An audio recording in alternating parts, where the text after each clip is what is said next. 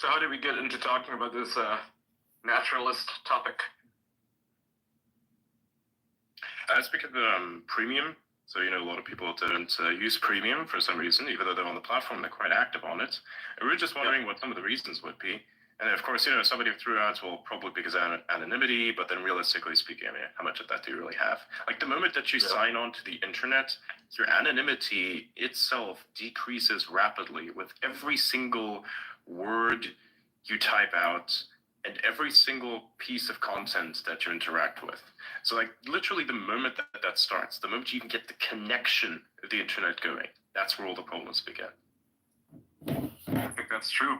When you sign up for an internet account at your ISP, you're already giving away much of your identity. They know who you are. I mean, they have to know who you are.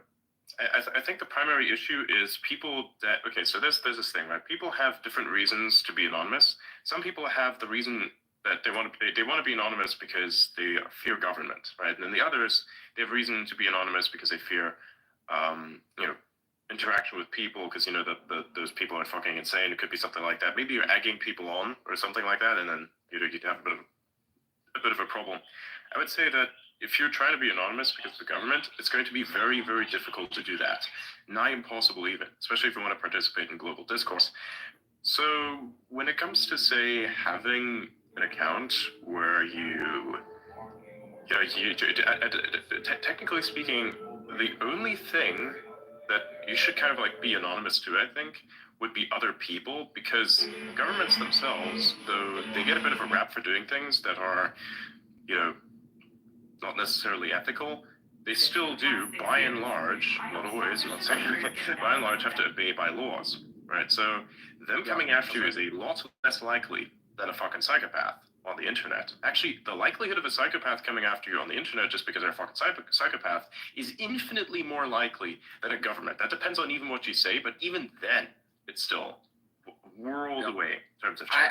I'd also like to add one more thing, that if you're in the United States, you're more likely to be surveilled by a foreign government than the U.S. government, because of the laws that prohibit essentially prohibit the NSA from spying on you. I mean, not really. Not really. I don't see. The laws do protect you, though. The laws do protect you. They do gather your data, right? No, I don't believe that. They cannot surveil you.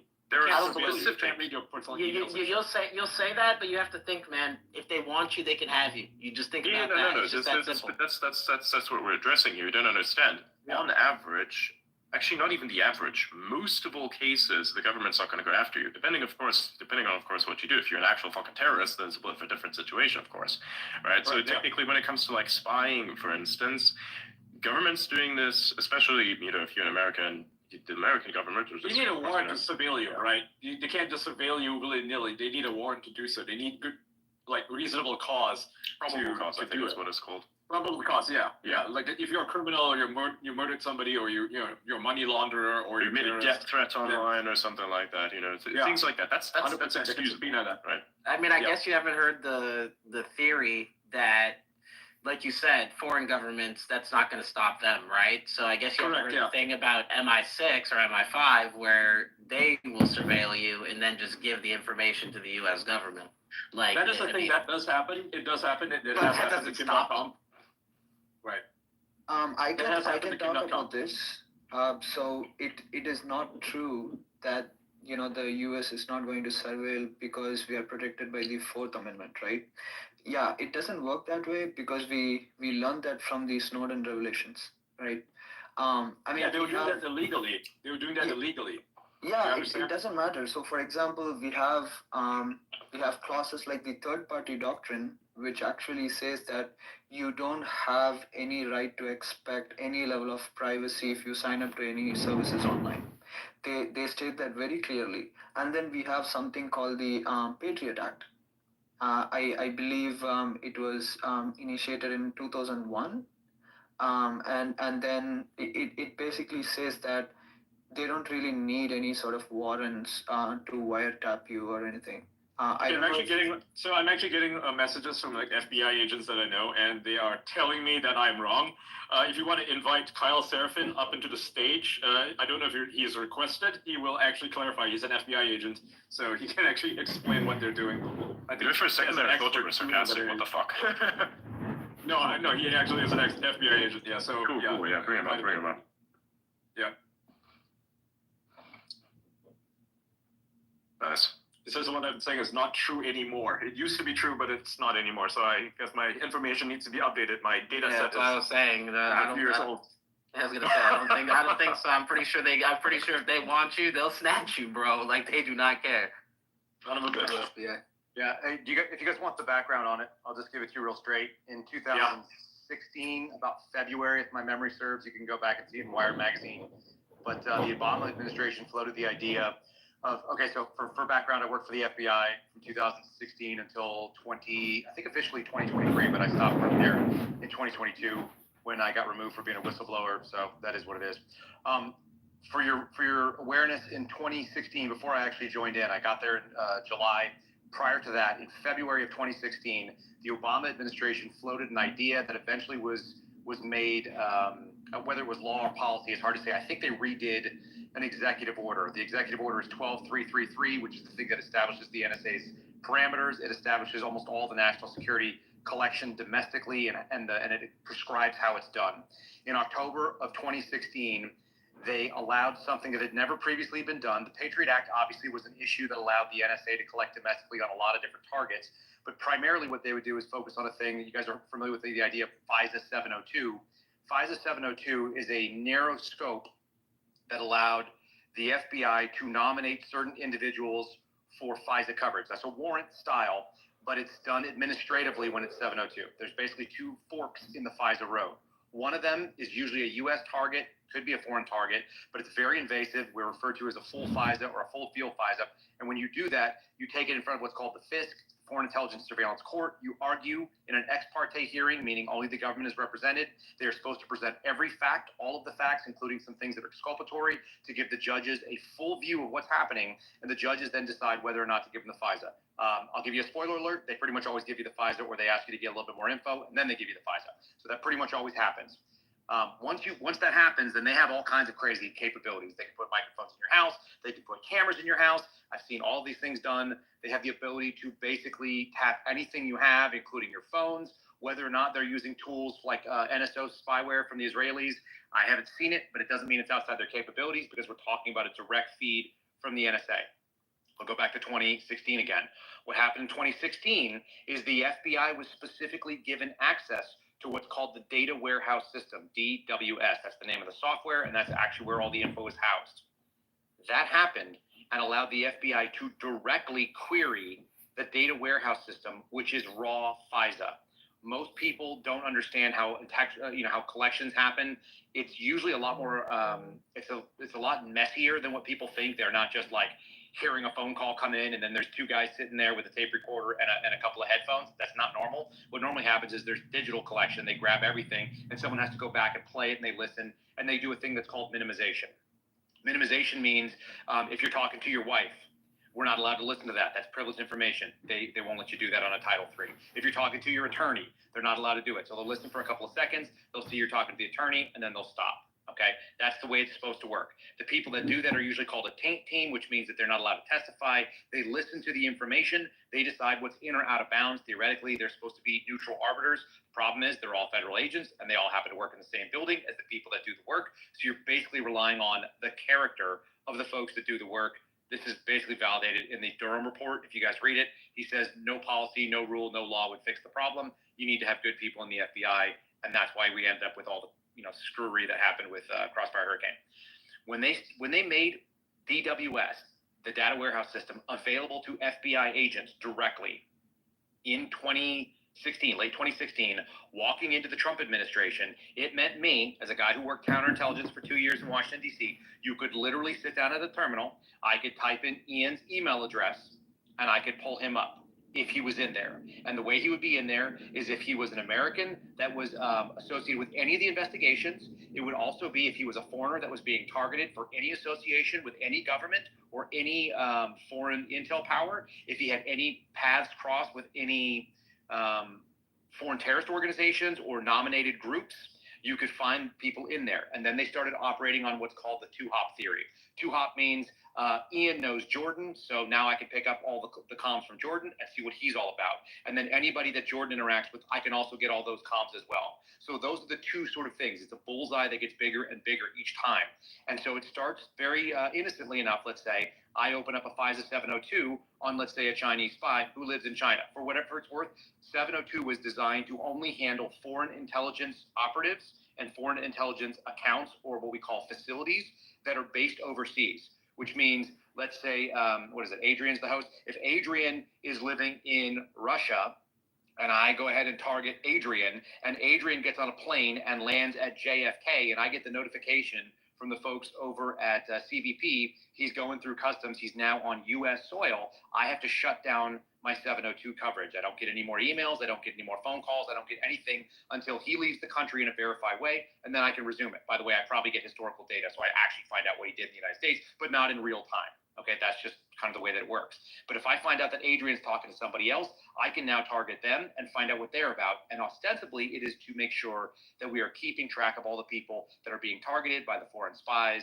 It's also known as reverse targeting if you just search them out without getting the 702. So there's all kinds of fuckery that happened. When they first started looking into this in like 2017, 2018, they found literally millions of violations of federal law that the FBI got involved in. And the last time I saw the numbers released was 2022, and it was down to 284,000 illegal, unconstitutional searches using FISA data. So very, long-winded version of it. Ian, you're not exactly correct anymore. You're not safe in your comms in the United States. God damn it.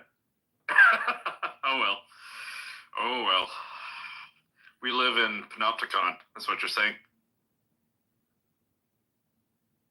Yeah, it's not good. I mean, this is the single biggest threat that exists out there. This is why when anybody gets out there and gets riled up about anything else going on in U.S. politics, if you're rowdy about any of the other picks that have been done by Donald Trump, you don't like a Secretary of Labor, you don't like a Secretary of State, none of those things for people who live in the United States, and I understand that's not everybody here, but if you live in the U.S. and you're worried about civil liberties, the single biggest threat to civil liberties is, in fact, the FBI. It's way bigger than the NSA, who basically, nothing against people who work in the NSA, and they do some good work, I'm sure of it, but they're not a threat to human beings in their physical, their persons, their places, the things that exist in their own homes, because they don't have a badge and gun authority to go out there and do it. They can turn the FBI on you, but it turns out they don't need to do that anymore, because as of 2016, the FBI has access to that data.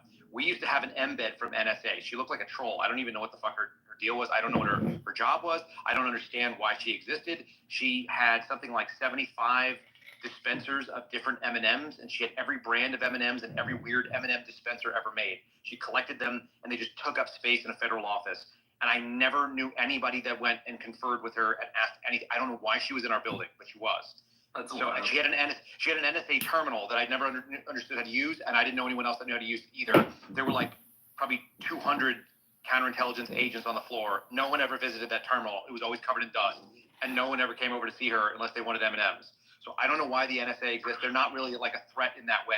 That being said, if I can query their database, I don't need an NSA embed. All I got to do is find out what I call facilities. So that's going to be your phone number. It's going to be your Skype handle. It's going to be your social media. It's going to be all the various pieces there. And I can go and query this stuff directly. And in the old days, what would happen is you would put the request into NSA. I had to ask people because I never experienced this. They would send something back that would be what's called minimized. And minimized is kind of like that paint team I was talking about on a Title III warrant. Minimized meant that somebody would say, okay, so let's say I'm going up on Ian's facility, so I know that it's Ian, and Jordan's name would come across the desk, and it would be like person 1 or U.S. person 1 or whatever. And then we'd have Freckles there, and they would be like U.S. person 2. And so if I wanted to unmask those people, if you guys remember, that was the big deal that was going on in like 2016 as Trump was coming into the office. They were talking about these illicit unmaskings. I'd have to request to find out who is person 1, who's person 2. How do I unmask this? When you have access to raw FISA, I get Jordan's name, I get Freckles, I get everybody's information right there, their email address, their phone numbers, whatever. And I can do whatever I want with that. If I want to plug it into Accurate, I want to plug it into Clear, I want to plug it into law enforcement databases, I want to search it on open source and go see what they're about. I can do all those things. And from there, all kinds of other wild things can happen. It doesn't mean that everybody is breaking the law when they're using it, but it means that basically the default position is, unless they go get another 702, if they don't start doing the hops, and not everybody understands that they have to do it, and not everybody does it, because it may just be an incidental thing, they're violating civil liberties. And the problem is FBI agents, every damn one of them are 1811 series federal agents. That means they carry a badge, they carry a gun, they have the ability to swear on a search warrant, they can go into your home, they can take your freedom, and they can take your life if you fight back in a way that is dangerous to that person. So they're way scarier than the CIA to me, even though the CIA is domestic and they're doing things. And, you know, I've met people, I don't know anybody in the CIA that I'm worried about having the authorities they have. I'm worried about a bunch of people in the FBI because I've met a bunch of them, and many people chose not to stand up when they saw things going wrong. So just another kind of, like I said, I'm just giving you guardrails on there, Ian, because it'd be nice to believe the world that you were suggesting. And I think previously maybe it didn't exist. It just doesn't exist today, not anymore. Yeah, that sucks. So Elon, how's it going? Wait, what? What? I know what you're referring to. Right, yeah. He literally just said, "I'm him. Fuck me." That's a good one. You know what? Fuck it. Screw it. Here we go. That's confused for a second. Here we go.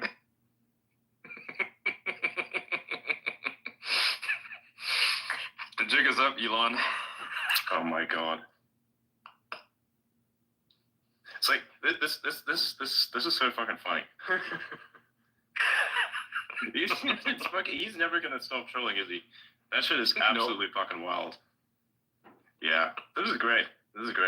Yeah, I don't think I will ever see information warfare quite at that scale.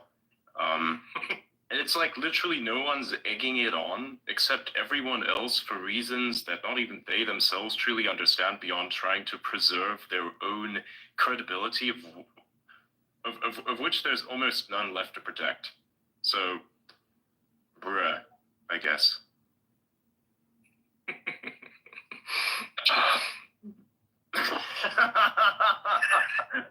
That is a good one. That is a great one. Yes. Yep, that is fantastic. If you guys wanted to bring up TJ Roberts, he said he'd be happy to elaborate on the constitutionality. I know, who's TJ Roberts? Sure, he's speaker. Welcome.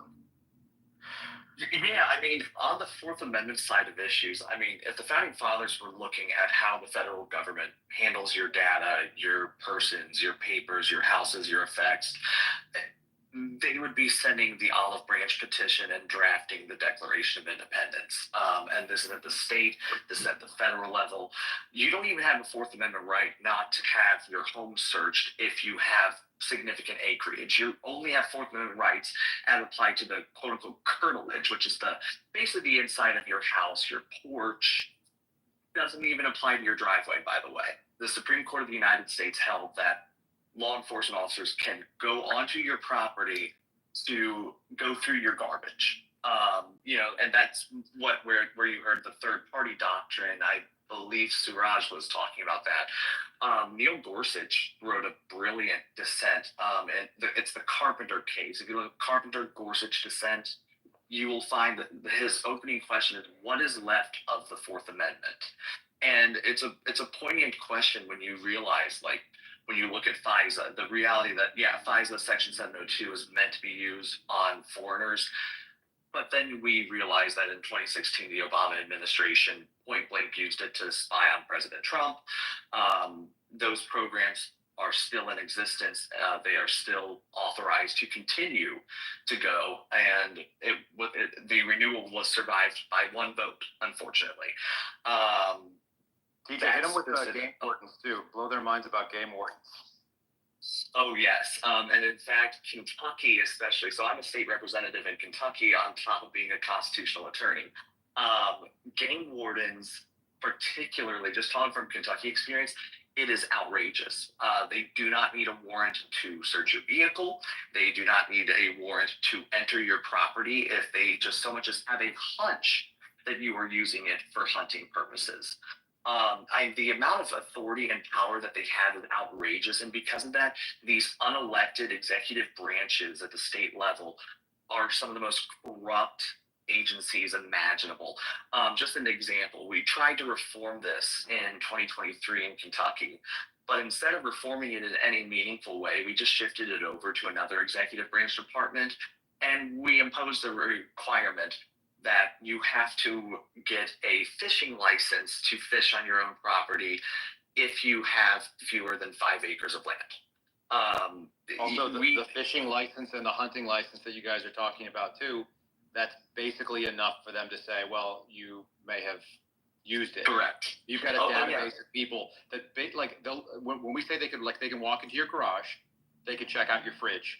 Imagine walking outside into your own garage and finding somebody there hanging out in your chest freezer, like looking through your cold cuts, because they can, and they will. I hope I don't shoot someone that does something like that, because my instinct is not good when I find strangers in my garage. But like, they literally believe that they have that authority, and it's been upheld in court. Yes, and they will also say that you getting that hunting license was you consenting to those searches. So at that point, when you have consent, you don't even need a warrant, you don't even need probable cause, you don't even need reasonable suspicion, which is in my view, if you read the Fourth Amendment, it's a non-existent term that the Supreme Court made in the 1950s out of full judicial power. The exact word of the Fourth Amendment is no warrant shall issue but upon probable cause. There's no reference to reasonable suspicion. There's also no reference to any of the exceptions that we've decided exist for some reason that shouldn't exist.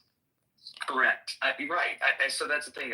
It is one of those things where we have added so many words to the Fourth Amendment that it virtually doesn't exist anymore. And one of the reasons for that, in my opinion, is because we have less than savory parties when we deal with Fourth Amendment issues. If you're dealing with the Fourth Amendment case, you're probably dealing with someone who has been accused of a crime. And judges just get extraordinarily uncomfortable with siding with the rights of the accused. But the reality is this: if you don't stand with the rights for the worst people, you're not standing with the rights of anyone. It's so easy to do free speech. I mean, I can think of my own experience. I sued the governor of Kentucky on First Amendment grounds when he tried to jail me for going to church. That's a very favorable case. It's very easy to get on my side. I shouldn't have been jailed for going to church just because COVID was going around, obviously. But then when we look at someone entered a person's home without a warrant because they believe that this person committed a murder. That's a very difficult that's a difficult pill to swallow, to say that we're going to exclude all the evidence that this officer found because the warrant was bad. That's a hard pill to swallow, but it's a pill we have to swallow if we actually take the Bill of Rights seriously.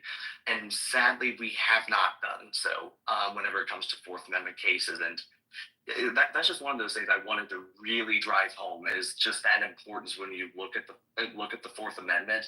You look at the abuses of it at the federal level with FISA, with the Patriot Act. You look at it at state level when you have like game wardens, departments of fish and wildlife. And it's insane, especially when you get into the open fields doctrine. I live on 4 acres of land.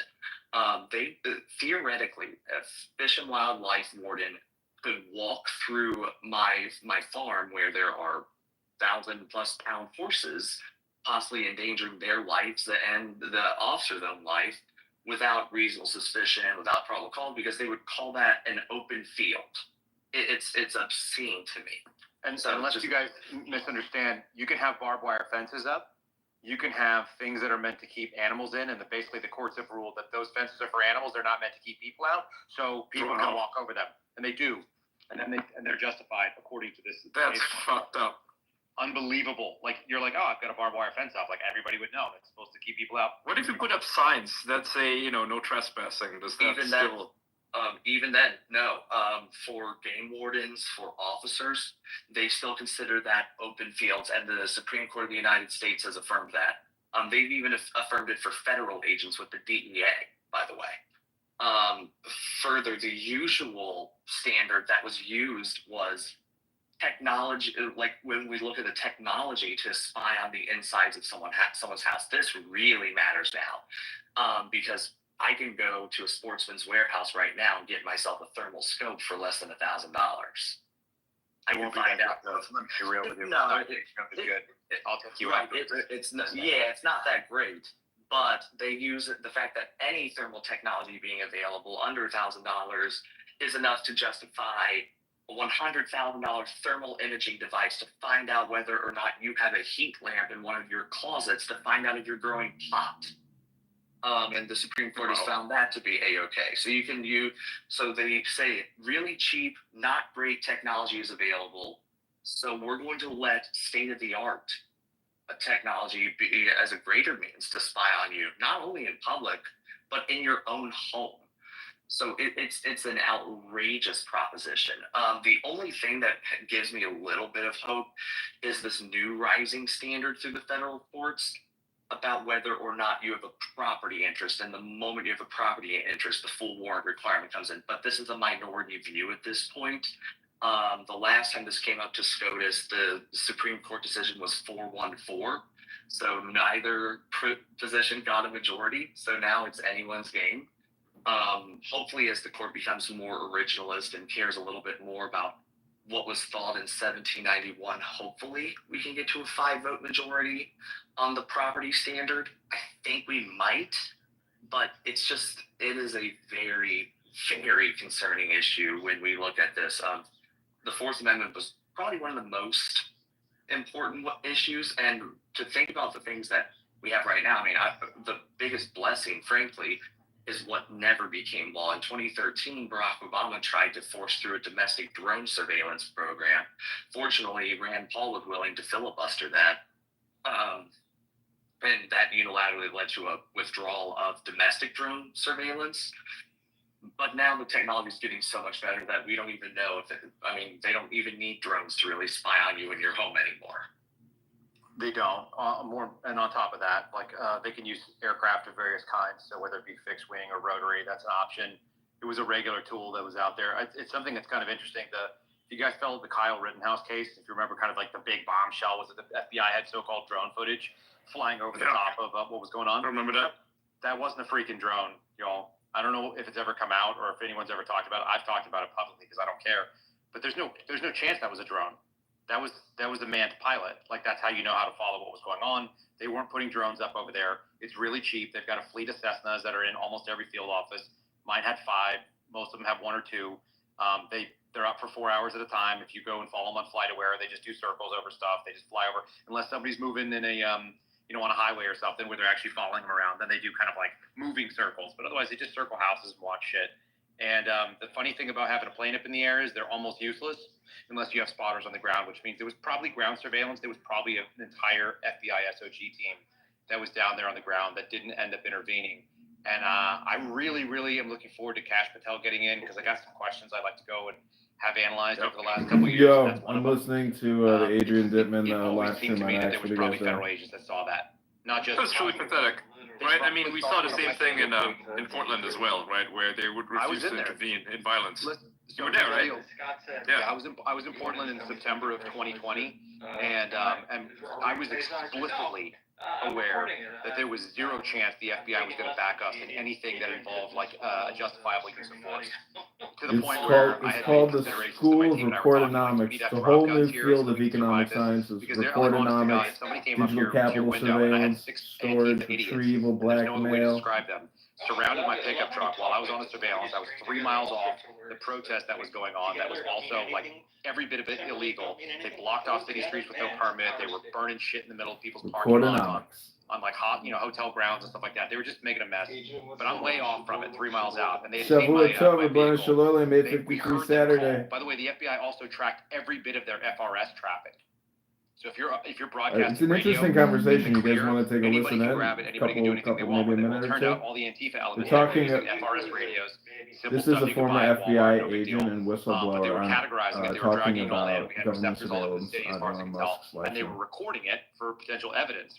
Those guys were every bit as organized, if not more organized, than every MS-13 neighborhood that we've ever gone into. They had more spotters. They had more people that were more prepared. They had response teams and elements, and they had people from the National Lawyers Guild, which I've had people be very excited about finding out. But the NLG, or at least people wearing NLG shirts and hats, including one particularly braless woman that we all recognized because she was walking around and bouncing heavily in her little green shirt. was calling out. She was calling out license plates of what she thought were feds. Some of which were actual federal agents. Some of it were not. They were just people that were parked on the side of the street because they couldn't get through. And then they would send these Antifa idiots wearing like leather jackets and vests and shit like that to go and threaten people. And I had that happen to me. And I'm sitting there and I'm like, I'm pretty confident that if they try to shoot me, my vest will catch it because I was wearing a vest under my hoodie. I'm fairly confident that I can probably kill like all 6 of them with a rifle that's at my knee if I take a hit. And I was bracing myself to get shot because I knew I wouldn't be able to do it. I couldn't react proactively. I had to wait until they actually did something like put a gun in the window. And that's a terrible feeling to have. And so they did an awful job of that. But we had planes up there following around. We were following weirdos on scooters that were organizing meetings all day long. We had microwave images beamed down from the planes into the actual tablets that we're using. We got to watch through night vision while the Portland Police Bureau like got into these like LARPing fights with the idiots that were carrying, I shit you not, like shields and wooden swords, and they were yelling charge and running through the dark grass, and we were watching that shit. It was hilarious. I mean, it was really funny in so much as you're watching a bunch of like LARPy teenagers try to fight with big riot cops that looked like that was like their favorite thing in the world to do. But it also was atrocious because we weren't authorized to do anything, and we didn't have any federal statute to be there. And then we didn't go and back up the Portland Police Bureau when they were doing these prosecutions because these were all kind of held under a national security banner. So you never saw these things added into prosecution. You never saw the feds go after them, even though it was pretty obvious that they were probably RICO charges they could have gone with because there was a lot of violence and coercion. A big part of the reason why there were no prosecutions was because the county DA is, he's Antifa himself, right? He's quite professed. But excuse the feds. We were asking questions. We're like, hey, what the hell are you guys doing? Like, why are you not prosecuting cases? Why are you bringing agents in from outside of the field office to come in here and work your cases, which is what they did? And the answer was, we still have to live here when this is all said and done. And this is Portland, and we love our activists. And I shit you not, I was specifically briefed by a very effeminate, 6'7", overweight intel analyst. I don't know why I describe him like that, but it's worth knowing. He was just like a really odd-looking duck. And the thing he said was, Antifa is an idea. It's an ideology. It's an ideology. It's not a group. And we're like, the fuck it's not. They're pretty open about it being a group. You literally brought 7 surveillance teams from across the country to come and backfill the 7 that were here last week. So why are we here for an idea? Like, obviously there's something else going on, which a Mall of America saw. I came in right at the tail end of the 100 days of continuous riots every night where they were declaring. So anyway, this is more kind of fuckery, and all that stuff ends up being justification, and that's when people see politicized nonsense, and that eventually becomes the setups. I heard a little allusion earlier about whether or not they can use the Five Eyes partners. They don't have to do that, man. They don't have to go to the to MI6 and ask them to do something. Although there's cozy relationships with them and all the other Five Eyes partners, Canadians and Aussies and stuff like that. They don't need to, because the tools that are available to the Bureau right now are essentially unlimited. It's only limited by the scruples of the agents that are using them and the inventiveness of what they call the CDC, the Chief Division Counsel. That's the lead lawyer for any different field office. And some are more constitutional than others. In Kansas City, they had a great one. Guess what? He got thrown out on his ass. He was the guy that actually helped me expose that they were targeting Catholics in Richmond, Virginia. He lost his job, and he had been in it for 27 years and had zero disciplinary actions because he was a stud. So what do you do with that? Damn. That is a big problem, right? So they're getting rid of guys like you, guys like him, people of principles, people with scruples, people who believe in the Constitution, to getting rid of you guys and replacing them with essentially just government enforcers, right? And Cash Patel's coming in. He wants a clean house, but man, where the fuck does he start? And one thing that we've shared some ideas. Let me just also say this. If you guys want to read something kind of crazy, it's in my timeline, but it was written by Kerry Pickett. FBI agents are calling in to guys that I know that are out of the game and are kind of receiving, and they share information with journos. Anybody that's been hired in the last couple of years, they don't even know what a domestic terrorist charge would look like. They only know that if they're wearing a MAGA hat, that they're fair game. And like, this is FBI agents calling and sharing this with journos right now. They're absolutely disgusted if you've been there for a while. So a lot of the new agents have no idea. They've been brought up in a culture that is, I think they said something like 30% of the FBI has turned over in the last 4 years. Shit. Wow. So one of the things that I was thinking about what can be done, just looking at it from a constitutional law perspective, there's a really brilliant statute, 42 U.S. Code 1983. This is the statute that allows for lawsuits for violations of the constitutional rights of Americans. It's the #1 statute that I litigate under when I sue a government. That's the statute that I cite to. It's not count 1 violation of the First Amendment. It's count 1 violation of 42 U.S.C. 1983 parentheses First Amendment or Fourth Amendment, so on and so forth. The problem with 1983 is it does not apply to federal. No, agents. but she looks hot. It does not apply to federal agencies. The most you can really get out of a federal lawsuit against a federal agency is a declaratory judgment saying that the agency has to stop, which even that's an uphill battle. But the problem is you can't the agency to declare that the person was out of the scope of their duties. So unless you right. Yeah, at that point they're pretty much cooked. But most government attorneys are going to assert one of the immunity doctrines. But you cannot. You can't go for damages, and further, you can't invoke 42 U.S. Code 1988, which allows for attorney fees to be collected. Most people, when their constitutional rights are violated, they can't afford an attorney. I'm a very young attorney, and my hourly rate is at least $250 an hour, depending on the complexity of the case. My clients don't pay that. The government does after I beat them.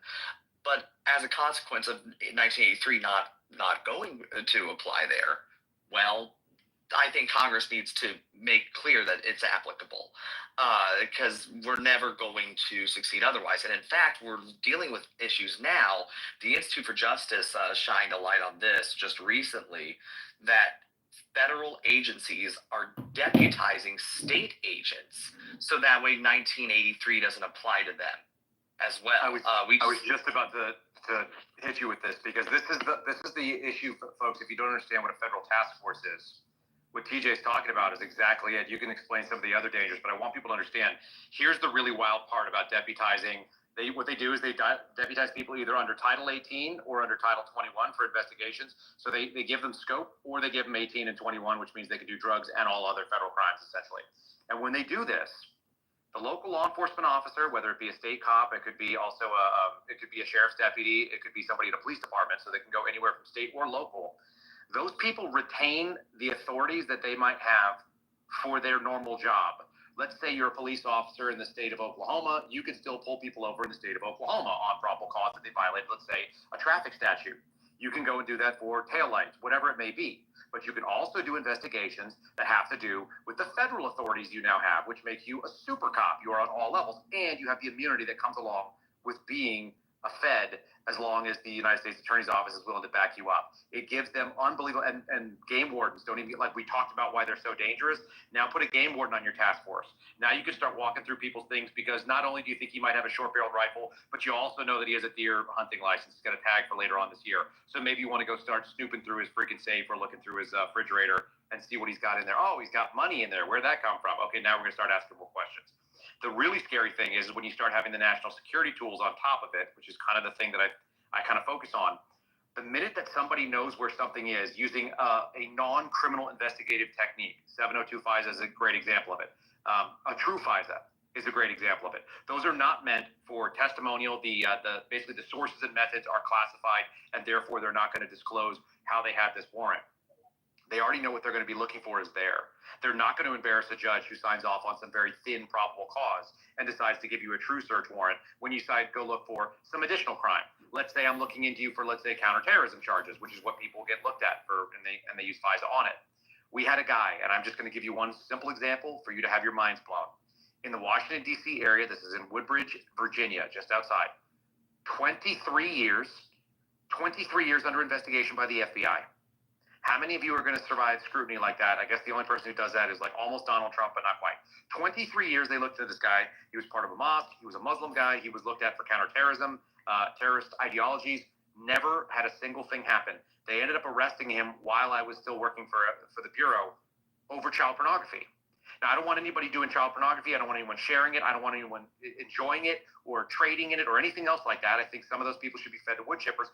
But The government has to go through the process, and the process shouldn't be, we had you under investigation for 23 years. We happened to find a violation after all that time, and it was on your hard drive. And now many people are probably going like, well, how much of that could be planted? The answer is, I have no idea. I've never seen anyone do that. I don't believe that it happens, but I can't rule it out, because how the fuck do you keep somebody under investigation for, like or a quarter of a century? And this is the massive problem there. Once they know where something is, they're going to know it's going to be there, and they write the other process, and they're going to get it. They're not going to embarrass the judge. The judge is going to be like, well, that's a little bit thin. And they're like, it's there, Your Honor. And then it's like, sure enough, if you shared an email and said, yeah, I'm doing this thing and I got this cash coming in from this deal, and you're involved in money laundering, okay, or wire fraud, they're going to be able to find it secondarily, and they may find it through a covert means, but they can go find it overtly. Or the worst case scenario is, Ian, let's say I find that you're doing something shady, nefarious with money, and I can't prove it any other way. I just go to one of your buddies and I'm like, hey, I know that you had this money. I know that it was in your comms. I know you guys had this conversation. I need you to come clean with me, or you're going to face charges too. And they're like, cool, I'll tell you that I know. Now I have a source. Now I can predicate it off a source and not off the thing that I did, which was intercepts via some sort of electronics. They're basically using this as a justification, right? They're like, oh, this is the source. But in reality, they already knew, and they just wanted to get me on something. Yeah, the term people use is called parallel construction, which is to say they construct the investigation in parallel. They just build another investigation that's called criminal investigation, and it's alongside of a national security. And in doing so, like, all evils are covered, because you're still a federal agent. You're still an 1811. Wow. Yeah, and that's the problem with it, is that because you're cross-deputized as a federal agent, if you commit a blatant constitutional violation, there's really nothing I can do about it other than maybe get a court to tell you to knock it off.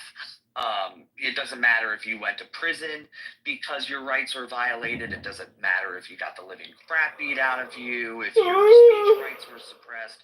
There's no recourse. There's no cause of action. Just because 1983 makes clear it's only for state and local entities. So federal government, which I think we can just take a look at the last 4 years and realize it's one of the most persistently weaponized levels of government.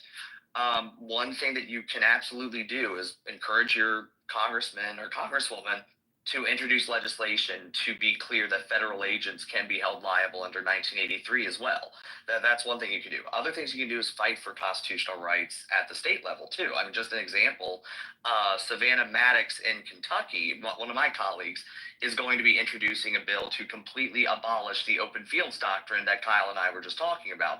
To make clear, game wardens, if you're going on someone's private property for investigative purposes, you better have a warrant. That's what the Fourth Amendment requires. It requires probable cause. And those are actions that you can take. And I'm just giving that advice because I see other state representatives across the country in this audience here.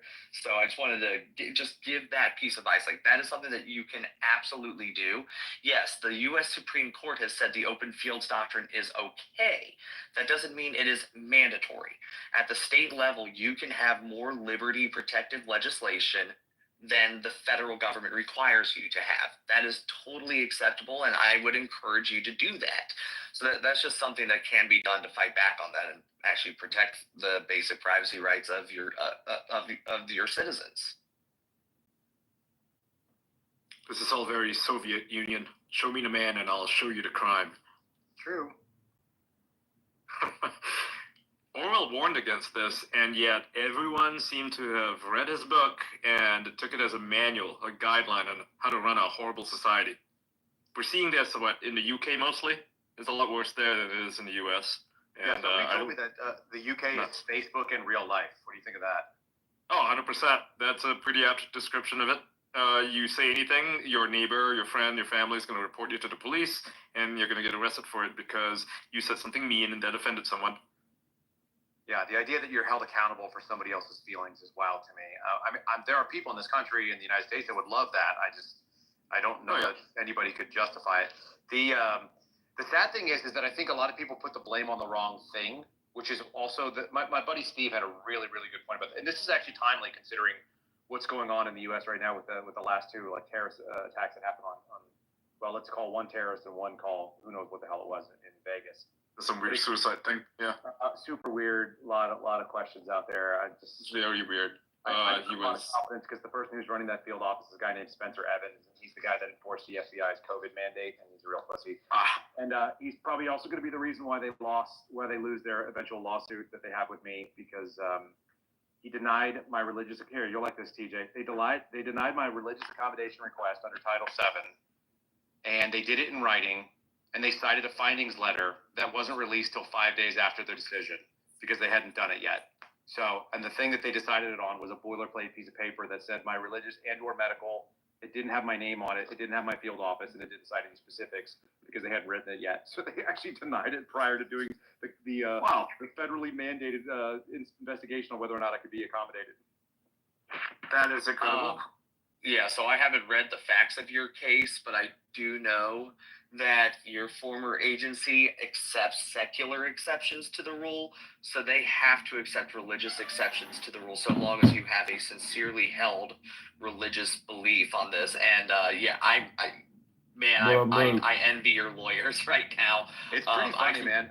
I was Catholic Votes Catholic of the Year in 2023, the year that they tossed me out. So I just think it's going to be really funny. I wrote a 3-page affidavit that I had notarized and turned into I had our secretary who was a notary sign it. So I handed this thing off. The best part was I first said I wasn't going to get the shots. So they were like, we don't know what to do about that. So we're just going to put that in a barrel and not ever address it, which they never did. This is the other fun part of it. So my accommodation for the shots was like 3.5 months, never touched. But I put an accommodation request in after they came back and said, anybody who's not going to get the shots, we're basically going to ignore it and we're not going to do anything about it. We're just going to require that you all get nasal swabs and that you upload a COVID test that's negative every 72 hours.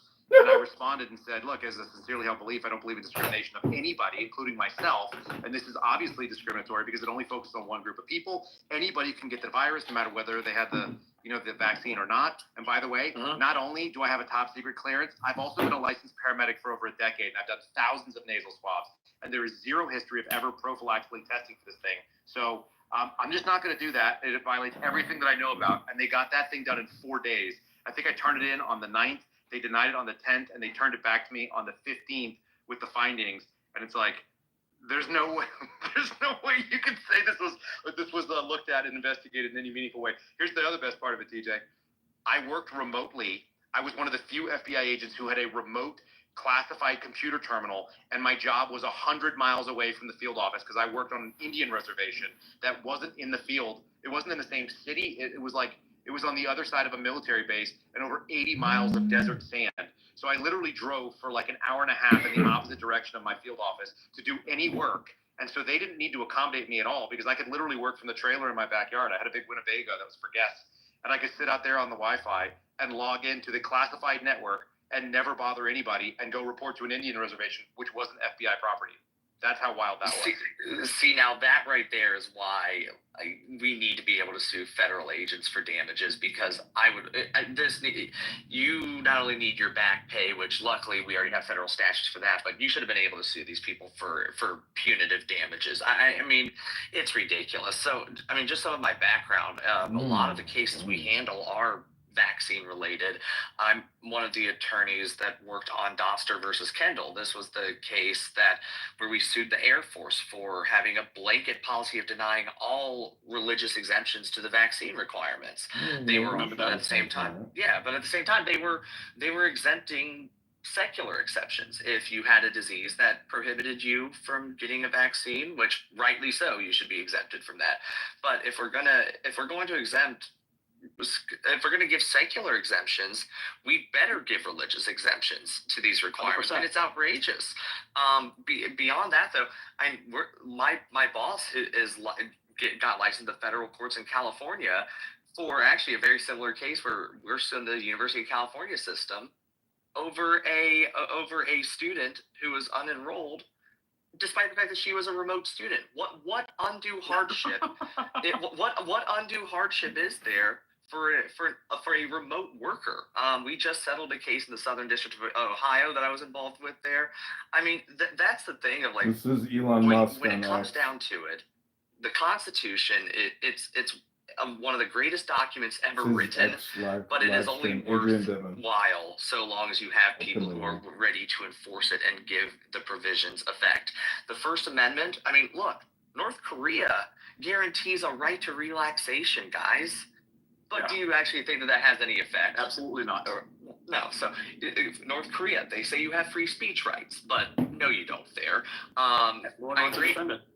Right.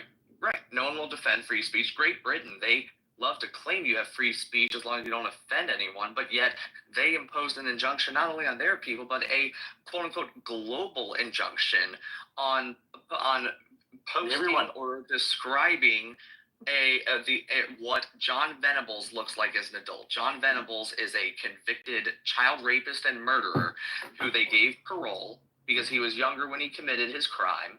And they made it illegal for anyone on the planet, by the way, to give imagery of him. I violated that multiple times. There was also a case where a guy sued a newspaper, right? I think it was the Daily Star or something like that, and no one is supposed to talk about it. If you look it up in British courts or the British media, they will report them as like LKY versus KGB or some nonsense, right? Some just random letters. But the American press obviously can cover it. But they say you're not allowed to, right? So you can't even link to it if you're from like a British website. It's insane. Yeah, and that's why I'm just really glad that 1776 happened and the global nature of those injunctions. I mean, they were trying to arrest Elon Musk, right? They were trying to arrest Elon Musk. Yes, yeah, they made that threat. They said that he's saying things that are offensive under their laws and that they're going to drag him back here, which, I mean... You know that I might just introduce a bill to give Elon Musk sanctuary status in Kentucky if they actually do that. But I doubt Britain is so brave to do that. No, the Chinese would do it. They'd come get him, but the Brits won't do it. Their rendition program is not strong right now. At least not in the U.S. They don't have any military. They have military. They've got great military. I don't think they're going to be doing operations in the U.S. and I mean, people be like, you in what army? It's like their navy is full of degenerates who are just participating in orgies. Yeah. So here's the kind of the last shade to all this stuff, because a lot of people on the political right have been excited in the U.S. talking about, hey, the government's weaponized against us, and the answer is no, the government's weaponized against everybody. You just are the ones that are getting it right now. The problem is because that's where the funding is. And it's partially ideological. The people that are running things are generally sort of left-leaning that have been in government and been there long enough. This is a Obama legacy. This is a sort of neocon legacy. But the crazy thing is that they got no problem grabbing people on the political left, and they still do. And there's great examples of it. There was a story. I follow a guy called Trevor Aronson, who I recommend if you guys want kind of a real reasonable voice that has been calling out abuses of FBI techniques and law enforcement in general across the country. And there was this crazy story where basically they took a local cop, deputized her for an FBI task force. She just happened to have huge boobs, which was a big deal for them. And then they came up with the most plausible backstory, which was that she was a hooker. So she was a sex worker and she was like a recovering drug addict or something. And she went into this deal to meet a bunch of BLM guys. And then she was inviting them back to her apartment, which was obviously set up. And this was like a kind of a trap. It was a legit honeypot. They literally honeypotted these dudes. And when they got back there, thinking they were going to hook up with this like sex worker chick, and they were all excited. She was like, yeah, so like, I really want to buy guns, or maybe my friend who's a trucker who's sitting on my couch randomly here would like to buy guns or sell you guns. I don't fucking know. And then they like set them up with guns, and these guys got straight up, and it would be normally thought of as being entrapment, but because of the way that the DOJ structures these cases, they don't fall under the entrapment. They basically have to give them an out. They basically have to say that the idea was the other person's. They can't introduce the idea and all this other dumb shit that basically makes it not entrapment. But if you read it, you're like, isn't that entrapment? Because it morally feels like entrapment. And a bunch of these cases went in, and people went to jail over it. So, and that was in 2020. So, just like, there's no circle of protection around anyone in particular, if there happens to be a U.S. attorney that's willing to press charges, that's willing to go out there and do the indictment, and there's like a political will in the office to get it. And it changes from field office to field office, because every one of those 56, 55 field offices, they operate like a little fiefdom, and sometimes things go. Every once in a while, somebody says, hey, we're going to pursue this. By the way, this happened in 2022 or 2023. I had some friends down in, let's call it, Western District of Texas, tried to bring some prosecutable Chinese counterintelligence cases. They were going to go put some Chinese spies in jail. and I can't remember if it was over technology or espionage type charges, but it was legit. And U.S. Attorney was on board. DOJ Maine back in Washington, D.C. said, absolutely not. We're not going after China under this administration. And that was that. Wow. And so we didn't. That is insane. So they were able to steal technology. Assuming that's the case. Billions and billions of dollars annually. It's worse than that. We had professors that literally get multi-million-dollar grants to the National Science Foundation, paid for by the American taxpayers. They would go into a U.S. university as being an ethnically Chinese person who had naturalized to the U.S. They would set up some sort of like advanced laboratory, whether it be in geospatial engineering or it could be in like whatever, like GIS stuff. There's all kinds of other nonsense, like advanced technologies, military applications. They would run it on the U.S.-based supercomputers. They would come up with findings. The Chinese would give them a $10 million grant. They would go do a parallel lab. It's known as tech transfer, and they would set up the identical lab. They'd run it on Chinese stuff, and they would run the same experiments, and they would have the same technologies out of whatever it is that they came up with. All the same algorithmic stuff, all the same scientific discoveries, and then basically the professor would profit. And then he would come back to the United States and do more of it, because they don't have, there's no law against it. Double dipping. Nice. How is there no law against it? Why aren't lawmakers, concerned over the theft of technology and all this stuff?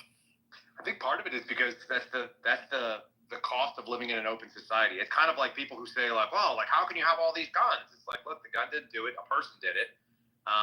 One of the things is that there's a huge push from people at National Science Foundation and a lot of different companies that spread across multiple, national boundaries.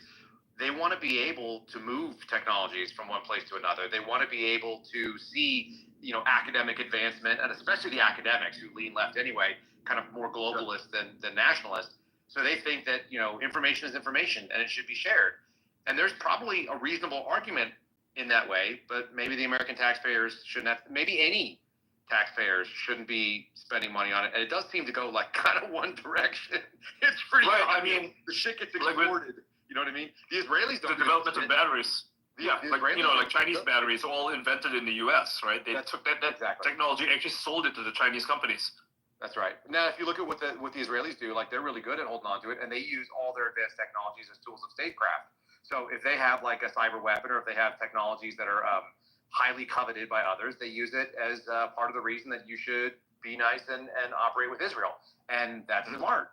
There's just nothing wrong with it. They're defending it, and they're basically licensing out use of it only as long as you play ball and you play by the rules. So a lot of the cyber tools that are very, very advanced, and NSO is one of the big companies that does it.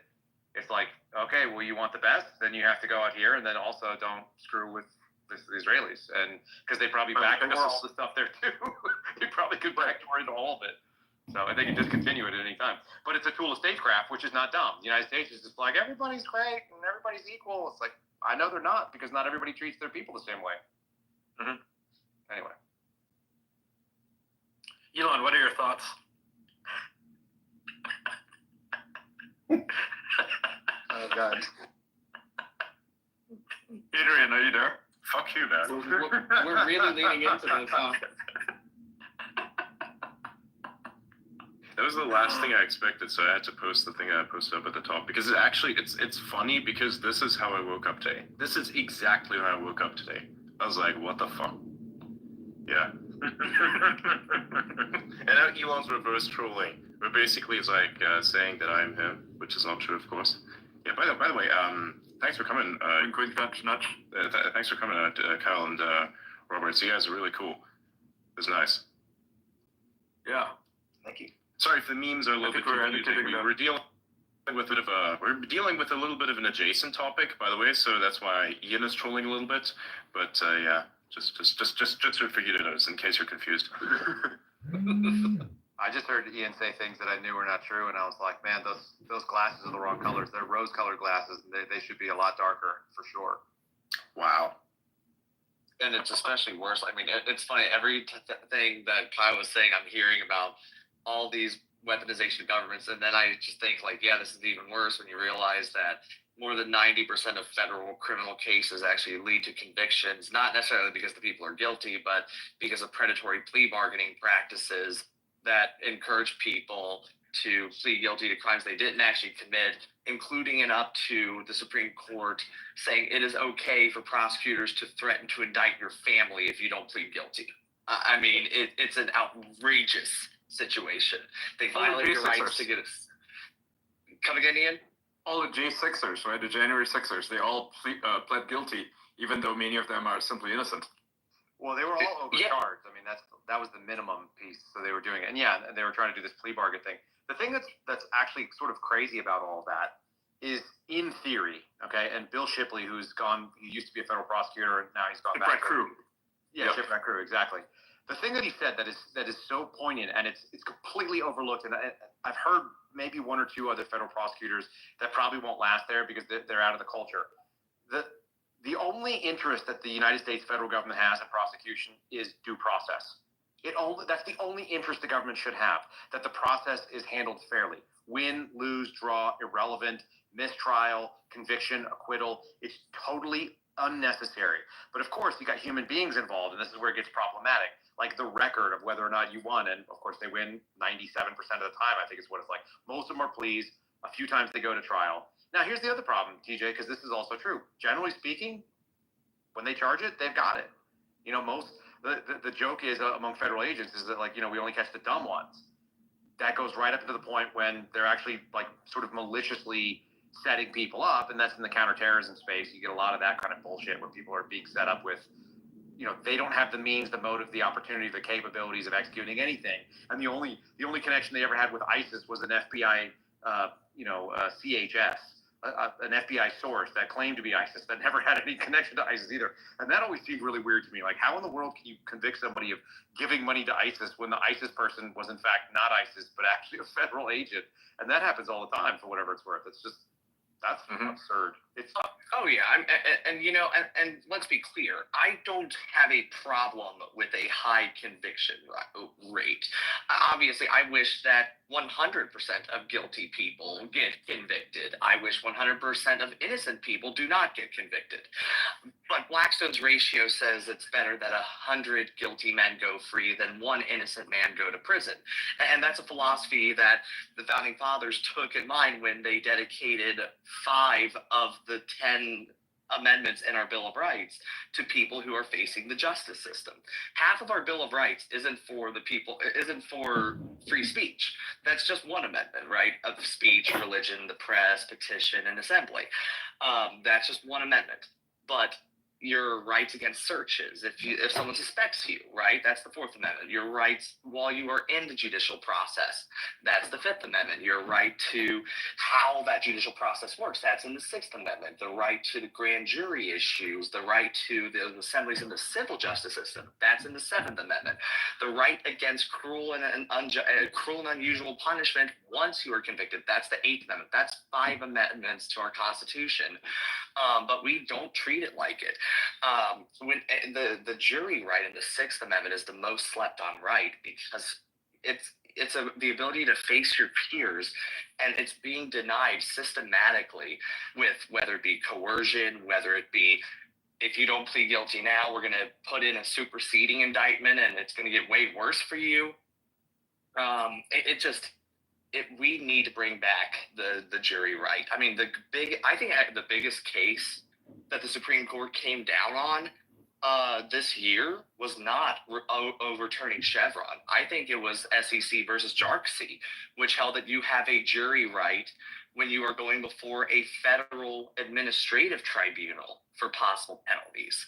I think that was the biggest one that we got, because talk about a way to grind the administrative state to a halt when they're trying to shut down your gun store because they arbitrarily defined one of your triggers as a machine gun, or the EPA comes in and says that the water you're feeding your horses with don't comply with their extremely arbitrary interpretation of the Clean Air Act, right? All of these things, you demand jury trials.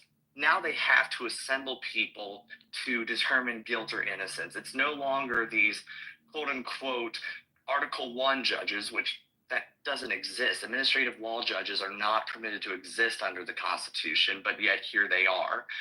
this was a huge win. And I just hope one of these days we respect that jury trial right in the criminal system the way that we now do in our civil justice system.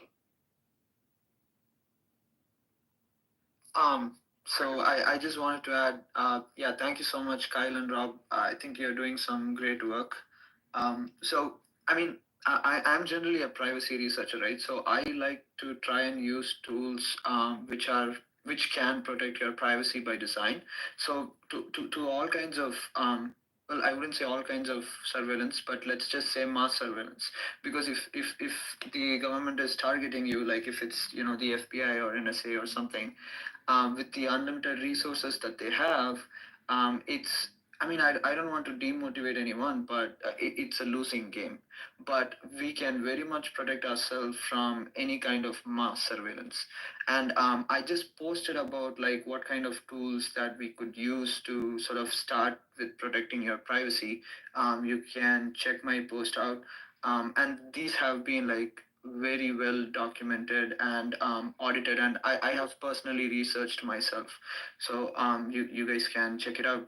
And I mean, you guys know law more than me, and that's one of the reasons why I generally think there's always loopholes in laws, right?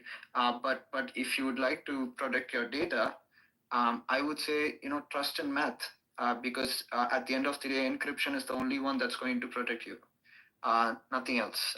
Because I mean, think about it. Like, who else can give guarantees? Privacy guarantees cannot be guaranteed by law. Yeah, feel free to correct me if I'm wrong. I mean, you're absolutely correct, because the law only goes so far as people are willing to comply with it. And when you're dealing with things like data breaches and stolen information, you're dealing with people who don't care about legal compliance.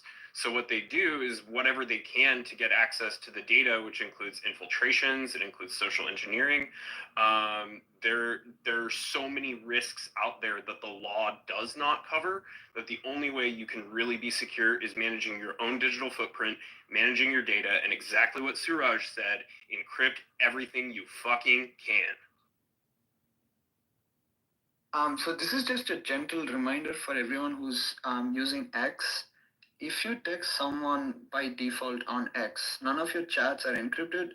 And so that pretty much means the admins of X can basically read your messages. I'm not saying they're reading it, but even if X gets breached, all your data and the private messages are leaked forever on the dark web.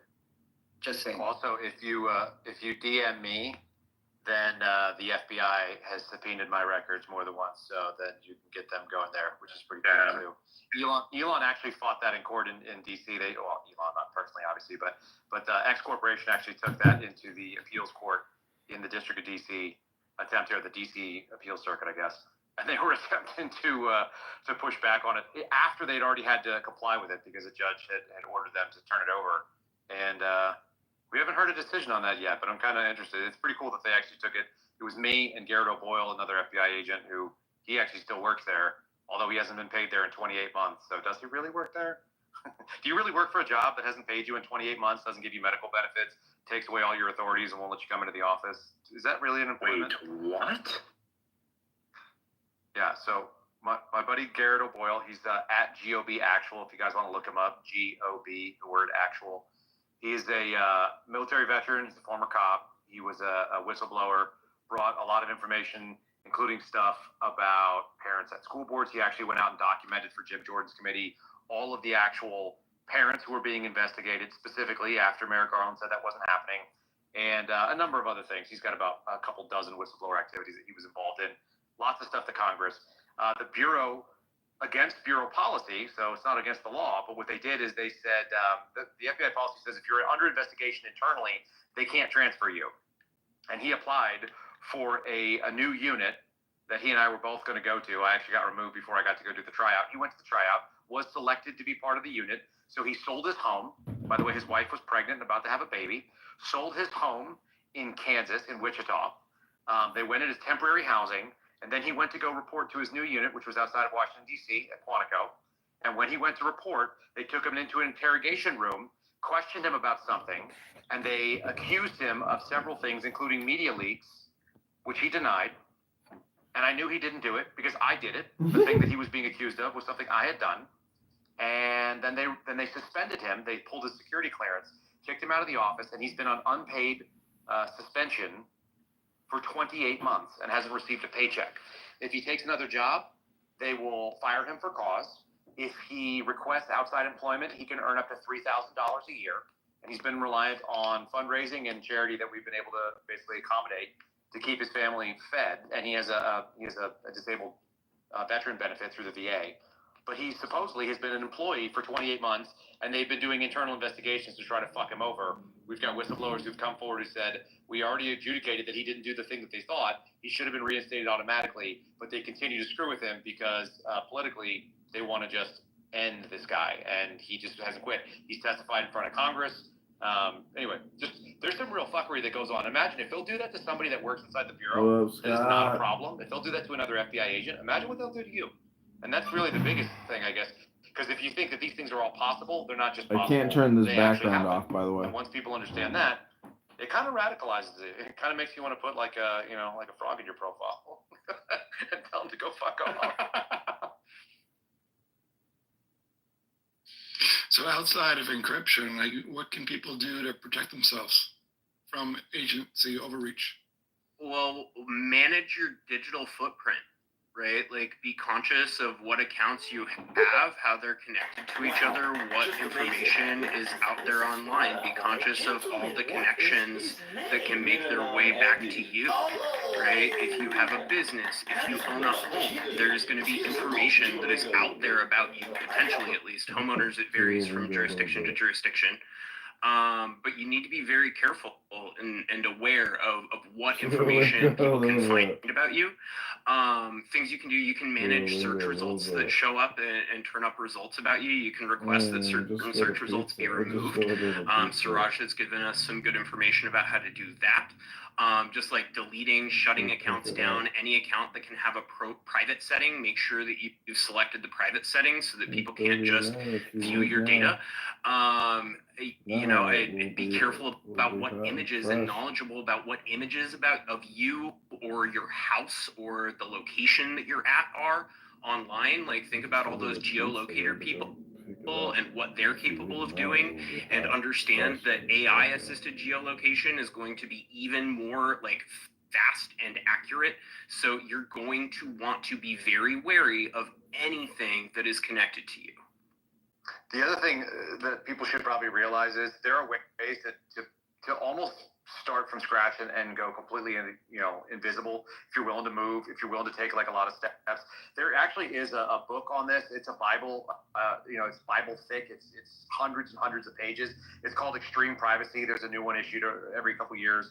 It's by Michael Bazzell. You can read it, and then what you'll realize is that you don't have the attention span, you don't have the interest, and you are not committed enough to actually do it. You can totally do it. You can actually pay him as because they perform a service where if you have enough money and you're willing to go and do like all the weird shit, you'll have, some third party will go and buy a cell phone in cash and hook it up to a pay-as-you-go and do it in cash on your behalf and be able. There's techniques and spies and drug dealers and federal agents all do this kind of stuff. Like when you want to do it for small, independent little parts of your life, but to do it for your whole life, to put your house in a trust that's set up by somebody else, that's that ties back to some shell corporation, like it costs a shitload of money. It's really, really complicated, and let's just be really realistic. You're not going to do it.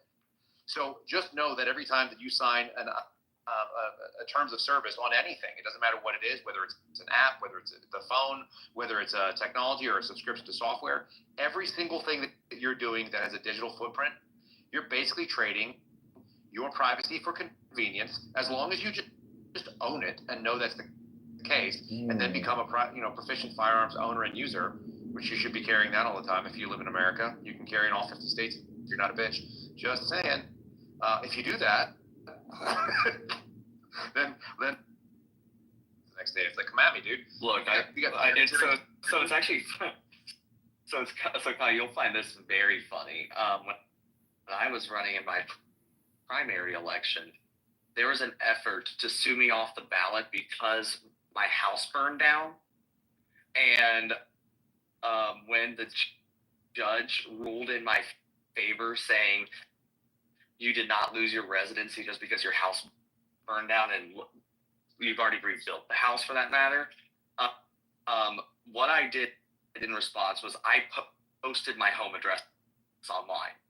And the reason why is because anyone who has threatened violence against me either is not serious enough to carry out those, your own food and clean your water is crucial.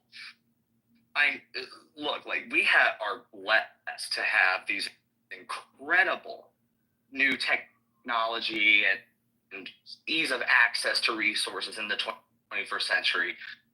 But you always need to be thinking about, will you survive 72 hours if all that goes away tomorrow? Here's something kind of funny for most people to think about. Anybody who's living in the first world, if you're talking on this phone, you're already ahead of the curve. My dad used to live in St. Augustine, and he was talking to me about these cattle. They were like Longhorn Andalusian cattle that came in from Spain, and they came and dropped them off. They put them on the overseas, the cross Atlantic voyage, and they sailed over like a bunch of cows, a bunch of steers and cows, whatever, in a ship.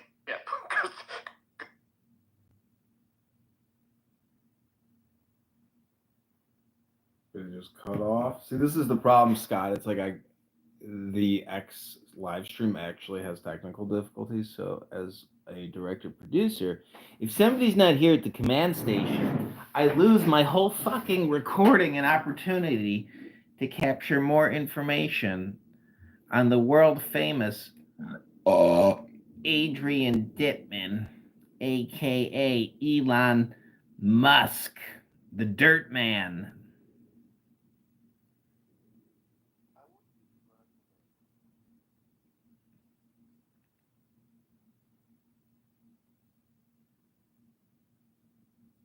I'm about to go pick up a pizza, FYI. Yeah. TJ, I've heard of carpetbaggers before, but you might be the first carpet burner I've ever encountered. That's something else you don't want to talk about. It's all good. It's been a bit more than a year, so I can take the house fire jokes. It's all good. If I can't take the heat, I'll get out of the kitchen. TJ, the opening sort of origin story was also the beginning of the show Hung on HBO, if you remember that. The gym coach who becomes a male gigolo. So, I do. You went into politics, which is basically the same thing, I think. I was in politics well before the house fire. I was actually trying to retire from politics in 2019 when I was graduating from undergrad. I was trying to go into corporate law, and then 2020 came around. I almost went to jail for going to church, and I'm like, yeah, all right, I'm not getting out of politics.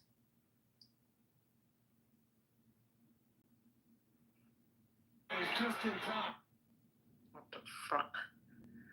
Man, I hate AI sometimes. Why is that? Are you watching the video of Jay-Z and Diddy? No. I posted a fucking list and it had AI try to fucking fix the fucking formatting, and like it fucked up the names. Like, I don't know why it does that. Fuck's sakes. So now I have to like delete it and redo it because like it's got fucking wrong names on it. Gee, thanks a lot, fucking, like, god fucking damn it. I'm gonna delete it. Did you see the Diddy and the Jay-Z video? No. What was that? It's really unsettling, but I can't remember. I think Jay-Z is pregnant, and it's Diddy like stroking his pregnant belly. It's really, really unsettling shit. And then they have a baby at the end of it. It's like a mini little Drake, I think, because it comes out with like a beard and looks. Oh Jesus! It's a little bearded Canadian baby. It's really unsettling stuff. It's like, who's making? That is really. Who's making that? Yeah. Which one of you is doing that? And how do we get you some more booze? Because I want to see what else comes out. Wow, that's wicked. By the way, Laura Cat, do you have signal? by any chance? I do. Cool. We need to add you into the chat there. Yeah, DM me. Awesome. Yeah, send me your details on X. I mean, not on X, on Discord. Yeah. That's another thing we're gonna have to fully flesh out, because I found something very interesting. I think that you may want to even look at. Some really funny shit.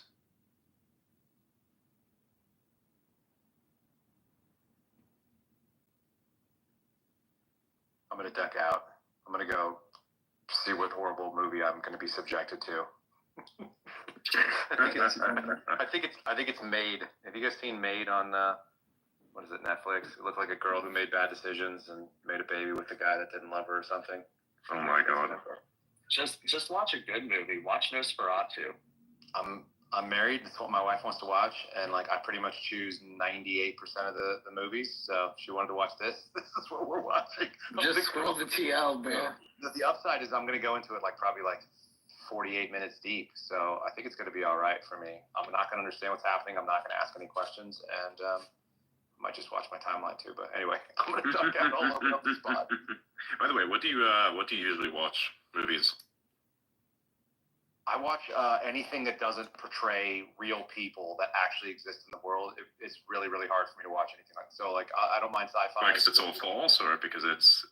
Yeah, it's just really badly done. Like any of the police procedurals are hard to watch. People tell me, you gotta watch Homeland, and I'm like, it's so bullshit. I can't handle it. I can't handle any of the stuff that people think is really good and well done dramatically. So it might as well just start with if you start with a premise that is already not reality.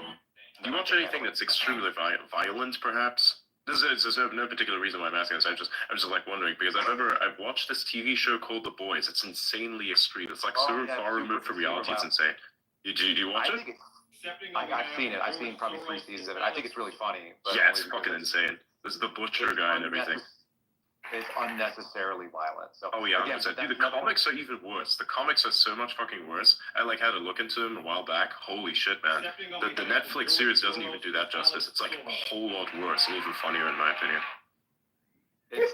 I don't know that I have the patience for it. Sorry, Amazon. My bad. The premise on the Amazon show, though, is that we're already in an alternate universe, so I can just accept whatever kind of weird shit's going on. Someone squeezed the guy's head. You're gonna go squeeze some dude's head apart. Okay. Do the fucking opening scene. Do the opening scene for that on season 1. Remember that where he ran through? Is that when he runs through the girlfriend? Yes, exactly. Yeah. I was like, whoa, holy shit! I did not know what to expect. Then I started watching. I was like, what the fuck is this? This is insane. But the fact is that if you had human beings that actually had skills, they wouldn't do awesome. It's the premise of this is exactly what it looked like actually. As if it would be reality. Somebody would take the superheroes, commercialize them, and then some of them would do fucked up shit because they're so disconnected from reality. Yeah. Yes, 100% that. It reminds me of every single time Hollywood has imagined what would happen if people could be invisible. Like every single Invisible movie, the Invisible Man, he's always raping and peeping Tom. Why is it? Because that's what happened. If a dude didn't have any consequences, he would do that apparently, or at least enough of them would that's who would have that power. So yeah, it's just.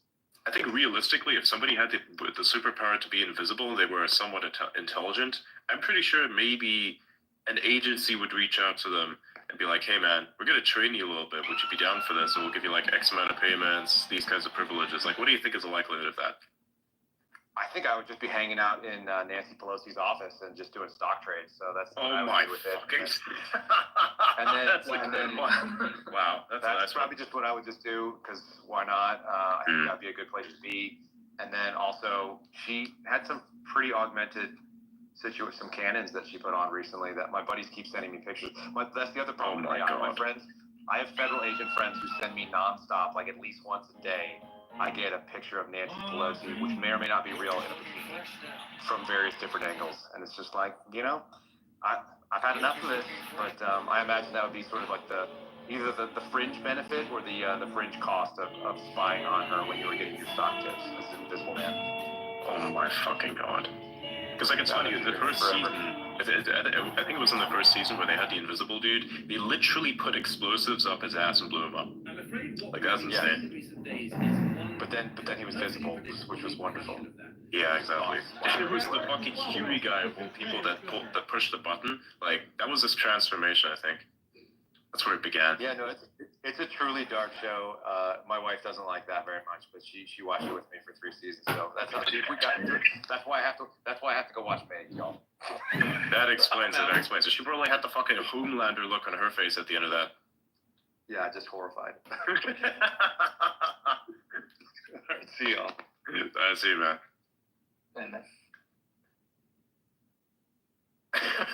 That was great. Yeah, it was nice. Is TJ still up here? I think TJ's still up here. Let's stay both talk. Yeah, I'm still here. Yeah, no, I love The Boys. I mean, it's a great show. But yeah, just the premise is so outrageous that it's hard not to enjoy it. It's weird. It's extremely far removed from reality. It has some stuff in it that I think they're trying to push a specific narrative, which is kind of stupid. But realistically speaking, I mean, it's all just bullshit. Literally nothing ever happens in that show. It progresses, but there's always a bigger bad that's not as bad as the previous bad, and it's always the same way that they try to take him out somehow. Right, pretty much. And I will say, I love that they try to push that narrative, and those of us who can take a joke on the right, we just continue watching, like, whatever. Like, was that supposed to be an insult? I mean, okay, we'll keep going and we'll keep watching on. It's honestly entertaining. I mean, just it's literally just like, oh, these bad guys are masculine, and then the Gen Z right wingers make Instagram reels on how that's literally me. Made some pretty good memes too. You know, the Homelander memes; those are great. The Homelander memes are absolutely terrific. It's so stupid, but I love it. It's like before that. Which was a movie where was it Falling Down? Was that what that movie was called? Where it was like a guy who decided to just go rogue? Yeah. Yeah. It's like that. Somehow the Homelander memes just eclipsed that meme. Yeah, I mean, and that's the thing of like they're trying to make Homelanders the worst thing ever, and it's like, okay, cool, you guys finally made a decent villain.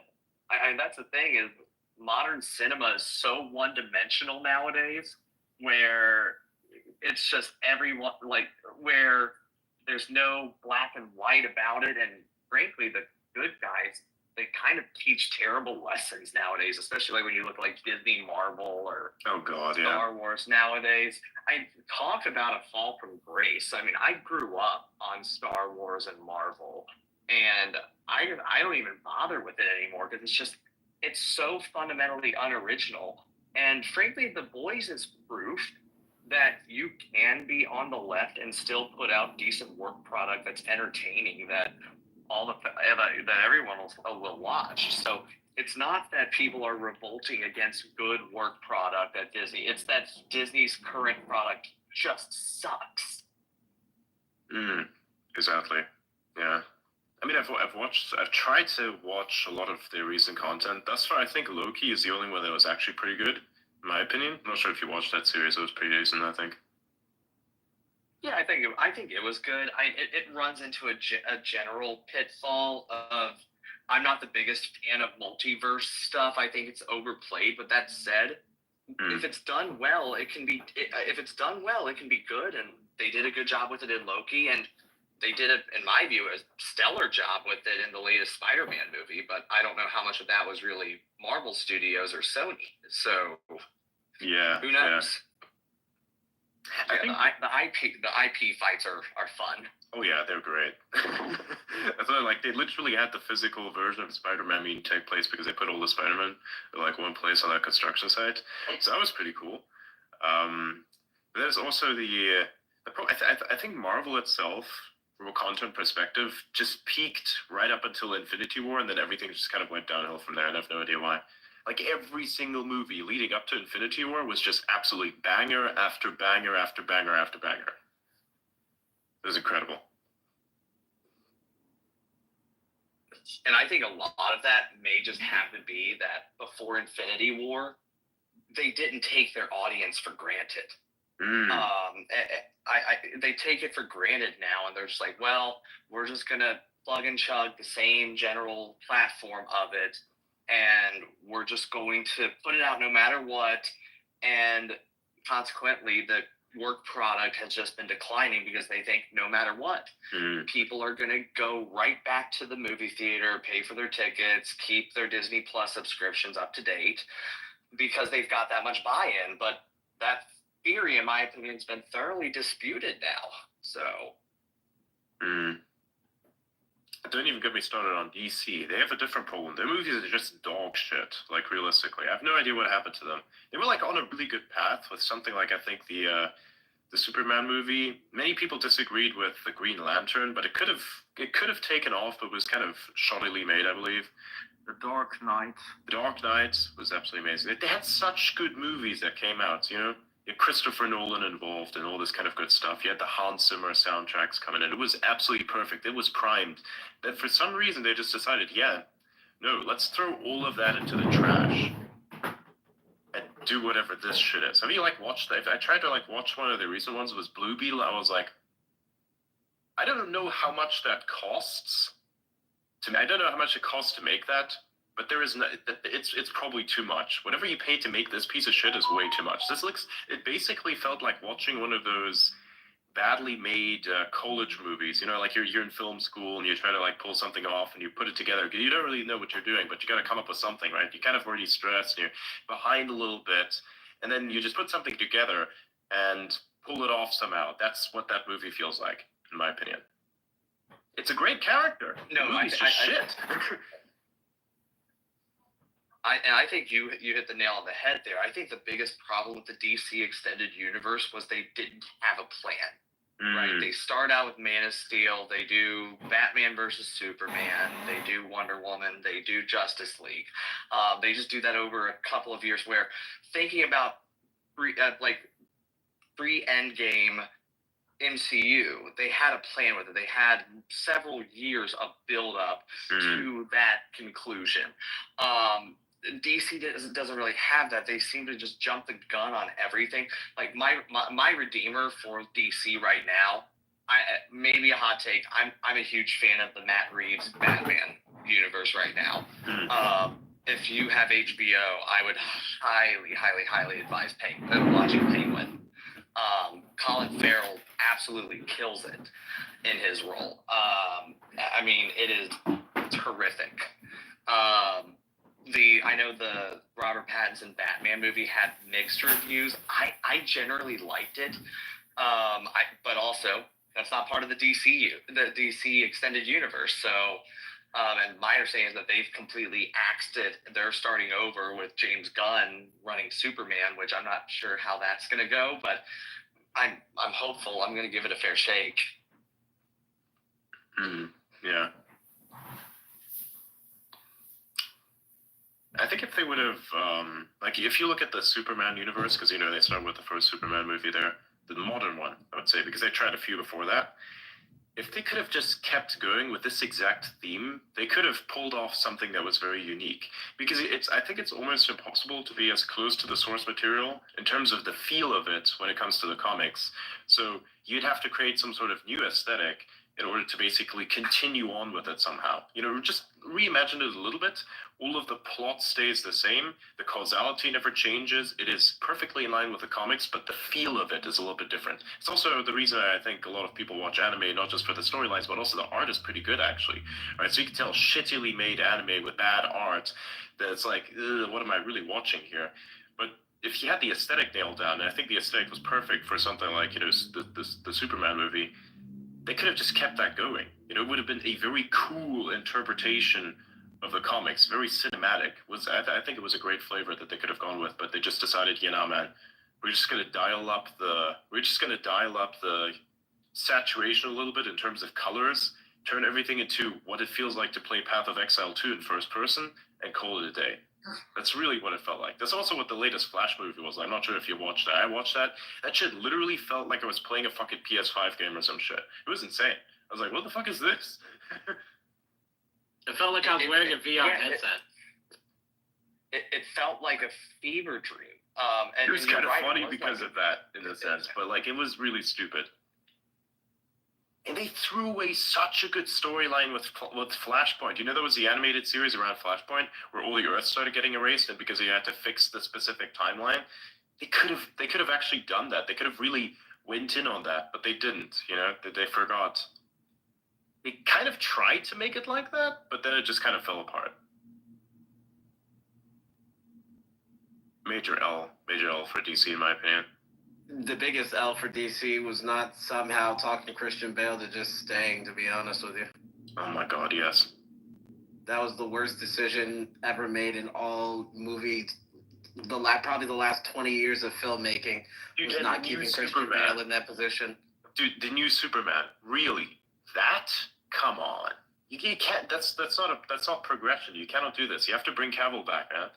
I hate to even say it, but like I would say that too, and it's super disrespectful to Man of Steel and Man of Steel 2 to not even give it a Man of Steel 3.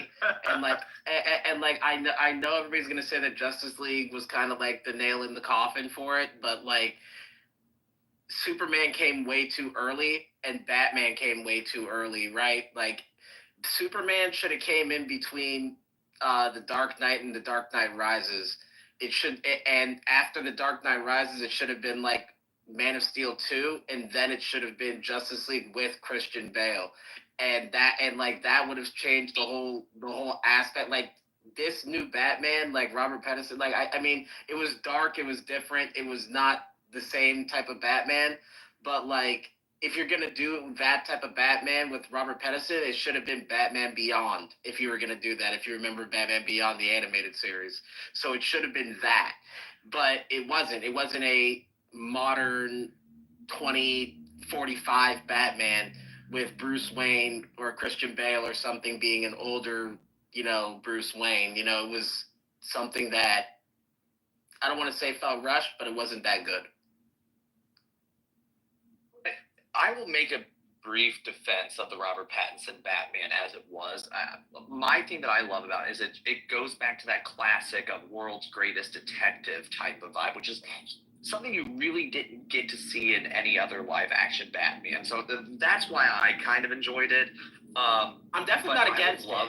I'm definitely not against it. So don't take it that way. It's just like when you compare all of the Batmans, it doesn't matter which actor it was, Christian Bale stands out so far ahead of everybody in terms of like, yes, it was Christopher Nolan, and I get it. Like, he was the Batman. He was the Batman. Like, it doesn't matter. Even if he's in another movie, you're still like, that's Batman.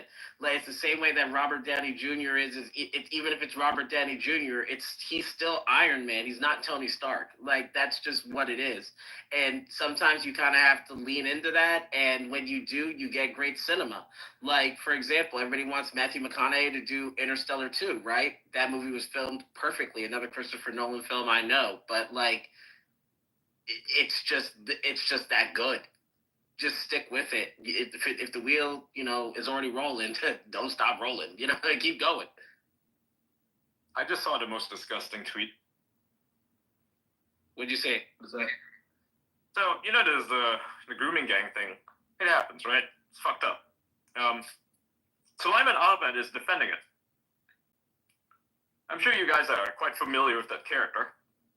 Spaces and so on. Yeah, you guys want to let Mandy up by chance? Let who up? Miranda, you should see her down there. Well, I'm not a moderator. But no, yeah, that's a thing I saw. It's on my timeline. That is seriously fucking disgusting. He said that social workers claim that consent was given by these women, and when consent is given, there is no rape and there cannot be any grooming, and as a result, this would be a non-case. This point is ignored by those who want to create a propaganda campaign against Pakistanis. So, essentially, the defense by a lot of these people, which I'm seeing, I think Mehdi Hassan is another one, is the claim that there is no, in fact, no child grooming, there is no child rape, there are no gangs, and that all of this is simply a propaganda campaign against Pakistani British people. Right. Even though the courts would entirely disagree with them, and there's significant evidence that many children were raped. Yes, it's all made up, guys. It's all made up. And also, Yeah, just to be abundantly clear, children cannot consent to sex. They just cannot. And that's the thing. The age at which these people are, even if they theoretically, quote unquote, consent, it's not consent. They're not at an age where they can consent. Their minds haven't developed in that way. That's why age of consent exists. And it doesn't matter whether or not in the backwards culture that Britain, for some reason, is trying to defend here, it doesn't matter. That would be sufficient then. By every Western standard, these are children. They can't consent. It's rape, and these people deserve to die in prison for what they're doing in Britain. They should be hanged on the streets. There should be lamp poles littered with their fucking corpses. I'll go on record in saying that. It's fucking absurd that anyone in this day and age, right? This is not the 12th century, right? Thinks that this is okay.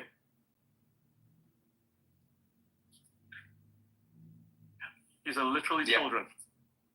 Literally children. I mean, the notion that children can consent to sexual activity of any kind is gruesome. It's barbaric. It's absurd. Yep.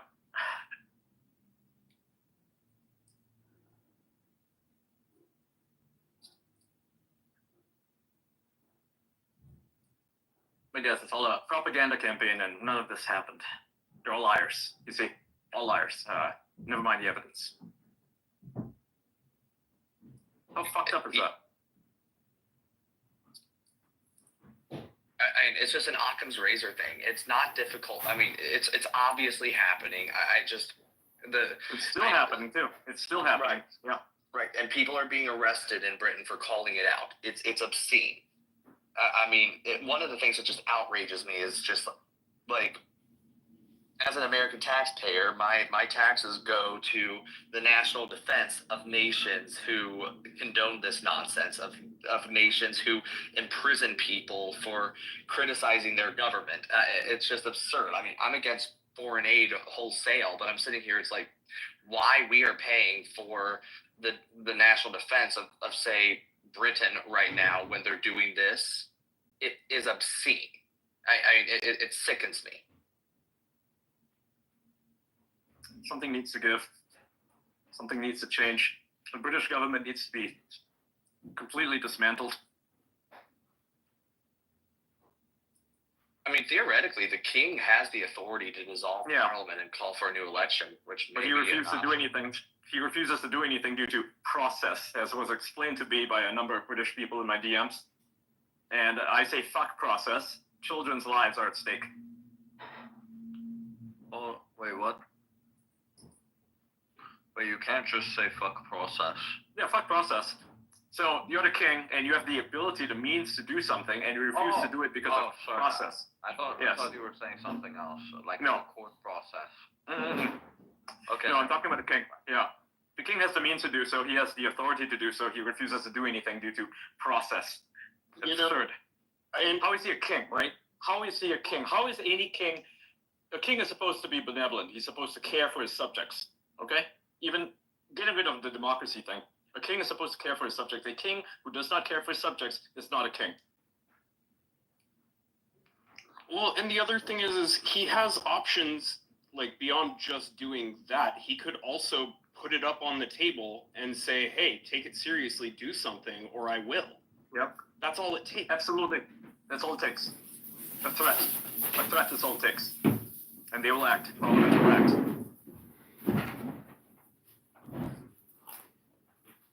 Britain is a fucking joke of a country. I don't think it's going to go as well as you think, though. If he threatens to do that, the Parliament will be going the whole way of removing all his powers and just making him a ceremonial role. Good, get rid of him. He's useless anyway. Britain as a whole is a degenerate, corrupt society that does not deserve to exist in the 21st century. Its time has passed. Well, I think you've got to be careful about throwing the proverbial baby out with the bathwater there. There's nothing good. They don't benefit the world. All they do is contribute climate change bullshit and fake science. You remember COVID? That all came from there. right? Millions will die unless we take the jab. Millions, billions even will die unless we do the 6-foot distancing. All based on fake data, fake stats, and they put out a crappy drug that made people sick to the point where it had to be recalled. That is Britain. That is its legacy.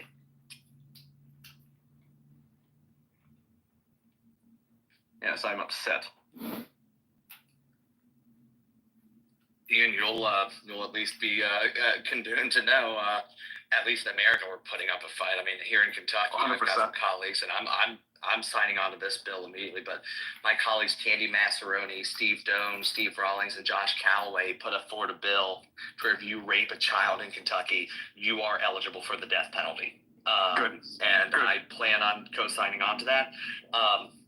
Bad news that we have is the Supreme Court back in the day said that it is unconstitutional to ever execute anyone for any crime other than homicide. But I think we have the votes in the Supreme Court to overturn the case, and I'm ready to take it all the way to the United States Supreme Court. Good. What are you going to do if they decide that it's not rape? Like they did in Britain. What do you mean by that? Well, like they did in Britain. Like, what if that language comes here?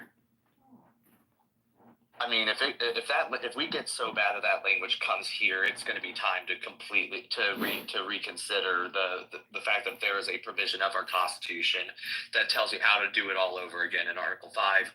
And at that point, I think it's time that we figure out where this claim that that's not rape is coming from and just seclude them and invoke Article 5. And by the way, you can, under Article 5, remove states from the Union with their permission. It's like, you guys are just gone. Done. That's like I guarantee it would come from like California or New York or something. And just looking at the Electoral College, I think a whole lot of the Americans would agree that we might be better off if we just go our separate ways from them. Yeah. I mean, to me, I would see it as confirmation of the conspiracy theories about pedophiles at the highest levels of government. I mean, that would be a drastic change. It sounds like you know, was it TJ? Hi, nice to meet you. It sounds like you know about law related to this stuff. Is that right? Yeah, I do constitutional litigation primarily, but I also do some civil litigation and criminal defense law. Okay, so you wouldn't know about Britain. I was curious, like what if any legal processes are there to deal with people who say things like when they came out and said, oh, they were consenting, so there's no crime. What do you do then? We do have someone in the audience who is a licensed, I believe, solicitor in the UK, Preston. We might want to bring Preston up to talk about that specific topic.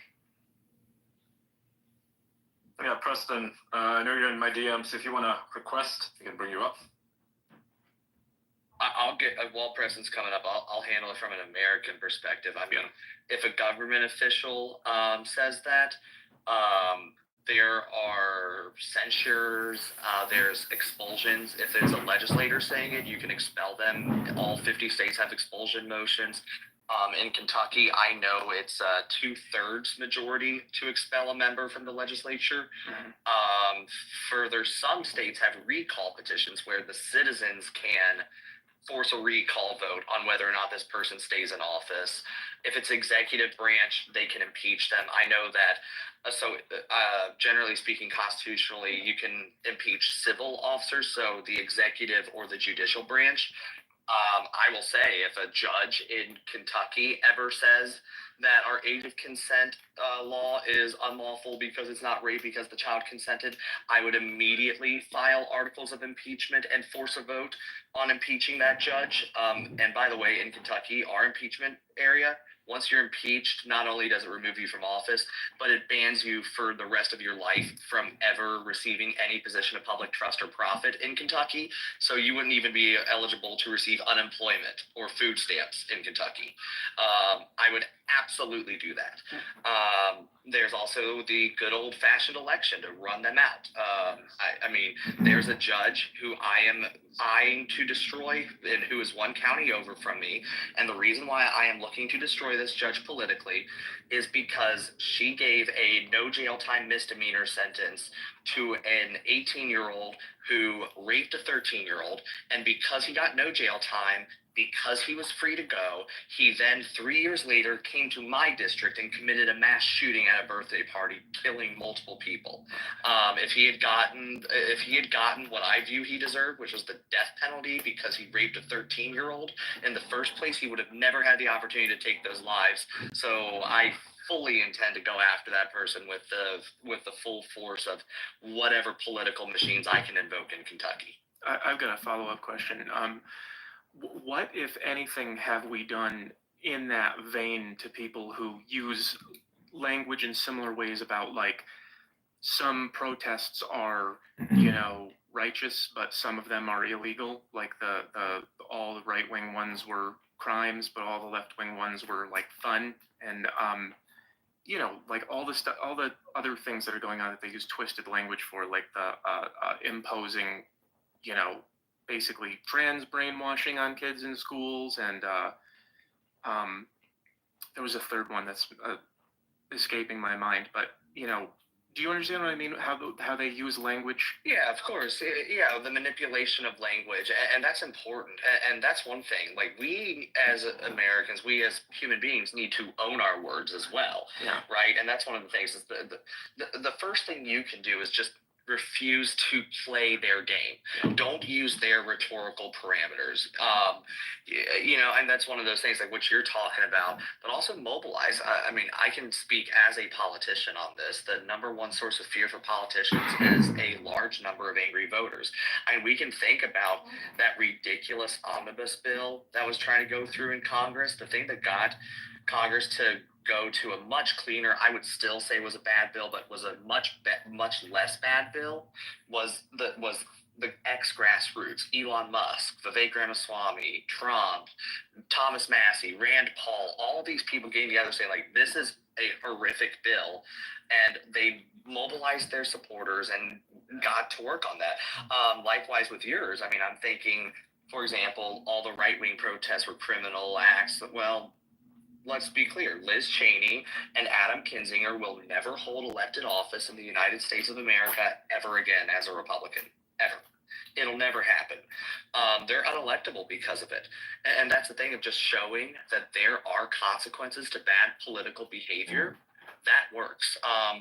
There is a state representative who is very close to my district who claims to be a Republican, but when it came time for us to ban the castration of children in the names of transgender nonsense, she not only voted against doing so, but she stood on the House floor and called us Neanderthals for trying to protect Kentuckians.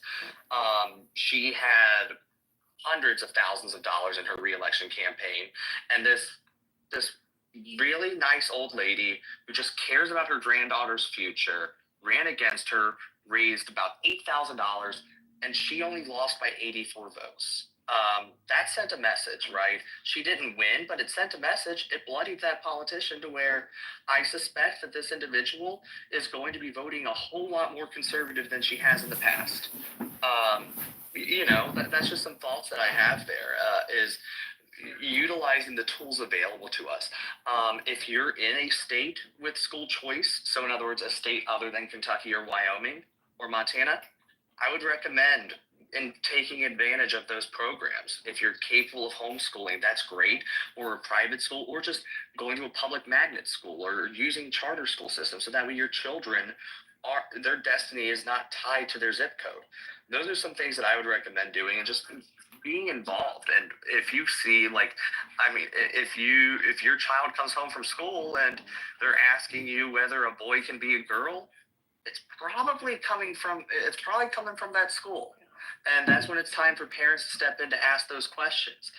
Get involved in school board races. Those are extraordinarily easy to run in.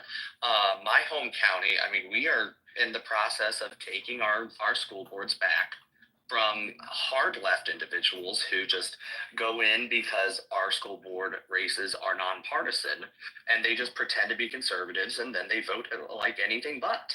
So, my big thing is just push back, own your words, refuse to play in the left's framing, reframe the conversation, get involved, and make sure that we hold these people accountable for trying to destroy reality. It sounds like most of what you recommend is centered around getting large numbers of people to care, which I'm a little black pilled on. It's like I'm not trying to get large numbers of people to care. I'm trying to get the large number of people who already care to mobilize. That's the overwhelming meaningfully different. Yeah. Let's take an example. In my state house district, for example, it's deep red. The Republican will get at least 65% of the vote, no matter what. I got 70.4%, which means I got a decent number of the independents too. I'm very happy with that number.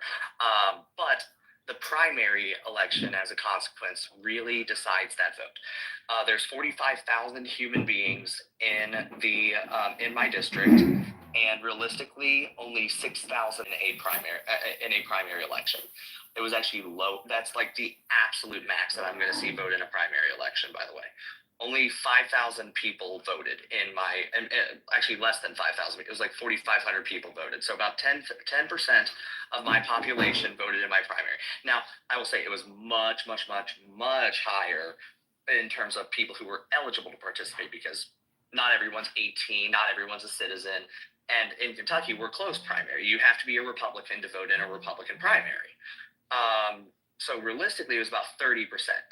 So those are the people who care. It's finding those people who care enough to show up, to be on your side, and to echo your message. So that's realistically what you want to do, right? So like when I'm talking about those school board races, don't go to people, for example, who are not going to vote anyway. Go to the people who already are voting. The most important people are the people who voted 4 out of 4 times, for example. Going to those individuals are the process. This is known as the Lincoln 4-step, and it's how Abraham Lincoln won his elections.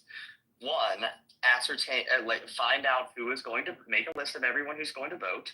2nd, identify the decided voters.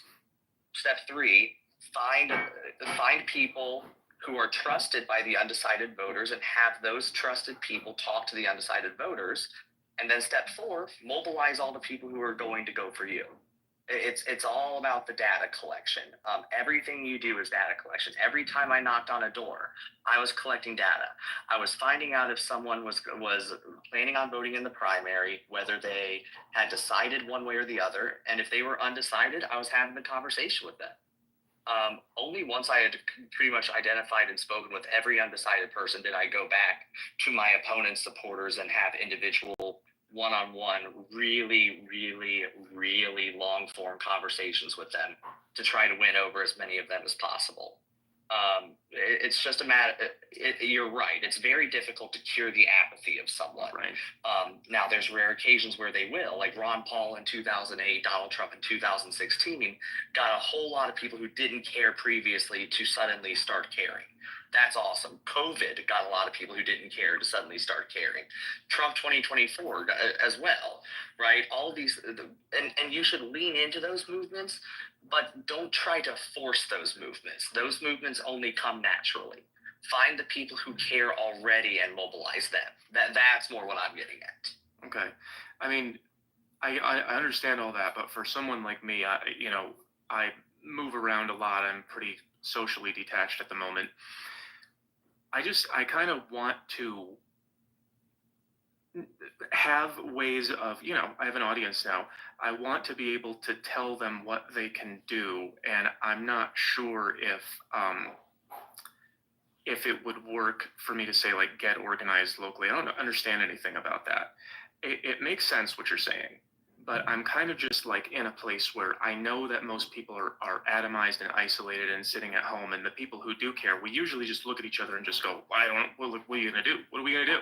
Someone should do something, but then no one does anything. And I'm looking for strategies that I can either share or develop with the people that listen to me.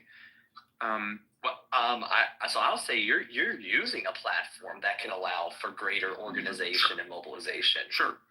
X was actually instrumental in my campaign. Over 10% of my budget was done by fundraising on X Spaces, actually. like people would host spaces to just ask me questions, and I would not be really forceful about it, but every now and then, like every 15 minutes, we just say, by the way, I'm running for state representative. If you like what you're hearing, I'd appreciate a donation at votetjr.com/donate. You know, just things along those lines. Yeah. But realistically, spaces, group chats is a way to like make sure that these problems are being identified. It's where you can find people who have been involved in campaigns. I mean, that was the thing. I've been on more campaigns than I care to list off on this space. But you can absolutely use this platform to make a difference, even if you're relatively socially isolated in person. And it's when you find people through this platform just that are near where you're at. I just ask if they'd ever like to meet, go grab coffee, go grab a bourbon or something along those lines, and just meet up from there and organize accordingly. And the reality is this: politicians love to say that they only care about what the people in their districts are saying. That's just not true. And the reason why is because we know full well that anyone can come from anywhere to knock doors in support of my opponent. Right? Yeah. So a huge there's this state representative in Kentucky, down in central Kentucky, who just attacked Thomas Massey completely unprovoked, just entirely horrible neocon who voted to keep vaccine mandates in Kentucky, openly praised Joe Biden for his mandates, and she has an R next to her name. Yeah. And she got ratioed to high heaven just today on X, and it sends a message. It sends the message that people are fed up with this, and the reality is this: most of the people that went after her probably don't live in her district, but they can come in and knock doors. They can donate to the opponent. They can organize together to do digital ads and just let people know, like, hey, this person's terrible and needs to go. Those are all things that people can do that they have done before. Those are issues that I would urge everyone to get involved with. And if you're looking for more local involvement, I know you travel around a lot, but if you have a permanent base set up, I highly advise get involved in your local community organization. Like in Boone County, Boone County, Kentucky, we have one of the most active Republican parties of all time, and that's why, like, I'm just one of the many state reps that come out of Boone County. We're one of the more populated counties in Kentucky, but if you look up Northern Kentucky's dynamics, like the hardcore, like Ron Paul, MAGA, Pat Buchanan type state reps, we're all up in Northern Kentucky, and it's because we have really great infrastructures built up. So getting involved and just, you can always start small and understand you're never too big to take out the trash. You're never too big to do the small tasks. Yeah. So those are some of the things I'd advise. All right. Well, I took notes and took down your name. I'll check with you later. I hate to be rude. I have to take a really annoying phone call about taxes, but thanks for that. All right, I'll see you guys later. Excellent. See you around. Hey, bye. Guess I'm off the Elon, what do you think of this discussion? I saw the recent thing. Yes, it's good. Oh my god. He's just doubling down. Yeah, every time I tweet about it, he just likes one of the posts. So, Preston, I actually do want to hear it's incredible. what those processes look like. I don't know if anybody else is interested, but I am. So there were like two questions, right? One of them was if like an MP or a government official mouths off and says something stupid, how do you deal with it? And what was the other one? I think the other one was how do you get the king to do something about the government, especially if the government's allowing its citizens to basically get gang raped, hundreds of thousands of them. What's the process of that? So I guess MPs really all power in the English system. They don't have a single constitution, which is a common reference point which the judiciary can use to restrain the power of the executive or the legislature. Parliament is sovereign, it's supreme, and so all power is vested in the king in Parliament, exercising his power to pass bills. So effectively, you have a dictatorship of the majority, where once you get the majority of the seats in Parliament, you can effectuate change fairly rapidly if you want to. Now, this has there are two sort of consequences of this.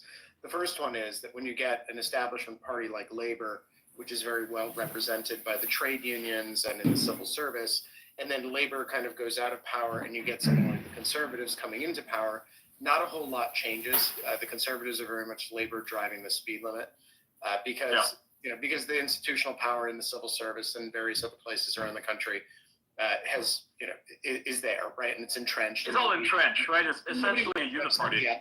So the second consequence of that is, however, if you can get a majority of a sufficiently radical group, for example, like a Javier Milei-style leader, Nigel Farage potentially is that man. I don't have any faith in Nigel Farage! Well, I mean, once they're in power, like, there's nothing you can do to stop them or dislodge them from power. So essentially, the king might be able to dissolve Parliament, which is one of the powers. Dissolving and convening Parliament is one of the powers that's still the monarch's. Even though it's usually done, with the advice on the advice of the Prime Minister of Parliament itself. So in terms of like what you can do to like remove someone who mouths off, you could expel them from the House of Commons. That is exceedingly uncommon. I think the last time it happened for anything other than a serious criminal offense was in 1947, and it's only happened twice for people who haven't committed fraud. I know, but I love listening to lawyers talk. They're so smart. I mean, okay, so I'm forgive me, but I don't have the exact date, but there was a sort of farmers' revolution, right, in like the 1400s, in which a whole bunch of farmers, not even barons, right, I'm not referring to the whole King John thing, which was much earlier, a whole bunch of farmers sort of banded together, and they made a whole ruckus around the whole countryside, and then they forced the king to meet them and to accede to their demands. Is that a thing that could happen in the modern time? Where the vast majority of, say, people in Britain rise up and basically force the king to actually use his powers against the ruling government. Is that a possibility that could happen? Since that is a precedent. Yeah, I know it was like years, but yeah. I don't think so. I mean, it bears mentioning that the only people with guns in England are barber-wearing farmer types wearing tweed and barbers, which is really based, and which is why we should all wear barbers at all times. But I have barbers. That's like, you know what? Like, that's going to be the uniform of the revolution. Is going to be barbers and like a tweed vest. So if it happens, I don't see that.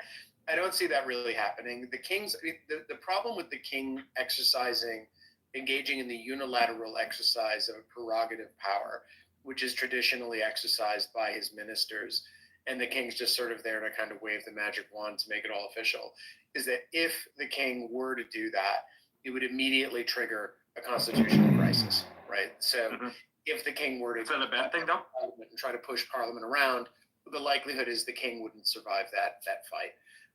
Because I mean, you see that happening in France right now, right? They're undergoing a constitutional crisis with the dissolution of the president basically got kicked out, right? And in Germany, we're seeing the same thing where they're almost at a constitutional crisis. Wouldn't that be not a bad thing? I mean, isn't that a thing that seems to be where Europe is headed in general? That seems to be like the general trajectory, right? Yeah, it's a little different when you're a monarch because I mean they're kind of the last one standing.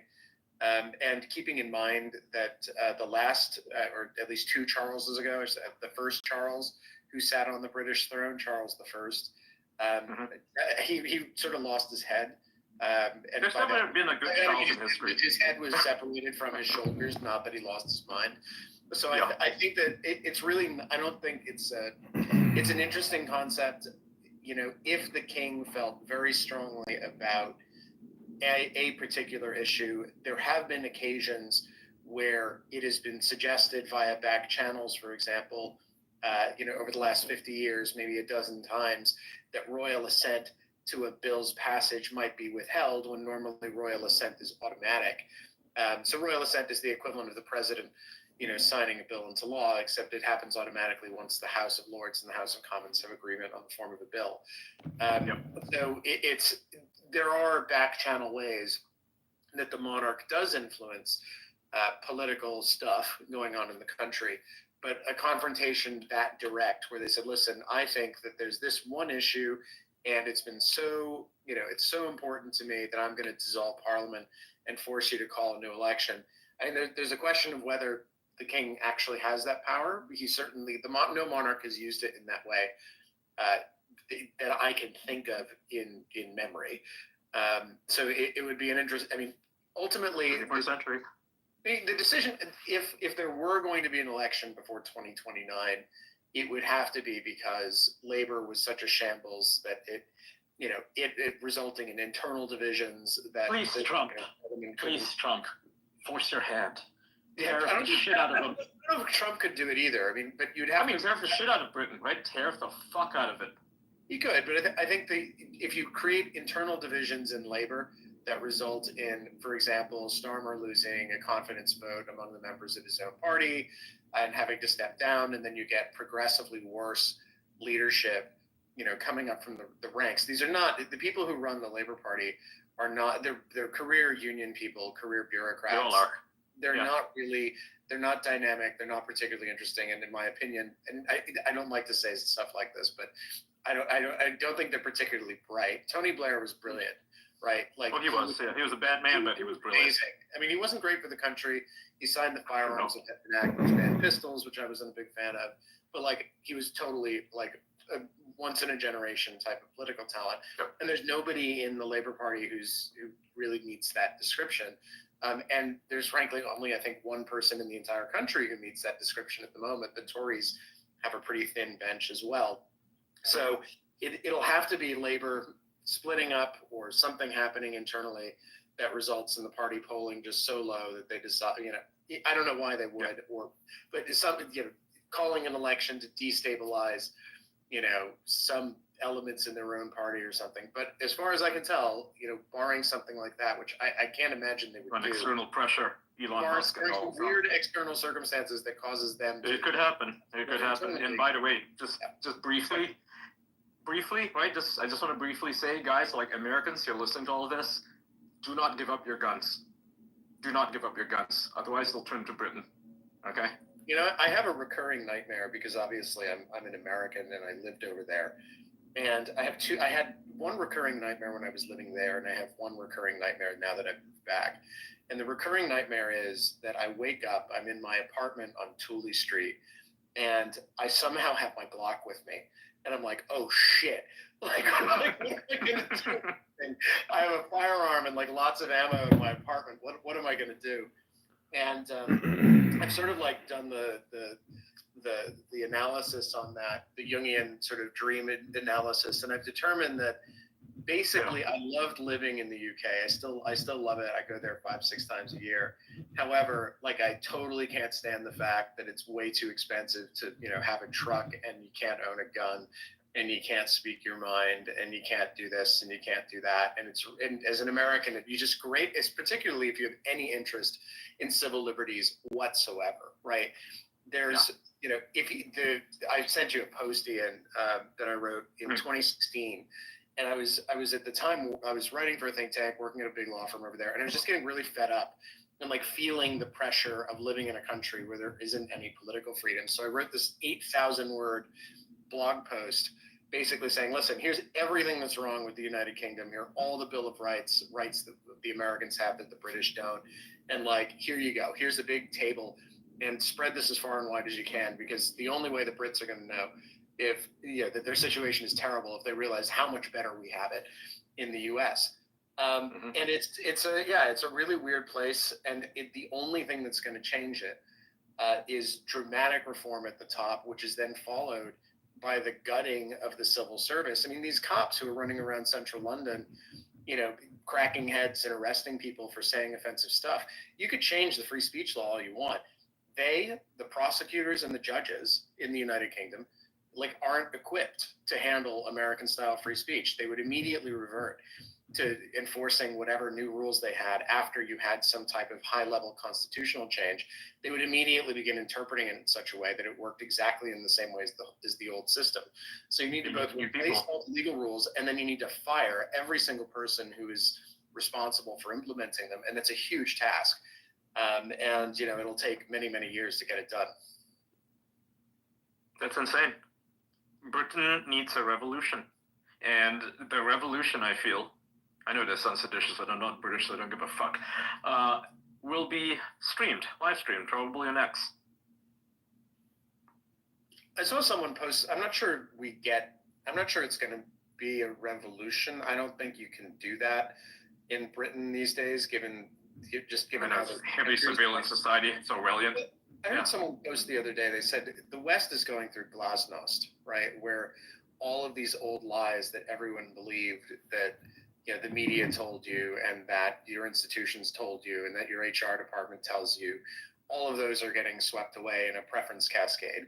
And we don't know where it's going to end, right? It's going to start with crises in confidence in governments, and maybe we're going to see governments that are more right-wing than, for example, Hungary's government being installed in Germany or Italy or France or even the UK. But this is like a multi-decade process that's starting to play out. And I don't think Britain gets a revolution. I don't think the people just don't have the taste for it. They're just not. I don't think the people are just fucking apathetic. All they do is they get drunk and then they watch football, and that's like the only thing they're mad about. England is a beautiful place. The people who live there are wonderful. Are they? Yeah, they are.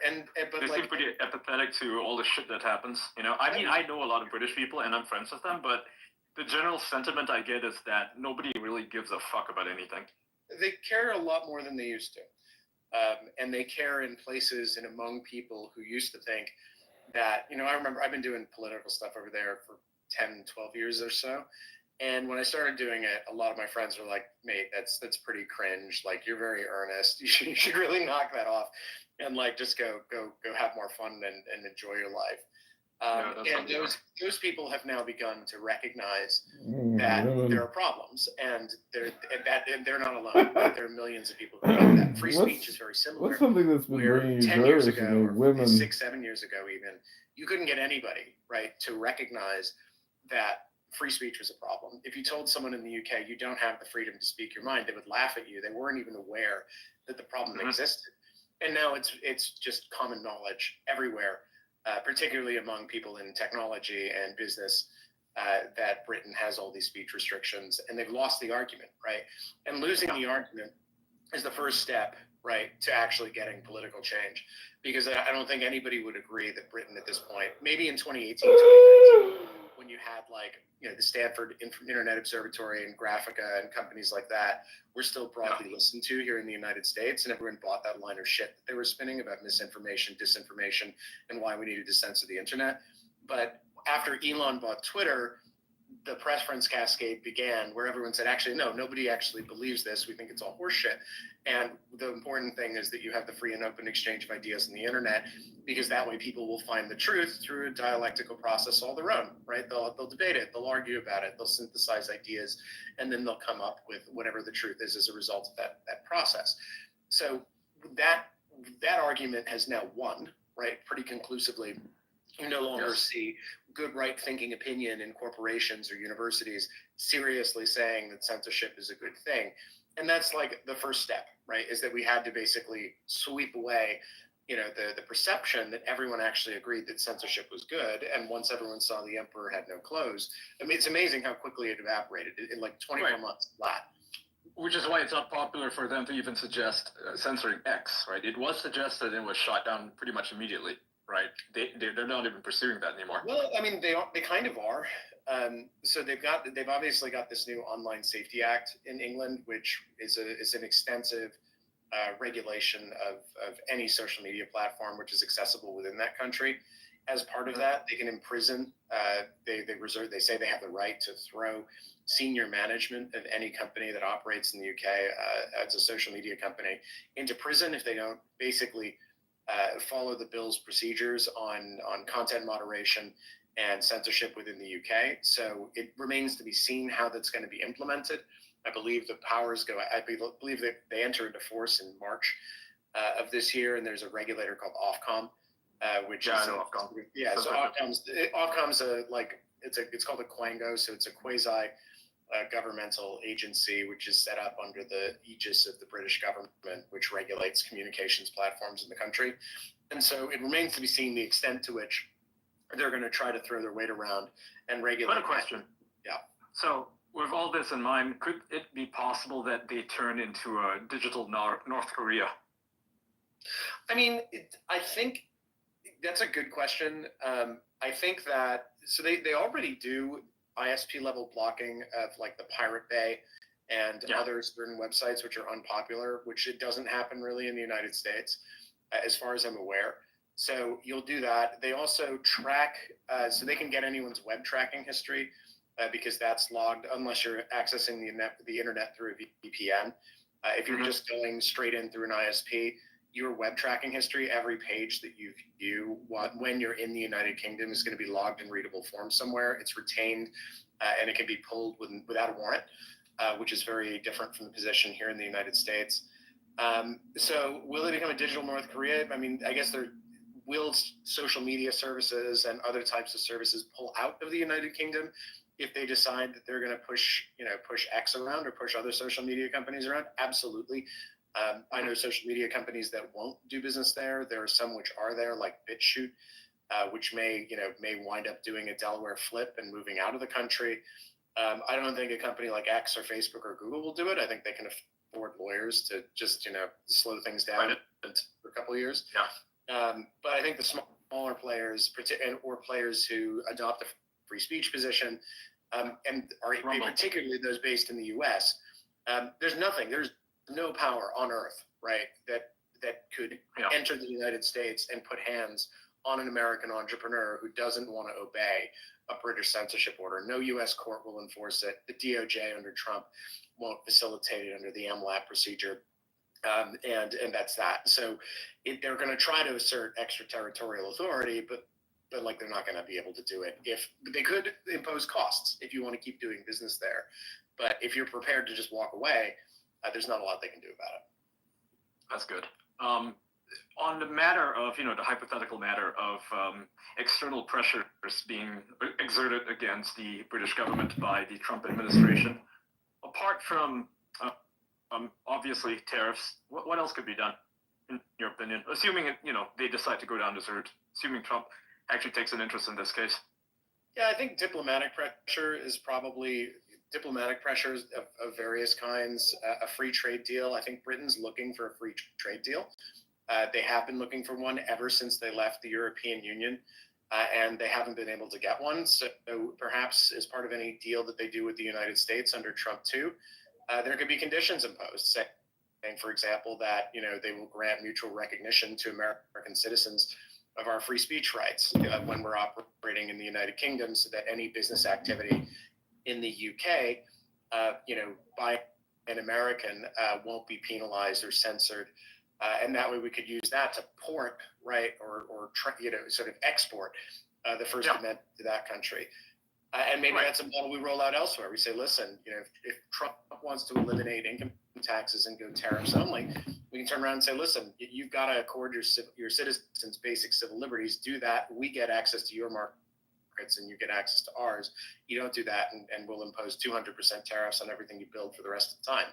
So I think there are it's basically diplomatic. Obviously, Britain's a sovereign country. It has nuclear weapons. It has its own military, although small. So I'm not too concerned about their nukes. Yeah, and they have three nuclear submarines, one of which is deployed at any time, and they're clearly power, and they have their very proud world power, and not unjustifiably so, given the things they've achieved over the last 500 years. But they also have this crazy old rule book and very censorial rules and very censorial laws, where we have no power to directly intervene. But maybe what we'd say is, listen, if you want access to our markets, part of accessing the American market is ensuring that people are free, right, to talk about things and to offer services, goods and services. AI in particular, is going to be a big part of the future. And maybe we say to them, listen, you're going to have to make sure that you have a rule like Section 230, where we're not going to get sued in your courts as a result of users using your users in your country accessing our platforms, and we're going to need a rule like Section 230 for AI, so that our AI platforms aren't getting bogged down, in lawsuits, both in the United States. We actually need something like that, but also in the UK. And maybe we say, it would be it'd also be really nice if you don't arrest any Americans for exercising their free speech rights. It's unprecedented, but who knows? Because right now they tend to go after American companies, large ones, even like Apple and Google, right? Which they go after Americans principally by banning them from entering the country. So Michael Savage, who's a right-wing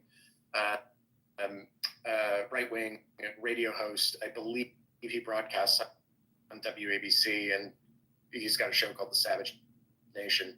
He was banned from the UK from entering the country because of his views on political Islam. About 10 years ago, I can't remember the exact date. I believe Lauren Southern was banned from the UK as well for her political opinions. There are various other people. She's a Canadian citizen, though, just so you know. She's a Canadian. Story short, that's another way that they tend to punish Americans. They say, listen, you can't come here because your presence would not be conducive to social order.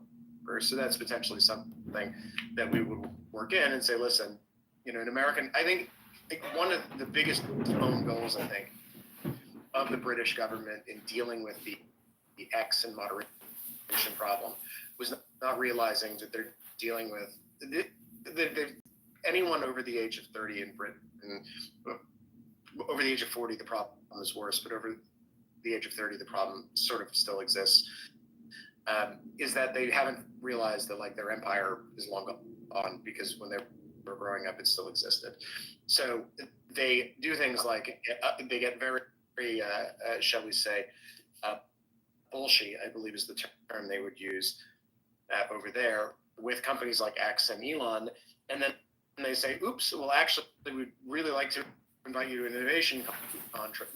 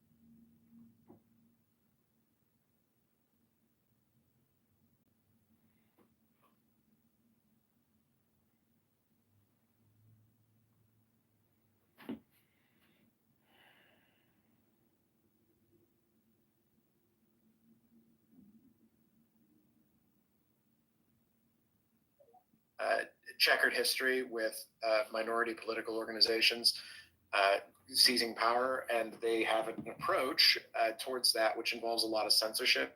I'm not sure it's the right approach, but they seem pretty convinced of it. But yeah, I think I think another way would be, the U.S. Department of State funds NGOs all over the world, and people like George Soros, who just received the Presidential Medal of Freedom for all of his contributions to humanity, fund NGOs all over the world who promote these ideas, right? Like all of this stuff about, yeah, it's Adrian.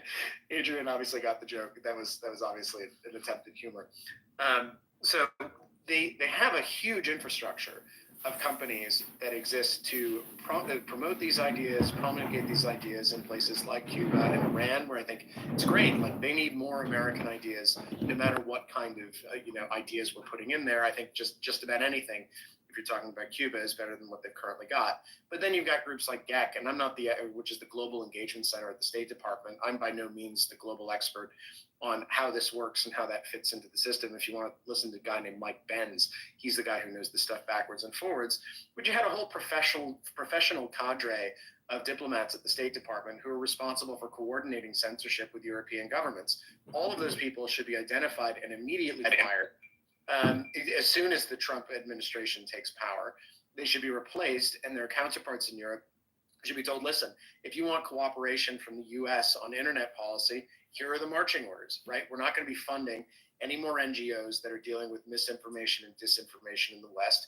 We're going to fund groups that promote freedom of expression. We're going to fund groups that promote civil liberties in these countries as they are traditionally understood in the United States. And anyone who doesn't promote those ideas isn't going to get a penny of our money, isn't going to get a minute of our time, and isn't going to get, so much as an inch through the front door. They're not going to get any access. And watch how quickly all of those European countries change the tune. On NATO, I guess we could do something like that, but I think NATO is one of those things where it's good enough on its own. I think I don't think we should mess with that, except to maybe. It's kind of like crossing the streams. It's not really, defense policy is not something which has traditionally been paired with freedom of speech policy. But if we have an effort across the government to basically say, listen, on all of these key points of engagement with our allies, we're going to keep bringing this up, right? Just sort of like how, Anna Baerbock she mouthed off, she's the foreign minister of Germany. She just mouthed off about Xi Jinping and got Germany in trouble. With the Chinese as a result. You know what? We're the big bad guys on the block. Every meeting we have with these countries should be like, hey, what are you doing about freedom of speech? How are you going to improve the situation? What have you proposed to give your people some more freedom so that they can interact online and so that Americans, right, can talk about Germany, can work in Germany, can invest in Germany without worrying that if they have an idea that Germans don't like, that they're going to get arrested, or if they have a service which hosts users that Germans don't like, they're going to get arrested and they're not going to be able to do any more investment in your country. Wouldn't that be terrible for free trade? And so you just need some free speech activists in the government. I have no idea. I hope they rehire Mike Benz. I think that'd be great if they put him back at the State Department. But yeah, we're just going to need a lot of bodies who are marching in the same direction. And are willing to go to Europe and say, listen, this is really important to us now. It's going to be really important to us for the next 4 years. And if JD Vance gets in, it'll be important to us for the next decade. So we're open to hearing some ideas from you about how you want to change your policies. Oh, and certainly, and I'll concede, what I'm talking about in terms of doing NATO, it's a significant nuclear option. And that said, what you're talking about using trade policy on it is absolutely a good one. I would just put it in the same way of one, you're not entitled to our businesses, access to our businesses. So that's your argument, which I agree with. I mean, we're seeing the power of tariffs play out in America right now with the immigration issue, where Canada and Mexico are coming to the table about what they're going to do to help stop illegal immigration into the United States on the mere threat of a 25% tariff. Not even actually imposing it, which is really awesome. But also, I would likewise say that you're not entitled to our troops. You're not entitled to our bombs. You're not entitled to our funds. And look, I get, as I said, this is a nuclear option. This is a significant, as you described it, crossing the streams as in Ghostbusters. And that's a fair point. That said, I will say I already have I already have one advocate for the censorship industrial complex yelling at me and saying, how dare I, as an American, talk about how I can control the House of Lords and the House of Commons? Well, I'm not. Oh, is someone in your Menchies talking about that right now? Yeah, yes, because of my NATO threat. Yeah, well, you know what my answer is to those people? Go for it. My answer is fuck you. If you and your people can put ground troops on American soil and you can successfully get those ground troops to our servers, maybe we'll start listening to you. Except at that point, we'll be exercising our Second Amendment rights instead of the First. Precisely. I have actually said exactly that to European government officials on behalf of a client, word for word, exactly what I just told you. And it will without the profanity, but the same line about the tanks and the troops, because ultimately, like, it's a global system, and what we have is these little European countries which are saying, you know what, we want to set the standards for the entire world, right? Germany with its NetzDG is one prime example. They expect global compliance from everybody. Companies like Facebook and Google and Microsoft and various others all have these massive teams of basically Marxist censorship commissars who are the kind of people who you would not spend any time with at a dinner party.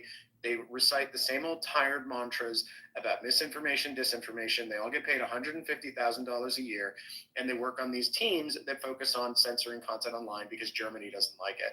And then they have other experts for the content that Italy doesn't like, and other experts for content that Spain doesn't like, and other experts for content. It's a jobs program for humanities graduate, loser, blue-haired pieces of shit who have no other useful function except that they understand politics and they understand how the politics should be implemented to censor Americans.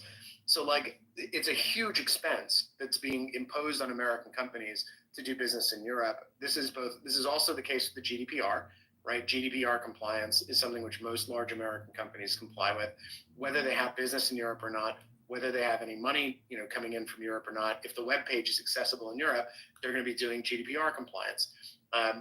You've got to have that stupid cookie banner. You've got to have that stupid cookie consent and click through, right? And it takes 10 seconds every time you want to log onto a website that's European or that serves people in Europe, or if you're in Europe and accessing an American server, because you've got to go through that process.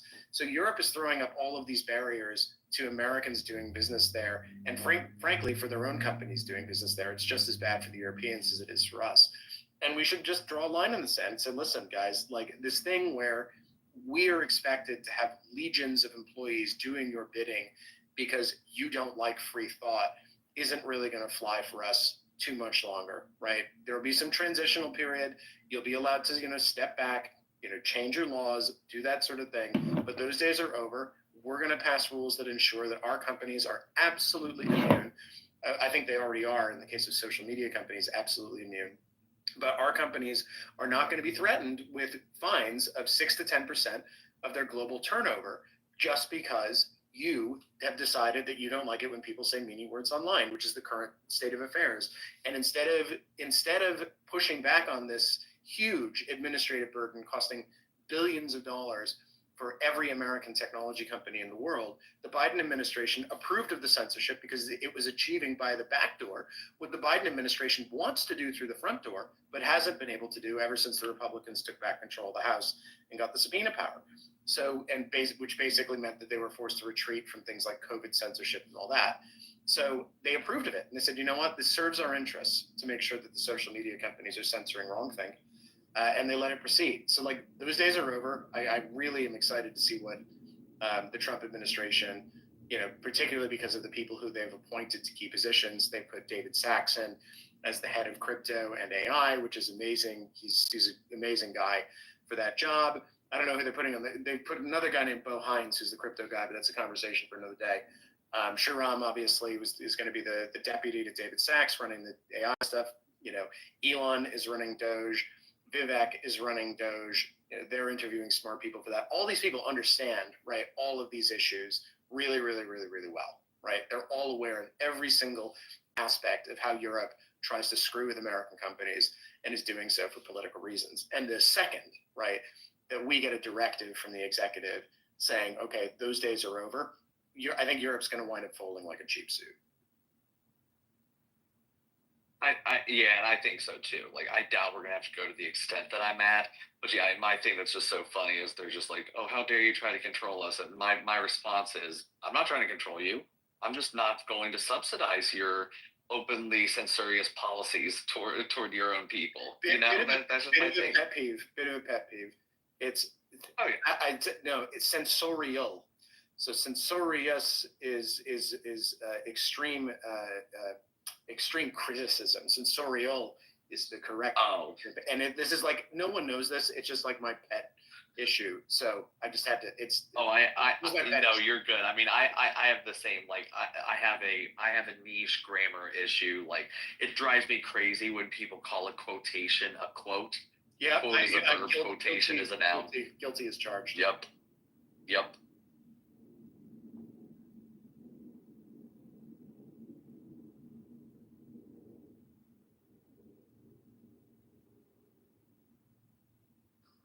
Ian, I just shared an infographic for you for the UK. I'll take a look. Yeah.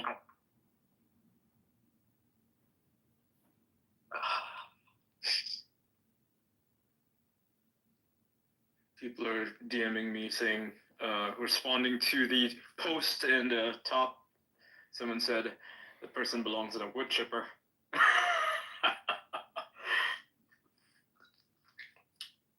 Amazing. Oh yeah, that's a nice graph. I'm gonna post that. Thanks.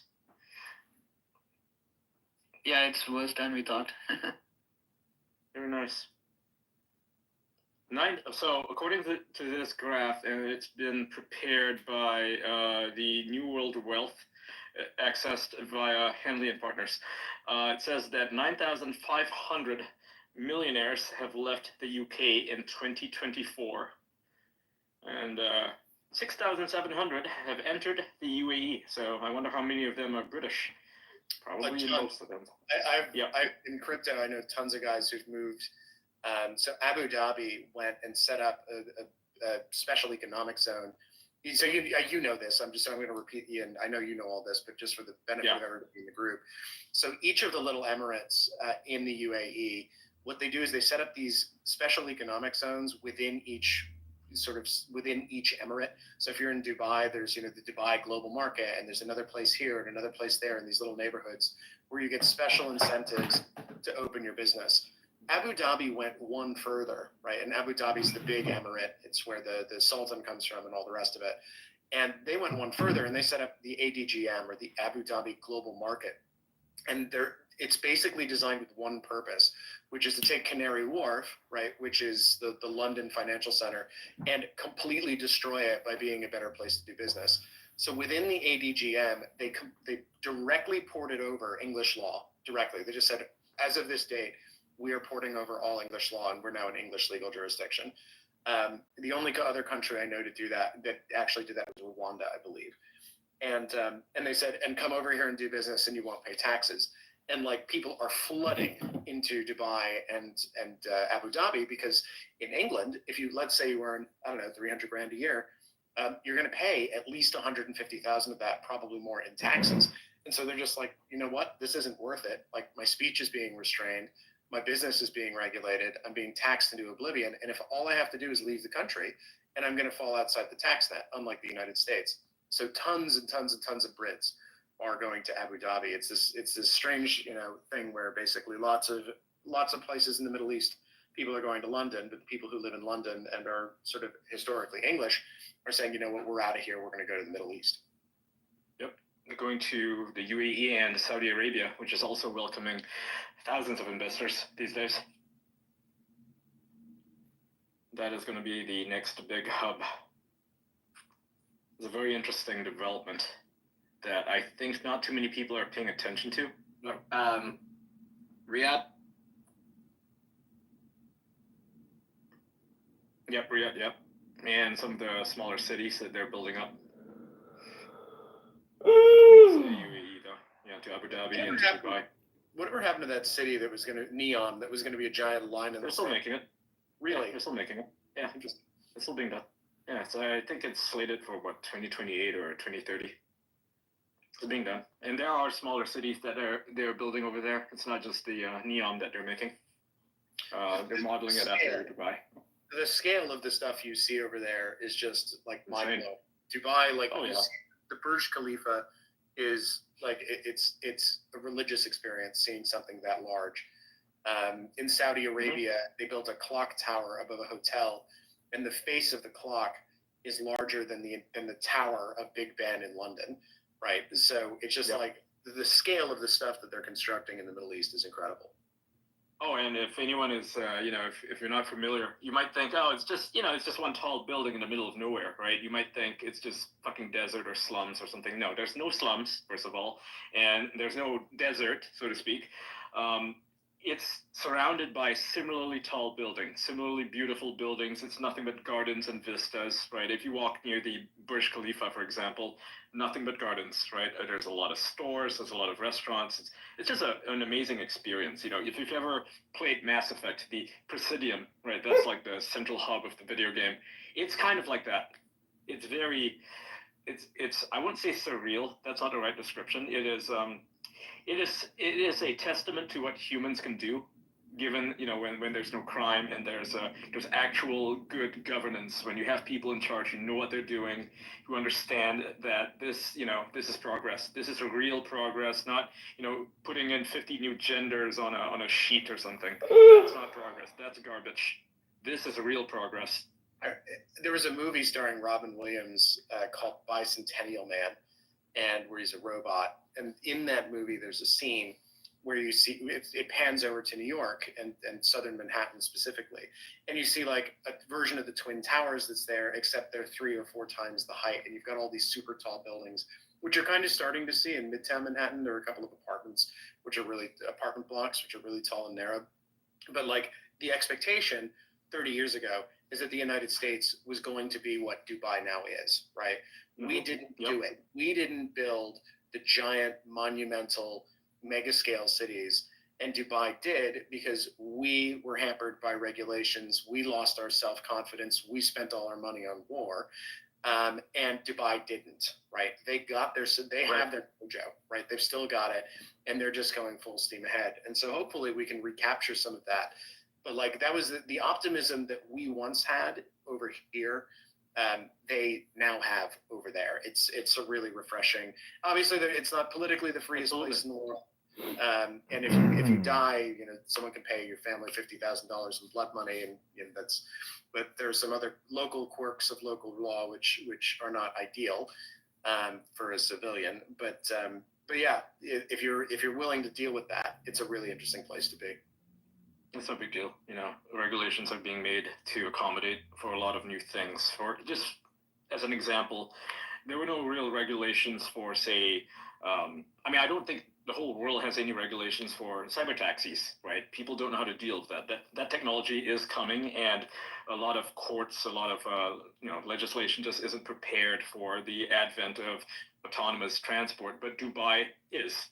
Right, just very recently, they actually formed a new sort of council to deal with that, a new law to deal with the introduction of autonomous vehicles. So they're fully prepared for it. So they see a new technology coming in, and they're like, okay, how can we make this place, right, Dubai, the best place to introduce this technology, which is the reason why in 2026 Dubai is going to see transport drones. There's only delivery drones. They do exist here, right? They launched one recently, but in 2026 they're going to be able to travel from one building to another on a drone, on like a flying taxi, and that is next generation, and they're prepared for it.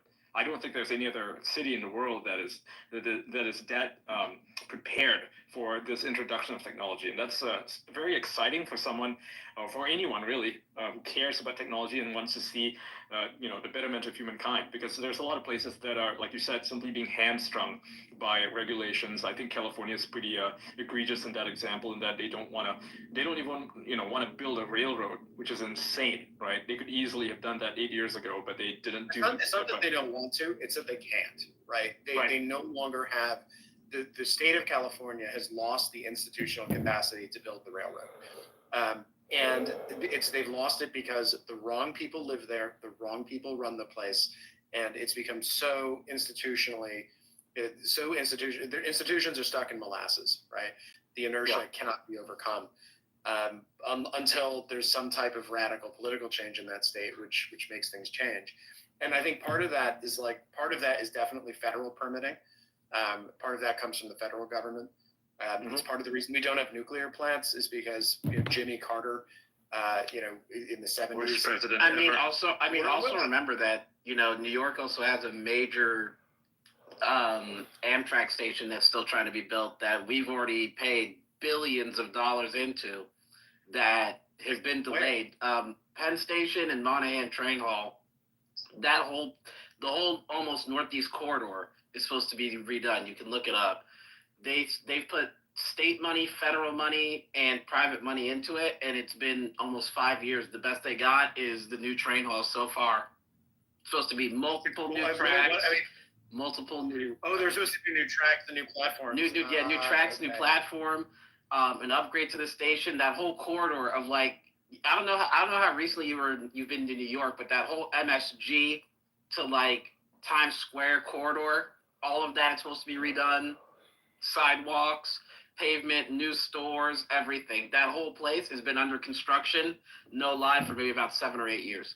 Nothing has got done. Are they gonna do anything about the guys killing people on the subway platforms? That would be useful. I mean, okay, truth be told, and honest truth in Manhattan, Midtown Manhattan, there's 2 cops almost every block, every other block, minimum, midday. Yeah. For that to happen in the subways, especially since it happened last week. There was a guy on 18th Street who pushed just a commuter onto the tracks. The guy nearly died. I know, I was there. And then he went. I was up at Columbus Circle. I was literally in Penn Station. I had just got to Manhattan an hour before that happened. Yep. So we were off to the opera that night, and we were just like, oh, there's another death on the subway. Isn't that nice? There is plenty of cops. It's just there's too many people. Don't tell me that you don't walk a block, see a cop, walk another block, see a cop, walk another block, see a cop. I see the cops. The issue is that the people who are committing the crimes are being released to go commit more. And so what happens is they're not being locked up and excluded from society. What they're doing is they're running around and they're committing more crimes until eventually someone gets hurt or dies. But I've been in Manhattan, I probably go once a month. This year I've had 2 homeless guys go bananas in my face at various different times. At one point, a couple of kids on bikes tried to mug me on Central Park South. I was walking from Columbus Circle back to Grand Central. So and basically just kind of to be honest with you, that's insane to me. You start yelling and you make them think you're crazy and they back off. But it's not a pleasant place to be. And so it would be nice if, and contrast with Dubai, as long as we're talking about Dubai. In Dubai, I could probably leave money on the sidewalk. I could probably take $1,000, put it on the sidewalk, and nothing would happen. You can. Somebody did that. They put the keys to their Rolls Royce on top of the car and left it there for 3 days. Flew away, came back, and the key was still on top of the car. Yeah, I left my laptop for out at a cafe for the whole day, and they just took it inside, and they're like, I think they left it here. I mean, to be completely honest with you, it's amazing. Your depiction of what happened between Columbus Circle and Grand Central, okay, I understand. I acknowledge that. I'm usually on 35th and Park Ave, so that just doesn't happen. To me, it's not gonna say it's gonna happen over there. I walk around 3 in the morning, 4 in the morning. Dude, I don't care. It's just whatever. It's just never happened to me in Manhattan. But I've heard, horror stories. I think Elon even said that, his mom got mugged or something once or twice in New York, recently. And it's kind of crazy over there. I'm not gonna say it's not, but just don't go out after 8 p.m. I know it's a crazy thing to say, but it's a horrible thing. The thing is, it's an easy solution, right? There's an easy solution to all of this, right? Which is that you triple the prison population and you allow people to be, and you don't eliminate cash bail, right? You basically give people an incentive to come back to court and not to mess around in the interim. And there's no institutional capacity to do this because anyone with common sense has left. everyone who's left behind adheres to this sort of crazy decelerationist ideology of, oh, well, it's all going to be fine. We should just throw open the jails and everything's going to be great. And this just keeps happening and keeps happening. And there's kind of like a doom spiral. Anyone I know who's been in New York long enough is just at it. And they've gone to Florida, they've gone to New Hampshire, they've come to Connecticut. They've gone to all these other places other than New York City. And the people who have been left behind in New York either don't have the talent or don't have the inclination to fix it. So, and as a result, what happens as a result? Well, I go in less, right? I go into New York all the time. But I go in less, a lot less. DC, I used to have a place in DC. I stopped going completely. Yeah, once a month now. That's it. Well, I won't go to DC at all. So some of my buddies are like, oh, you coming down to the inauguration? I was like, no way. Yeah, no way. Georgetown maybe, but like not DC. The day we sold our apartment, the same day, so after we closed, the following day we got a notice, right, from the co-op saying, oh, by the way, about the incident out front in the driveway yesterday when 3 kids attempted to carjack an electrician's van with guns drawn. And this is on 16th Street in L. This is 3 blocks from the White House. That's happening. About that incident, blah, blah, blah. And it's like, you know what? I am so glad to be out of there. And this is the kind of stuff that just happens in reasonably nice areas. Like you're getting mugged on you're getting mugged on Central Park South. You're seeing carjackings in broad daylight 3 blocks from the White House. It's crazy. The state doesn't really acknowledge that it's happening. They don't want to. If you say it, some asshole like Noah Smith comes along and goes, well, statistically, it's more likely to happen because statistically, blah, blah, blah. It's like, okay, well, statistically, it didn't happen 10 years ago. And statistically, it's never happened once in the 30 years that I've had any, affiliation with Connecticut, right, in the area where I live in Connecticut. And so maybe it's not statistics that matter. Maybe the mere fact that it is happening is bad enough. Yeah. And what we should be doing is we should be not trying to say, oh, well, statistically, it's more likely that you're going to get carjacked in DC than you're going to get carjacked in rural Connecticut. We should say, if someone carjacks someone else, they should go to jail forever. And we should attempt to abolish it completely, that particular practice within our borders. And it is good and right that we do so. It's just you see it happening and like right in front of you, and nobody's doing anything about it. And another awesome thing would be if Congress would is that Brother Dank? DC home rule, because I think that's Brother Joseph. You could actually fix DC because Congress could take back control of DC and just say, okay, listen, local officials, you're done. We're in charge now. We're appointing a board, and we're going to fix this city by doing it our way, right? And so that's that, right? Now, granted, that would then flip partisan control depending on who controls the Congress. But I think there's a chance that you could save DC if you got really aggressive and just, police the ever-living daylights out of it for 2 years. It's possible. But I don't see how California gets fixed, and I really don't see how New York gets fixed at this rate, because they're just, you had the governor taking, selfies on the subway, the same day that poor woman was burned alive, by someone who should have been, on an immigration detainer and also should have been arrested for other, offenses, who's back in the United States after illegally entering once. So like that level of brokenness is something which requires real leadership to fix. And the system is set up so that those leaders will never emerge. It is the permissiveness. Sorry, yeah, you go ahead. No, I was just going to say it's the permissiveness of the lax law enforcement that allows these things to happen. When broken windows policing, right? When you allow people to smash windows and vandalize cars or whatever, and you're saying, hey, it's just a slap on the wrist, or hey, you stole less than $950 worth of merchandise, we're not even going to charge you. That allows these criminals to, get worse and worse. The term broken windows policing actually originally had the opposite meaning. Which is that if you see a broken window, you issue the citation to the shop owner, right? And you say, fix it, get this done. And you go after all of the little minor stuff that people are doing, because then what happens is everybody conforms their behavior because they know that, the sheriff's back. Yeah, right? You install the fear of God in them.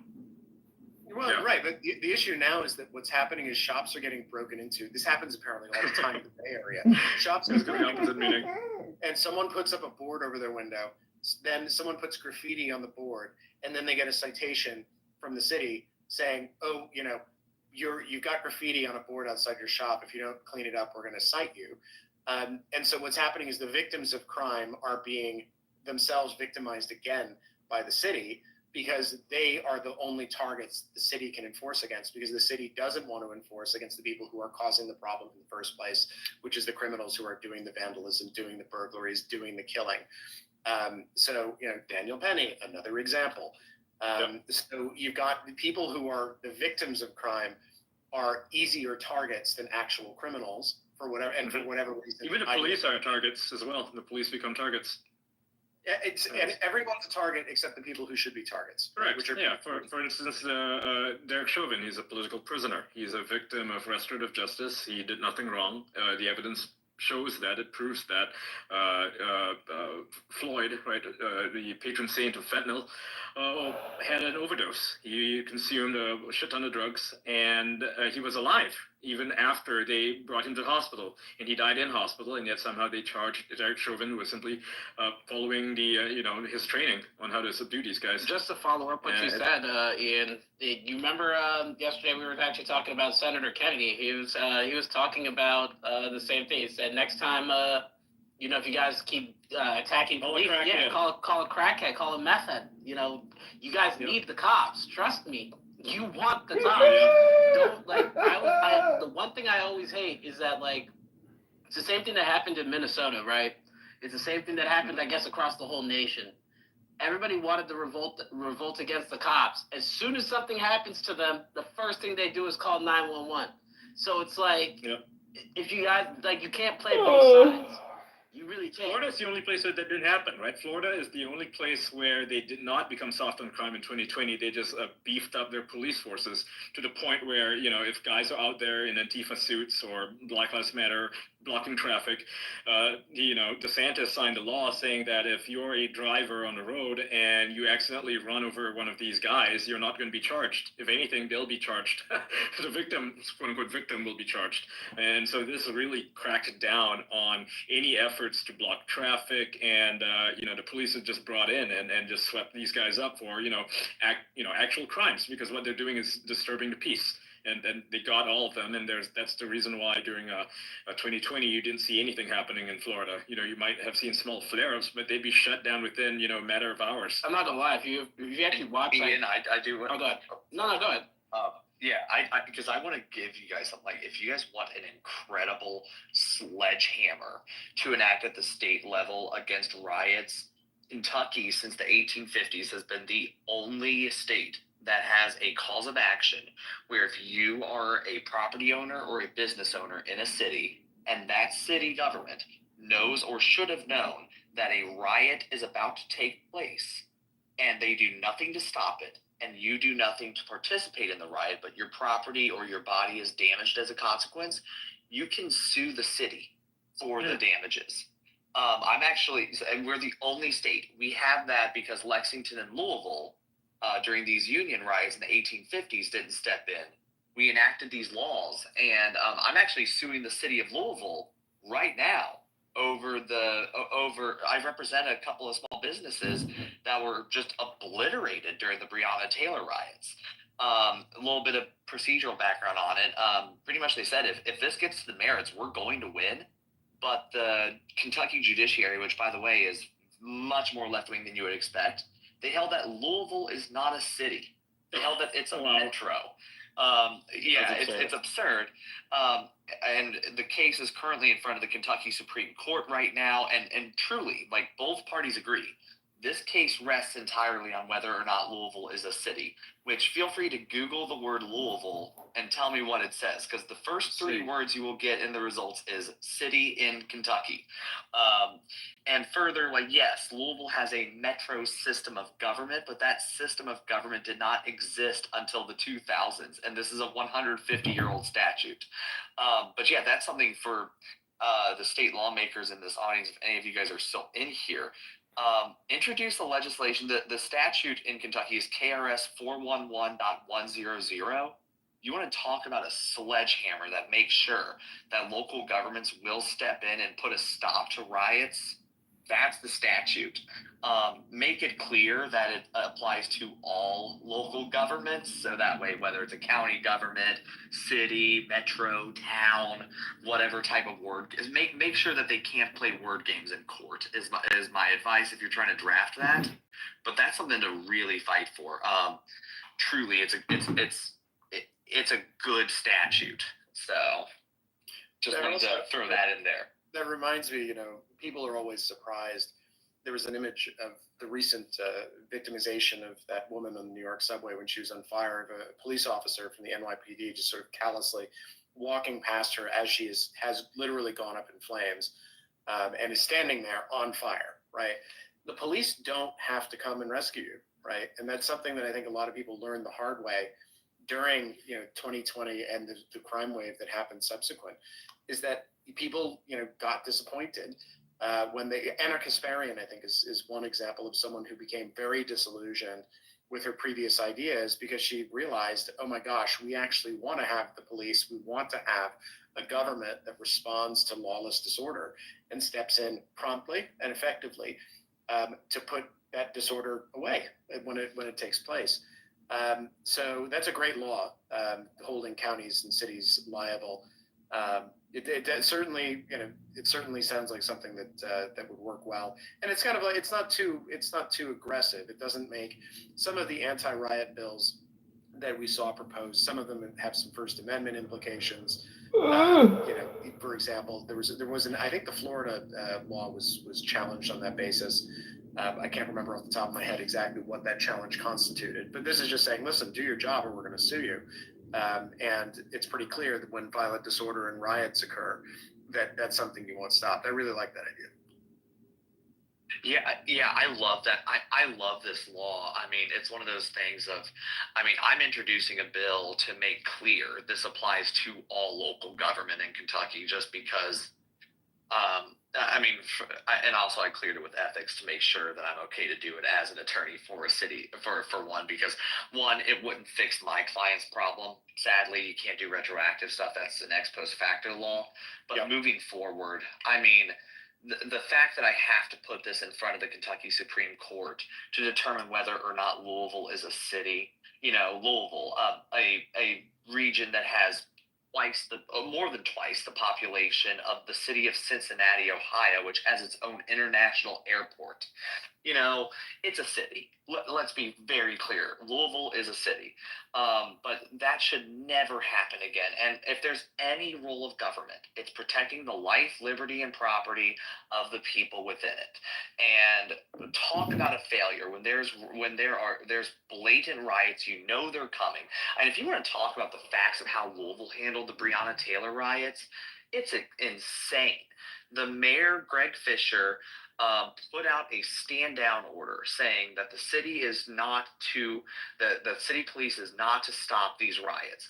But at the same time, he actively ordered Louisville Metro Police to get cement trucks to block access to his own house during these riots. Amazing. Talk about liberal hypocrisy there. It's disgraceful, and thank God he's now the former mayor of Louisville. But that's the thing. We just have to keep that fight up. There's great ways to give up charges of if you commit a violent or a property crime. You give it a higher degree to it if you did it during a riot. Those are all options that I think are terrific, and there's nothing wrong with doing those. But as Preston was talking about, how the Constitution doesn't confer upon the government a duty to protect its citizens. That's Castle Rock versus Gonzalez, decided in 1986. By the way, Antonin Scalia was in the majority in that case.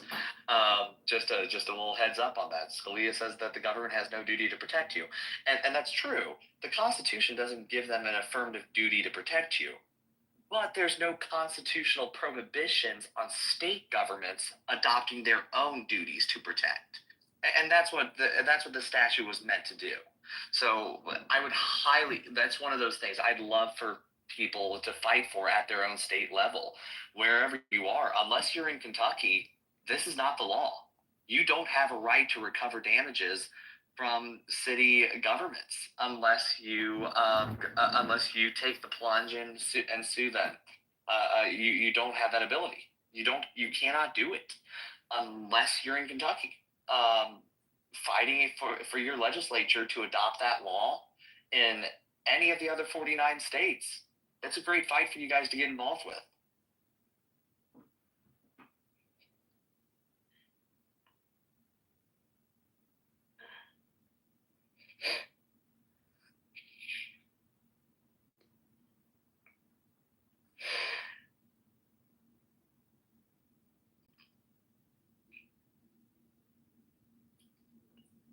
Sorry, there's a bit of stuff going on in the back channel, hence the silence. It's all good. The super secret organizer group. Something like that, yeah. So how's it going, Elon? Is he like posting more now? Is that happened? I'm not sure. It's funny, even the alerts account. Even the alerts account is getting in on it just for the fun. He did this before, actually. By the way, I still remember that. So there's an account out there that's called Elon Alerts, and it's an account that basically tracks whenever he replies to anyone, follows someone, or does a profile change. And what the alert is, it's just basically a post with a screenshot of the interaction plus the interaction itself quoted, right? And it comes with a bunch of text that says, okay, Elon Musk just, replied to X, Y, and Z, and there you go, it has to post that as a source. So in this case, he changed it to something else. He changed it to Elon Musk, aka Adrian Dittman, motherfucker. Wow. This guy, he did this before. He did it before, yeah. Yeah, he did this before. Before was Elon just replied to his super secret alt account whenever he replied to me, or liked a post of mine, just liked a post from his super secret alt account. I still remember that. That was great. Troll. Amazing. Absolutely wicked. Yeah. By the way, Elon replied to one of my posts about regime change in the UK, and he responded. He said, absolutely. Oh, yes. That's so good. I mean, we have bombed countries in the Middle East for far less than what Great Britain is doing in terms of transgressions on human rights. Mm-hmm.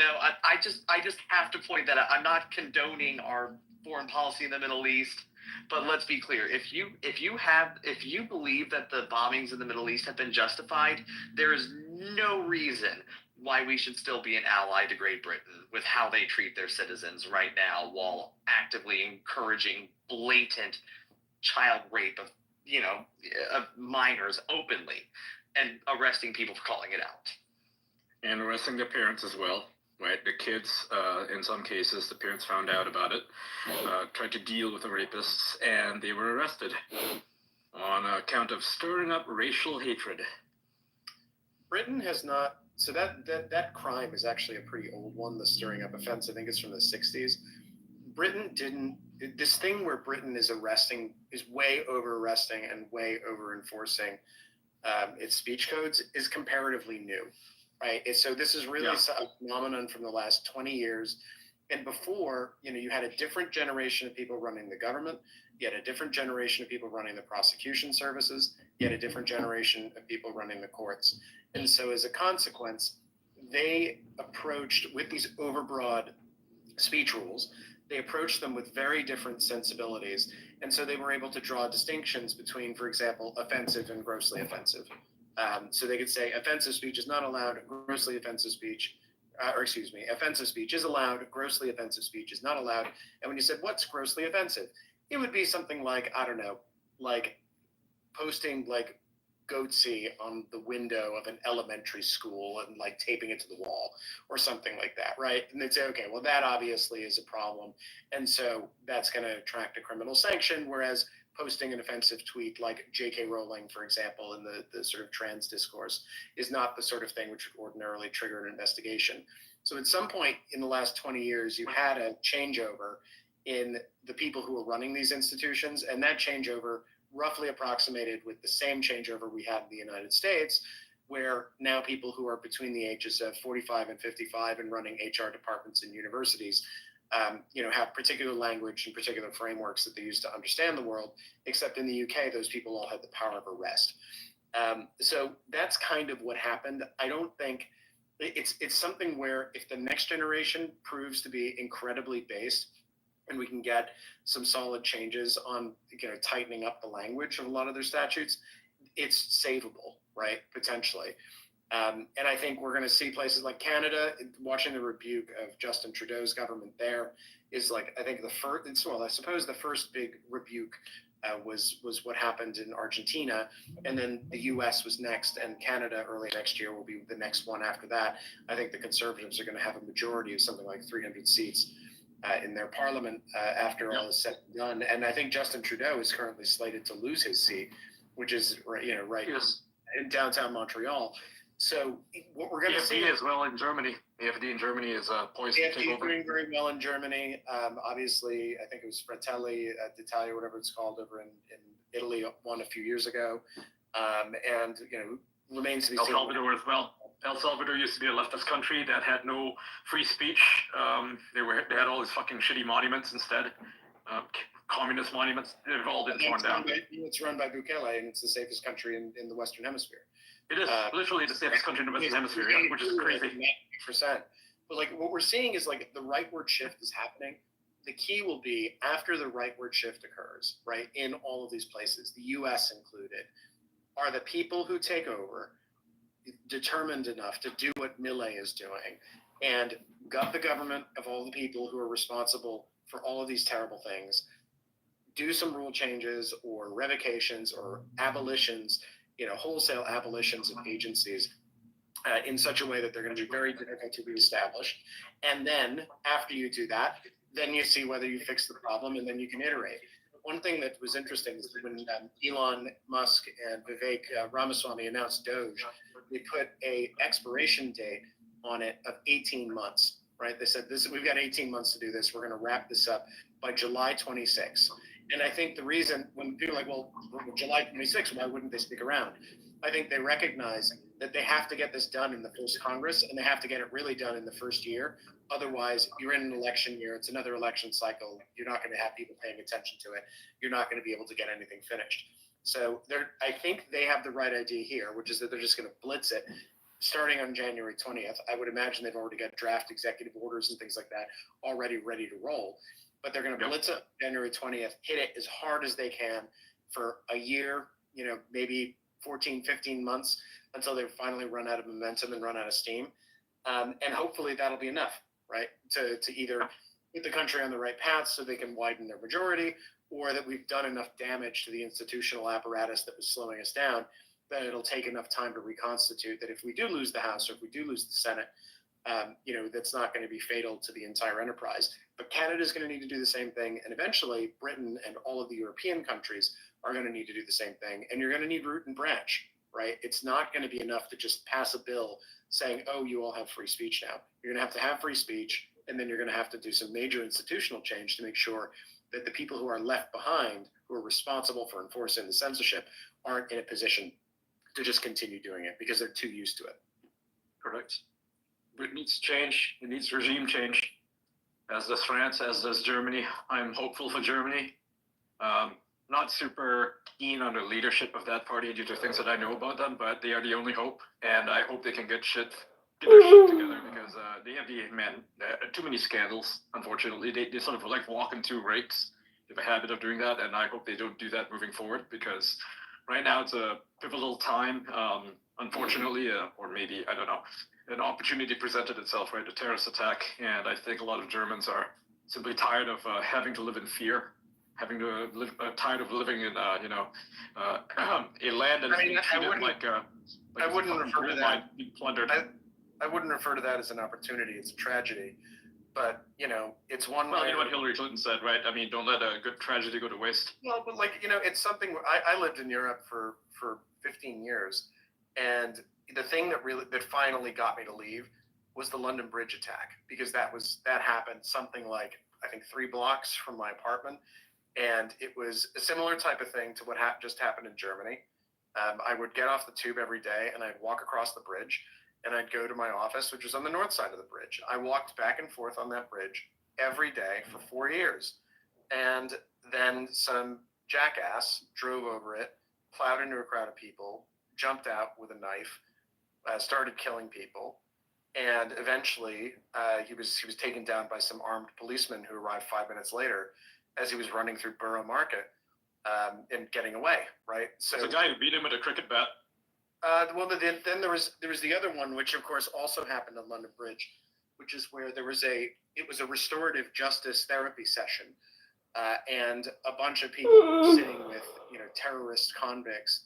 One of them grabbed a knife, stabbed the social worker, and killed her, and then another convict who was there and who was on the side of the angels, fortunately, grabbed a narwhal's horn off the wall. Right. It was the Blazers Hall.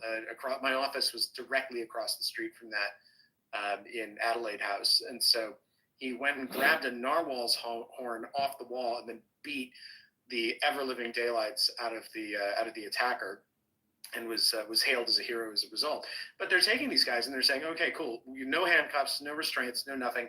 Here, just have like a therapy session in downtown London in a lovely building where they have narwhal horns on the wall, and to try to talk about your feelings, right?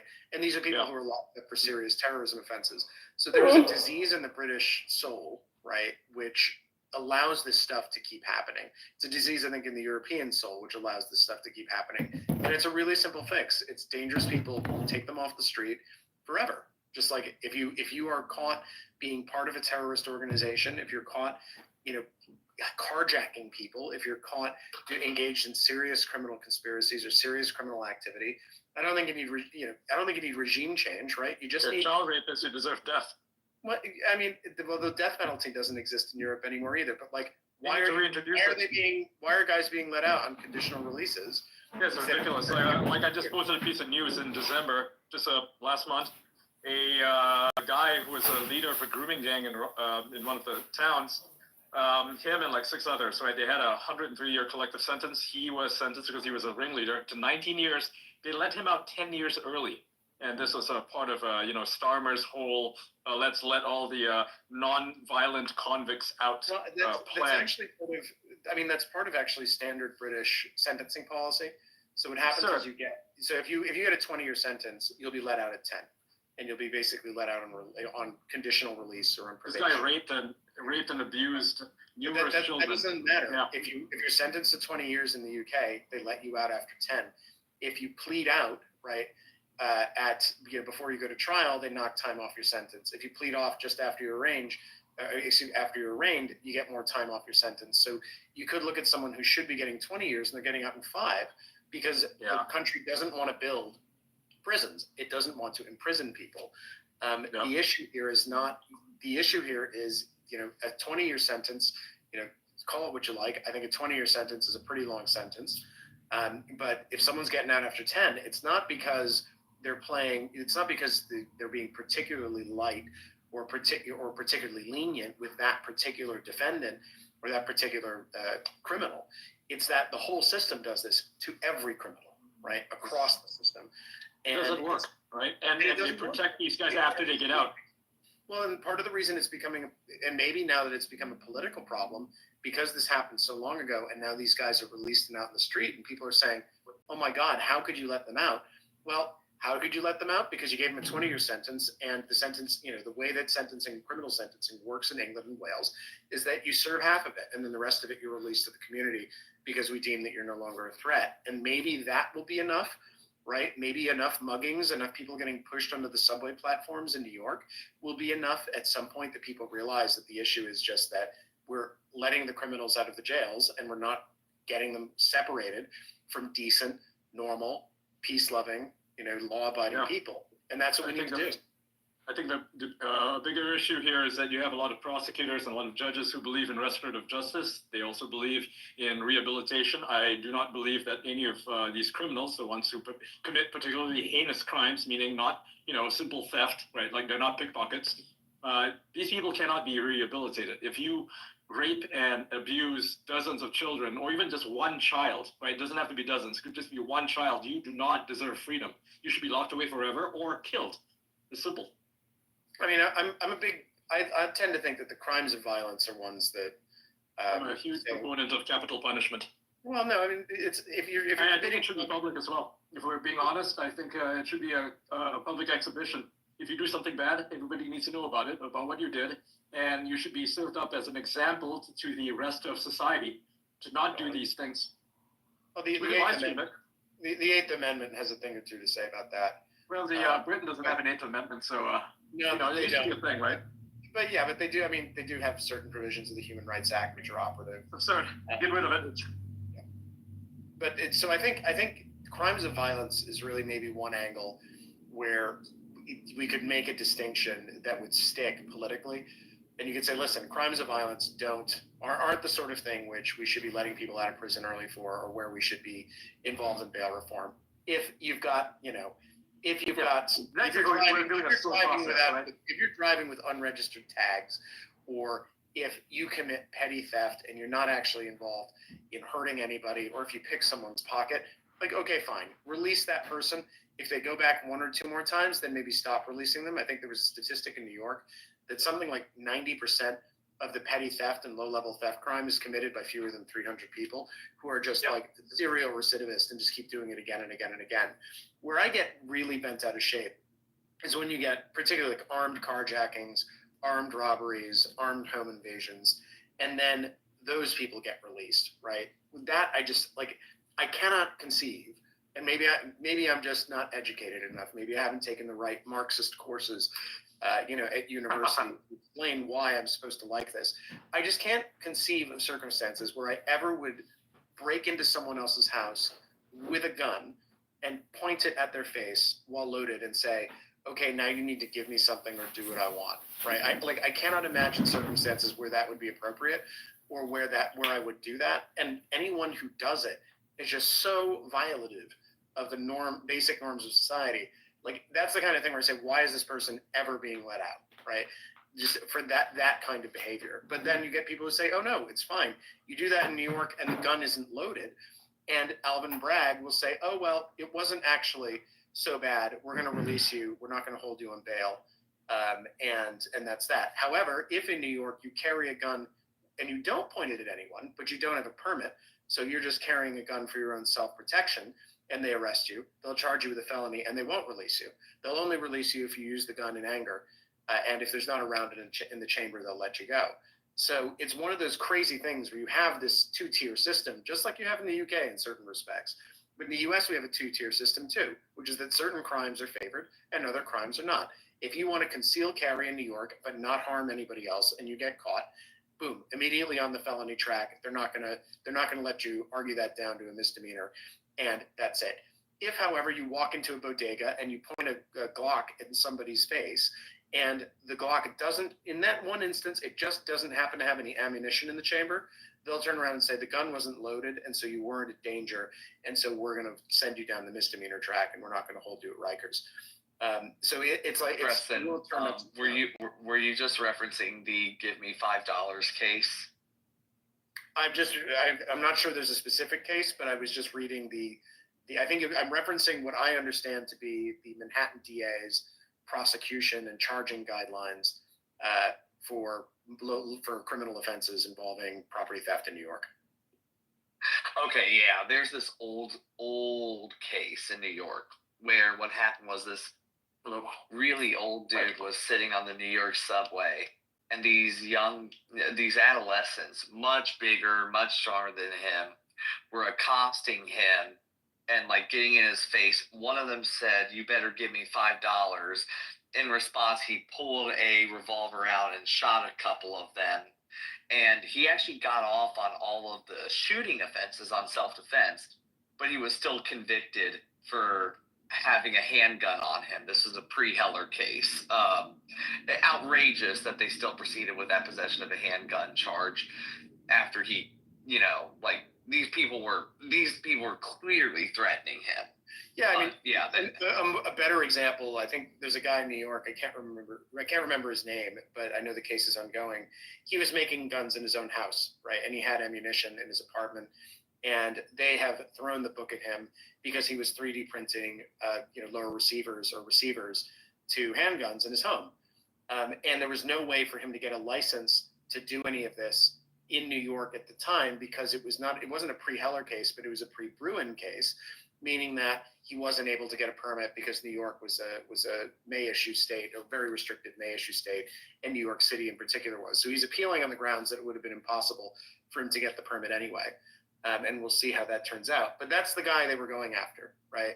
That's the kind of person that they expend considerable resources in order to stop, but they're not expending considerable resources. So, you go around, walking around New York City, it's crazy. You go to a CVS, everything is locked up, or Walgreens, everything is locked up. You cannot go in and buy a tube of toothpaste without calling an attendant over, having them unlock the item you want, and then putting it in your basket, going downstairs, and then you have to go and check it out. So, like, that's the kind of stuff which people in New York have just kind of gotten used to it. But as someone who's not from New York, you go in and you say, this is insane. This is not sustainable. And this is clearly policy failure somewhere along the chain. But like everybody in New York just kind of tolerates it, or they adapt, right? They say, okay, well, I just won't leave my house, right? I'll just go order this from Amazon and I'll have them deliver it to my front door because Amazon has a guarantee. So if my thing gets stolen, I'll get my money back.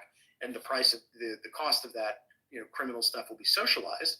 And I just won't have to interact with any of the problematic things. And and then the stores close, and then the jobs leave, and then the landlords start to default on their loans, et cetera, et cetera, et cetera. So there are all these downstream consequences. And I guess when those consequences get bad enough, maybe large corporations will be in a position maybe to tell the Democrats in New York, maybe you want to change course so that, we actually have an economy here that isn't just remote delivery by Amazon to everything. But, I don't know. I wish I knew the easy way to solve it, or the way that you could, broadcast a message and say to the people of New York, guys, it doesn't have to be like this. You can fix this. You just gotta buck up and make some tough decisions. But of course, I think I saw it put this way once. If you say, if only everyone would just, everyone will not just, right? Everyone does not just. It's never happened in history. So we need to have some changes. It'll be slow and incremental, but it's very frustrating to watch.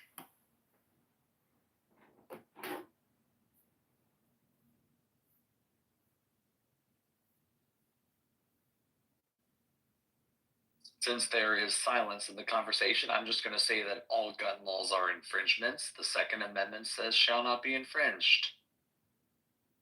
Hell yeah.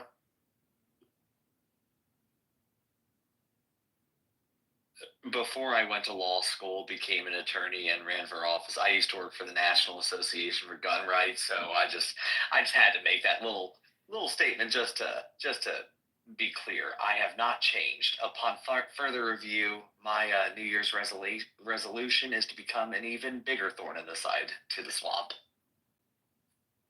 My New Year's resolution was to wear black tie at least once a month for 2025. Hey, Adrian, question. Yeah, what's up? Do you want to take some questions from 4chan? Sure, if they're good. Okay.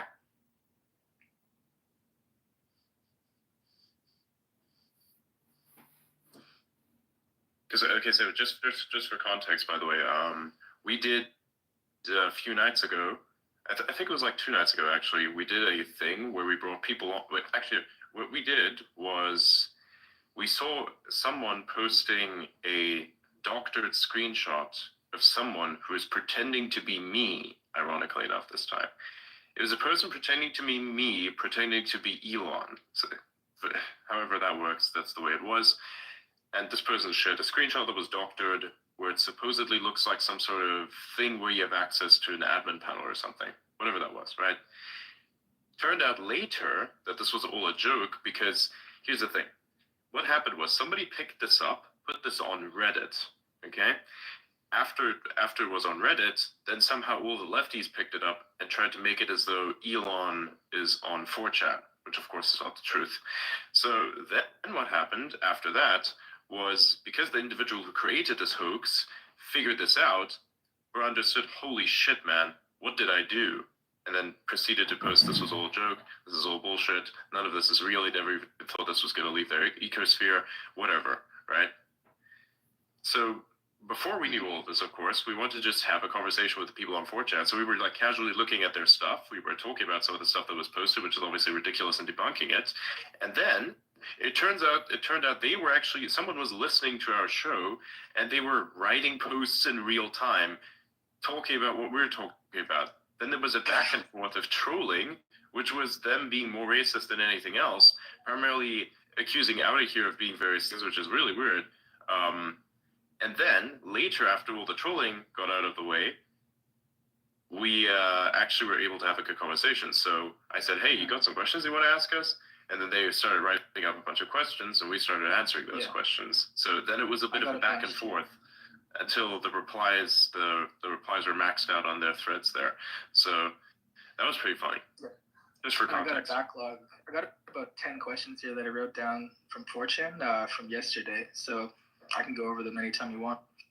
Mm-hmm. It depends. I think, look at, is it still relevant to what's happening at the moment? I believe maybe we have discussed a lot of things regarding the, I think those will just be H1B questions, wouldn't it? And I think we've kind of discussed that topic as much as we could. Right now, what we should really focus on is, information and its protection, and just, I think, what's happening in the UK, because what's happening in the UK right now is absolutely insane. Like, that cannot happen anywhere else. So it depends. I don't. Yeah. Well, it's not what happened. It's not what's happening in the UK, right? Because the thing is, it already happened, and it happened a long time ago. I think the thing that's insane is not so much the Rochdale incident.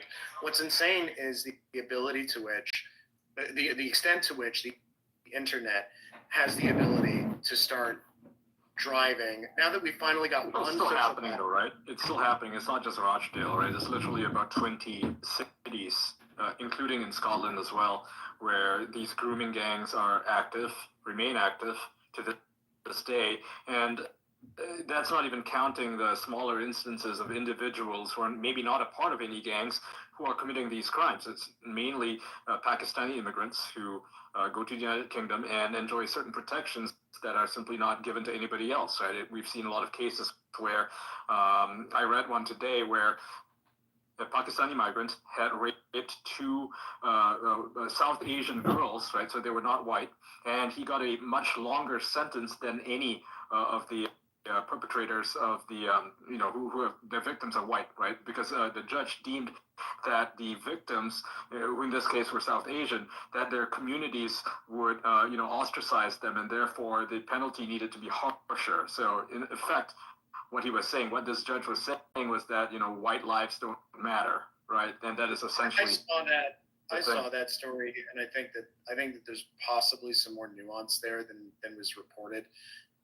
And I'm really skeptical generally. There's a direct quote from the judge himself, right? I know it's a direct quote, but there will have been half quote. It's one that invites further inquiry and investigation, but I'm not sure it's as damning. I'd have to do more research, and I would encourage everyone to do more research on that as well, because it doesn't sound like.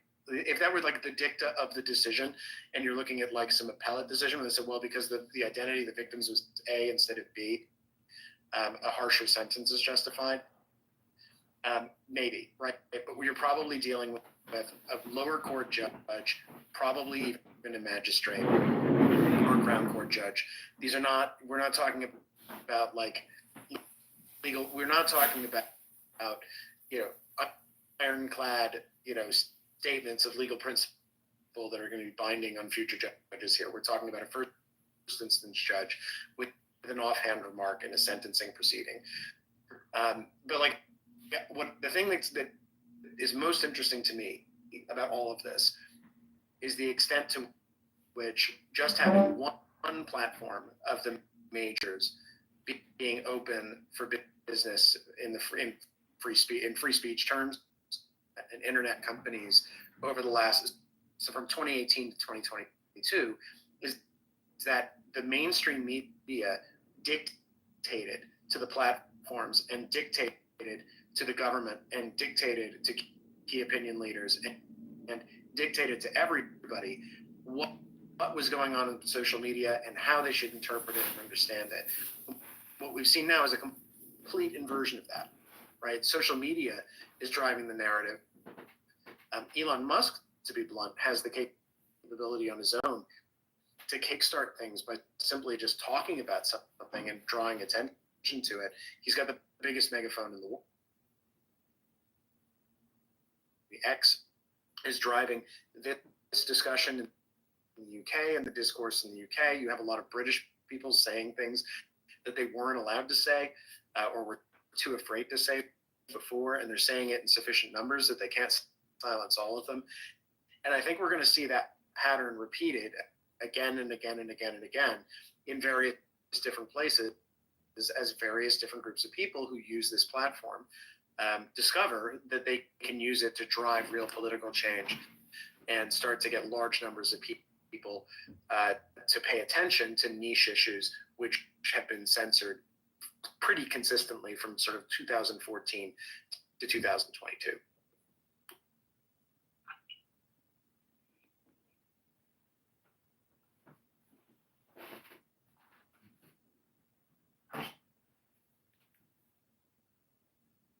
I mean, we forget, right?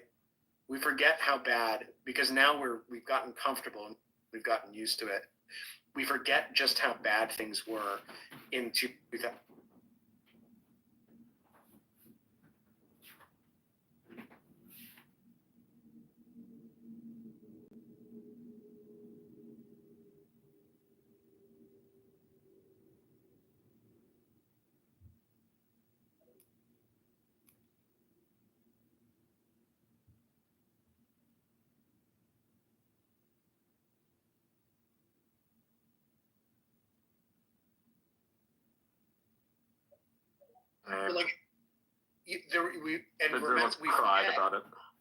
We forget the reasons people were banned, right? How many of them were banned, and we're also forgetting because we've gotten comfortable, right? I was in the trenches the whole time. I remember.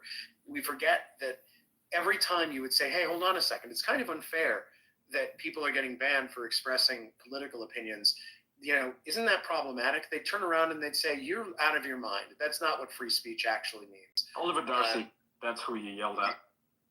Yeah. So they'd say, "You're out of your mind. You don't actually know what free speech is about. This is completely justified. There's no great government conspiracy to silence you." Of course there was. The government respects your rights. If you want to go build your own, go do this. But in fact, it was a systematic effort involving the whole of the United States government working in close, either collaboration with large technology companies or by pressuring large technology companies and threatening them with, regulatory enforcement and other sorts of vague governmentese. And we forget, that was the norm until 24 months ago, almost to the day.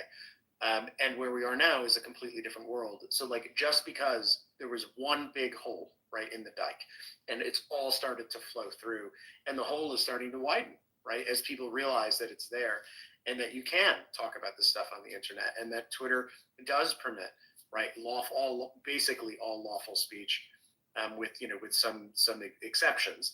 And of course now we've got the criticisms I've heard in this room the last couple of days. People who've been demonetized for violating the TOS are claiming, "Oh no, we don't have our free speech." You guys have no fucking clue. They've forgotten, right? They've forgotten how bad it was. They don't know how lucky they are, and they don't realize, right, that but for this platform and this whole political movement that we've seen in the last 2 years in the United States and elsewhere around the world probably wouldn't have happened. But for the fact that there was one big hole punched in the dike that gave enough people enough breathing room to actually start, a preference cascade and to start talking about what they believed and, saying, gee, maybe this stuff about, gender ideology, this doesn't really accord with reality, does it? It's a little weird, don't you think? Yeah, I don't like it either. It's a little strange. And that has compounded and it's going to keep compounding. But that's what I think is the most interesting thing, is we're seeing this pattern, and we've got AI now in the mix, which is of course super interesting too, because I think there's going to be a lot of use of AI on this platform, as is, I think, totally appropriate and proper for people to use AI to turbocharge their First Amendment rights and the expression of those rights. So yeah, it's a really interesting time to be alive. It's just endlessly interesting. I mean, if you ask me, for those who are complaining about X, I would highly recommend them to try every post that they posted on X on Blue Sky and see how that goes. Like, I have an own suggestion for them. I have my own suggestion for them. If they think that X is a tyrannical dictatorship, they should try moving to North Korea. Oh my God. Well, and you know, above and beyond the North Korea thing, I would love for anyone to look at how much X and their general free speech policy did to benefit me in my state representative run, and just say that X is discriminating against conservatives, X is discriminating against America First types or non-interventionists. The reality is this, that if you took the verbal statements of myself or most of the people on the X spaces that fundraised for me, that led to more than 10% of the money I had to win my race against a person that held office longer than I had been alive, I would have been banned immediately. That space would have never happened. I would have been deprived of finances, of resources, of means. Look, is any platform perfect? Absolutely not. But let's be very clear. X is the best of them. It's amazing because, I'm very, very, very non-interventionist. And the reality is, I've noticed my engagement, I've noticed my impressions on X have been significantly improved since Elon took over, since every single algorithm changed. Objectively speaking, there hasn't been punishment for any statements I have made on X. It's a good platform. Free speech is overwhelmingly recognized, and if the biggest objection you have is that revenue sharing is not being fairly applied to you, you don't have a First Amendment right to a private company's resources. They should try going, like Laura Loomer and company should try going on fucking YouTube and see. I think she's probably already been banned from it, but like, if you really think that X treated you unfairly, try using YouTube and see how long you last, right?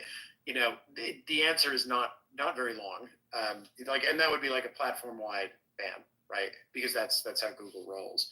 Well, I would say that the only constitutional right currently being denied to Laura Loomer is not her First Amendment rights, but her Second Amendment rights. And the reason why is because the Second Amendment, in my view, once you're currently free, you can have a gun. But since she was institutionalized for being extremely mentally unwell in Florida, against her own will, that rendered her unable to own a gun. Well, I most certainly would not trust Laura Loomer with a gun. We don't need to go into people's Well, I know. I'm just saying, look, I wouldn't trust her with a gun, but that being said, I get she may have a Second Amendment claim against the United States government, but I don't think she has a First Amendment claim against Twitter. Damn. Hey, Elon. That's fired. That is something. Wow.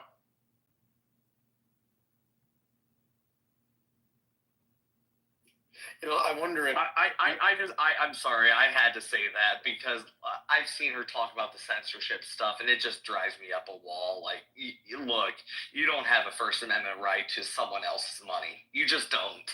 I think it's not even that, right? The idea, the thing that's interesting about what that particular line of attack is doing, right, against X, is they're trying to conflate the issue of, yes, the First Amendment isn't implicated. The platform, I think, the way to think about it is it's not like in the sense of like the platform being a public forum. The question that you need to ask is, when the platform was yanking your check mark, right, were they making a decision that was content-based, right, or was it sort of like a time, place, and manner kind of restriction? And if it's content-based, was it motivated by discrimination for a particular viewpoint? In this case, Twitter has a rule, right, or X has a rule, which says that you don't dox people, right? And it doesn't matter who you are, what you do, what it is. You post someone's dox, bang, you're liable to lose your blue check mark and potentially get kicked off the platform. It's a content-neutral rule, right? It doesn't matter whose dox you post. It doesn't matter why you've posted it. It doesn't matter what argument you're making. It doesn't matter what position you hold. It's if you dox someone, you get dinged, and that's the end of it. And like that particular piece of First Amendment doctrine appears to have escaped all of them, right? Because they're just saying, oh, well, we're being treated differently than everybody else, so it must be a First Amendment problem. Well, you know, if you threaten someone, right, the government's going to treat you a little differently than they're going to treat someone who doesn't threaten someone, right, out in the real world. And so it's one of those things where it's clearly not a politically motivated decision. It was like you posted docs, that was it. And the First Amendment has doctrine around that, and it says that the government, right, in similar situations, is able to take out, you know, to undertake remedial action. Incidentally, there's also First Amendment doctrine about using and posting docs to rally an internet mob to go harass people. The case is Gersh versus Anglin, and it's out of the District of Montana, and it was a prominent internet neo-Nazi. I'm not sure what his affiliation was. I think it was Stormfront was his. Yeah, it was Stormfront for him, so he ran Stormfront. And there's a woman named Tanya Gersh who lived in Whitefish, Montana, and she, I believe she was an outspoken critic of his, and he just posted her docs online. Daily Stormer. He posted it on the Daily Stormer. That's where it was. He posted it in Daily Stormer. And an online mob went and bombarded this poor woman with abuse and threats and various other things. And so he pled the First Amendment, and she said, well, hold on a second, it was an online harassment mob. That doesn't quite count. And the court sided with Gersh. And he has since, I don't think he's surfaced since. I think he's on the run, probably out of the United States and off the radar. And that was years ago, like 10 years ago. So like this thing where you have docs being posted online, which can only serve one purpose, right? It can only serve to try to get the internet to flow into some receptacle in somebody's home, either people coming to their front door or ringing their phone or, you know, showing up on the street outside of their house. That is the only purpose posting someone's docs serves. None. No other legitimate purpose for discourse or dispute. And, you know, that's it. Like, that's why platforms do this. Because, again, and even like Gab, right? Gab is a pretty well-known platform for its free speech rules, right? It allows all kinds of stuff that virtually no other platform will allow. But no anime. Anime is banned. It doesn't ban anime, but I believe it bans porn and anime porn. So I'm pretty sure it doesn't ban anime. But like even Gab, like you post docs on Gab, you're done, right? They will just ban you outright.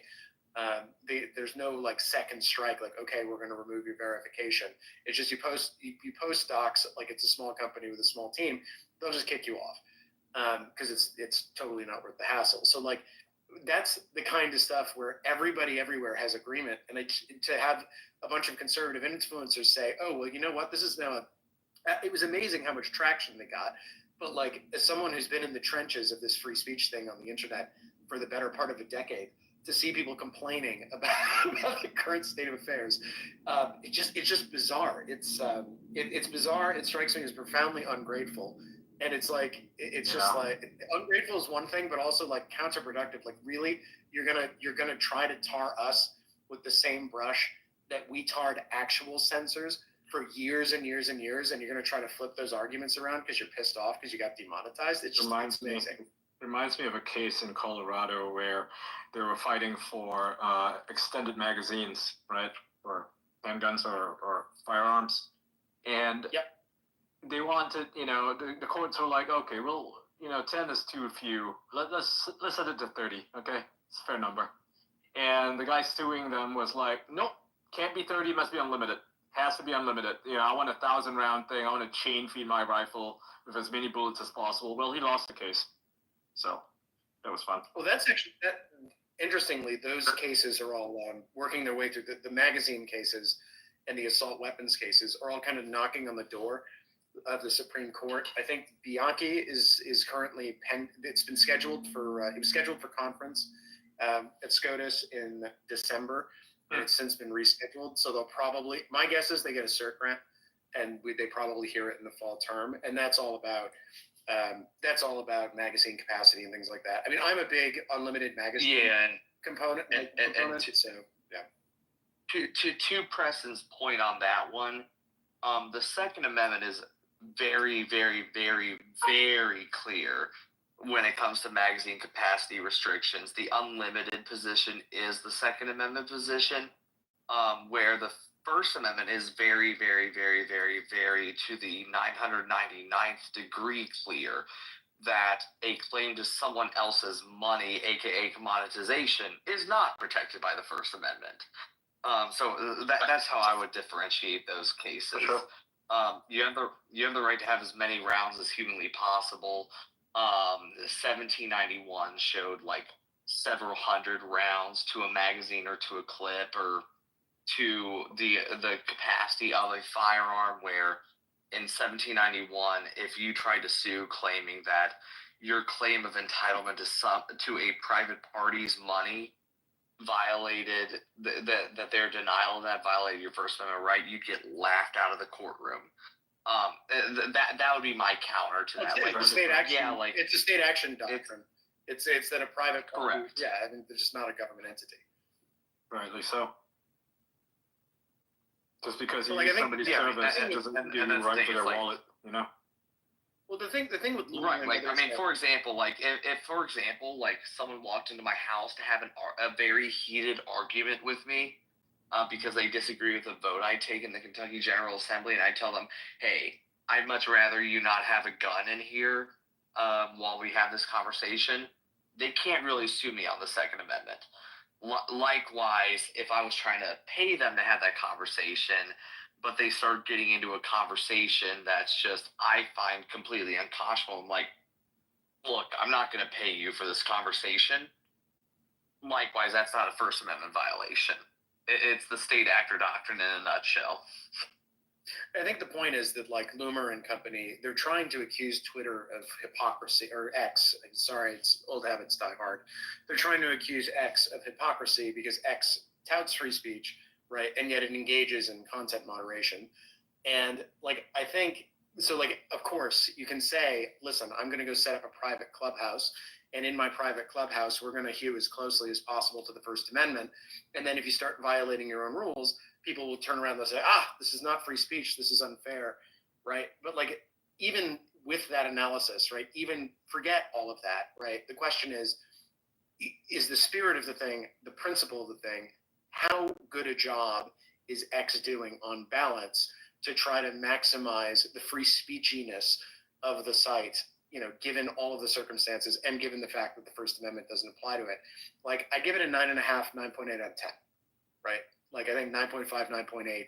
Like, for Americans, pretty close to 10 in play. And then across the world, obviously, it's subject to other rules and other jurisdictions that mean that it can't necessarily perfectly comply or replicate the First Amendment there, because like in Brazil, the Brazilian constitutional court is notoriously censorial. In Germany, you know, under the NetzDG, you get takedown orders all the time. Britain's going to have the Online Safety Act. That's going to be another regime that they have to comply with. So like, even, I think the question really is the free speechiness of Twitter as a private company, is it free speechy enough, right? Are they doing a good job at being free speechy in the class? And I think the answer is yes, to be blunt. Yeah. Consider the fact that when I was in Europe, right, I got censored by the European Union for posting stuff about how Haitians eat dogs. That was fun. Also, Ian, so to everyone, this is an ADHD moment for me. I haven't had one this entire time, so I feel I'm entitled to one ADHD moment. I do have to point this one out. There is an absolute champion in the audience named Rep-elect Lucas Schubert, Lukas. Ian, I'm pointing you out particularly to him because you've been talking about protecting children throughout this space. He has been big on like standing up for children's rights and like parents' rights in Montana. He's the youngest incoming legislator, I think, in the entire country right now. I just want to give him a shout out because he is dealing with a judiciary that is openly left-wing. Like, these guys just said it's unconstitutional to ban the gender mutilation of children. He's in the audience right now, and he's been fighting against that judiciary. I just want to give him a shout out. I just saw him here. Just wanted to point that out. Oh, man, like, thanks for fighting the good fight. We need more of you guys. Seriously, it doesn't matter where you are, whether it's anywhere in the U.S., Canada, the U.K., anywhere else in Europe. You know, it doesn't matter, right? We need to win this fight. So thank you. All right, let's bring him up. Yeah, if you want to come up, just is that the question? Yeah, Rep Schubert, dude, if request and let's come on up if you want to talk about like what's going on in Montana. I mean, dude, like when I think about like a state where every state representative, every state senator should not just be a Republican, but should be a like conservative MAGA Republican. I think about Montana, and I just think about the uphill battle that you have. So if you want to come on up, please do. Yeah.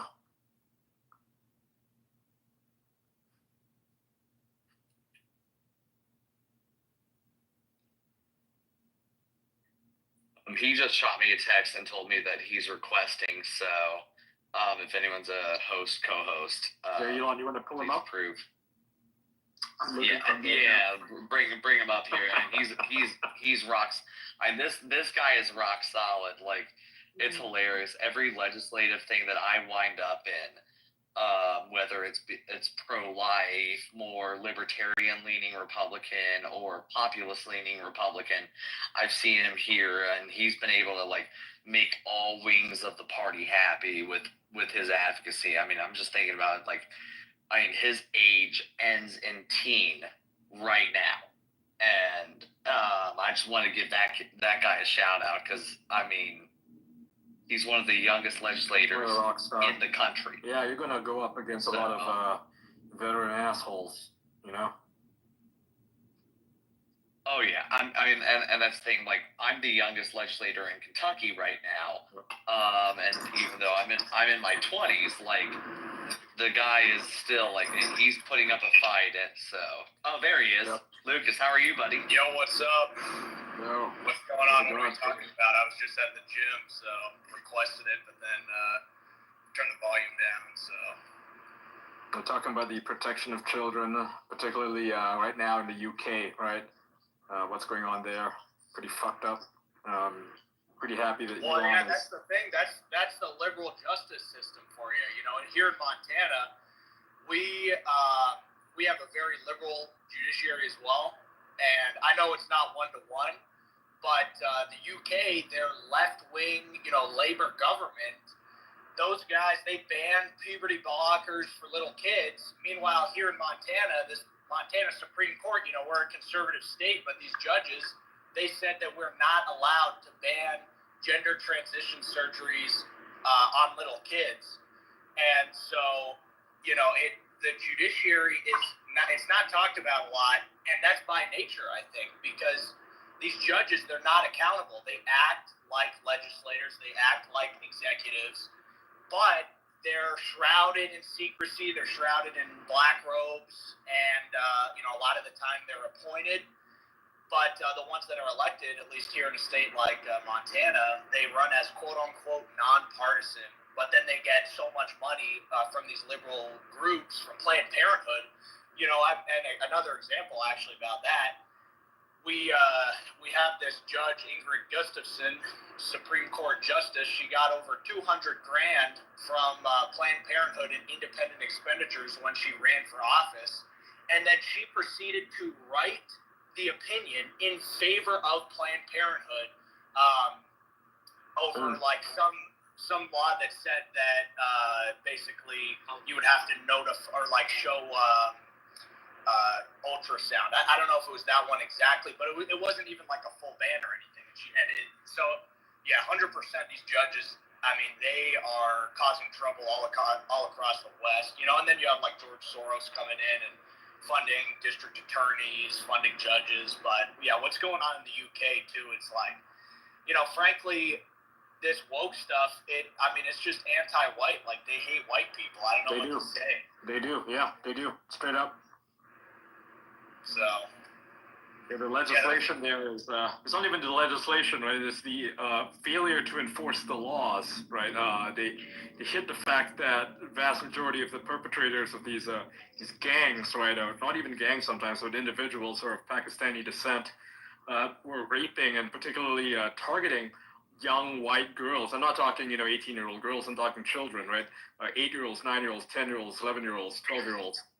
Grooming them into becoming sex slaves effectively, to be, to have like 40 men at a time, just like turn them into this, this thing. It's just fucking abhorrent. And they covered it up for years.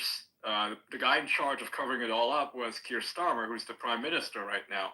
And the reason they did so was because they simply didn't want to lose the Pakistani vote. They didn't want to create, some racial enmity or some bullshit. And so they let all these guys off the hook. Many of them have been photographed being chummy with the police officers who should be the ones arresting them.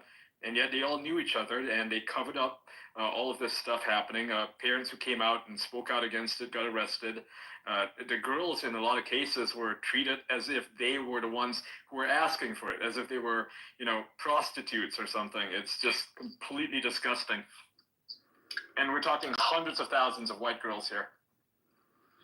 Well, yeah, that's the thing. I mean, the child trafficking, that's something, that goes on everywhere. Obviously this case is particularly bad, but, really all across the Western world, you got these disgusting pedophiles. And, we need to ensure that this stuff does not continue, that it is completely shut down. I got a bill coming up here where we're going to put some penalties for distributing child pornography online. So still working on that one, though, getting back and forth with the drafters. But, in the U.S. at least, like illegal immigration is a huge source of this because you have all these people coming in here, no one knows who they are. And, they got cartel connections, they got human trafficking connections. And so, we need to deal with this 100%. 100%.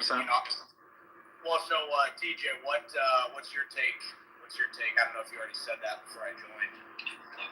Yeah, I just mentioned I have 4 colleagues in Kentucky, Candy Massaroni, Steve Rawlings, who was actually my current state representative, who just moved up to state senate when I took upon his duties as state representative in January 1st, Steve Doan, and Josh Calloway. They introduced a bill last year in response to a child rapist. This freak raped a 6-month-old baby while working at a daycare, and received only house arrest. And the reason that they received house arrest was because that giving this thing anything short of just house arrest would result in a disruption in its gender transition therapy. They gave it house arrest as a consequence. Are you kidding me? That's fucked up. So he basically got away for being trans.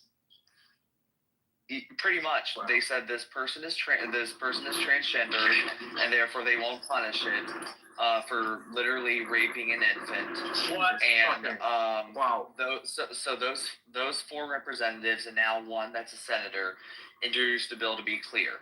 If you commit sexual assault or rape against a child, you are eligible for the death penalty immediately. And I don't think that's excessive. Yeah, I get it violates a current Supreme Court order, but I think there's enough votes to overturn that rule. If there's any role of government, it's protecting children. Lucas, can you send me a news article about that? I wanna bring it to my audience later. I can send that over to you, Ian. Because that happened in my state. Okay, yeah, I followed you, so yeah, just feel free to hit up the DMs. Yeah. Will do. It's one of the most disgusting incidents I've ever seen in my entire life. One of the worst things I've ever heard. It's extremely upsetting. It made me sick to my stomach just seeing the fact that we literally gave house arrest to someone who would do that to. Literally just.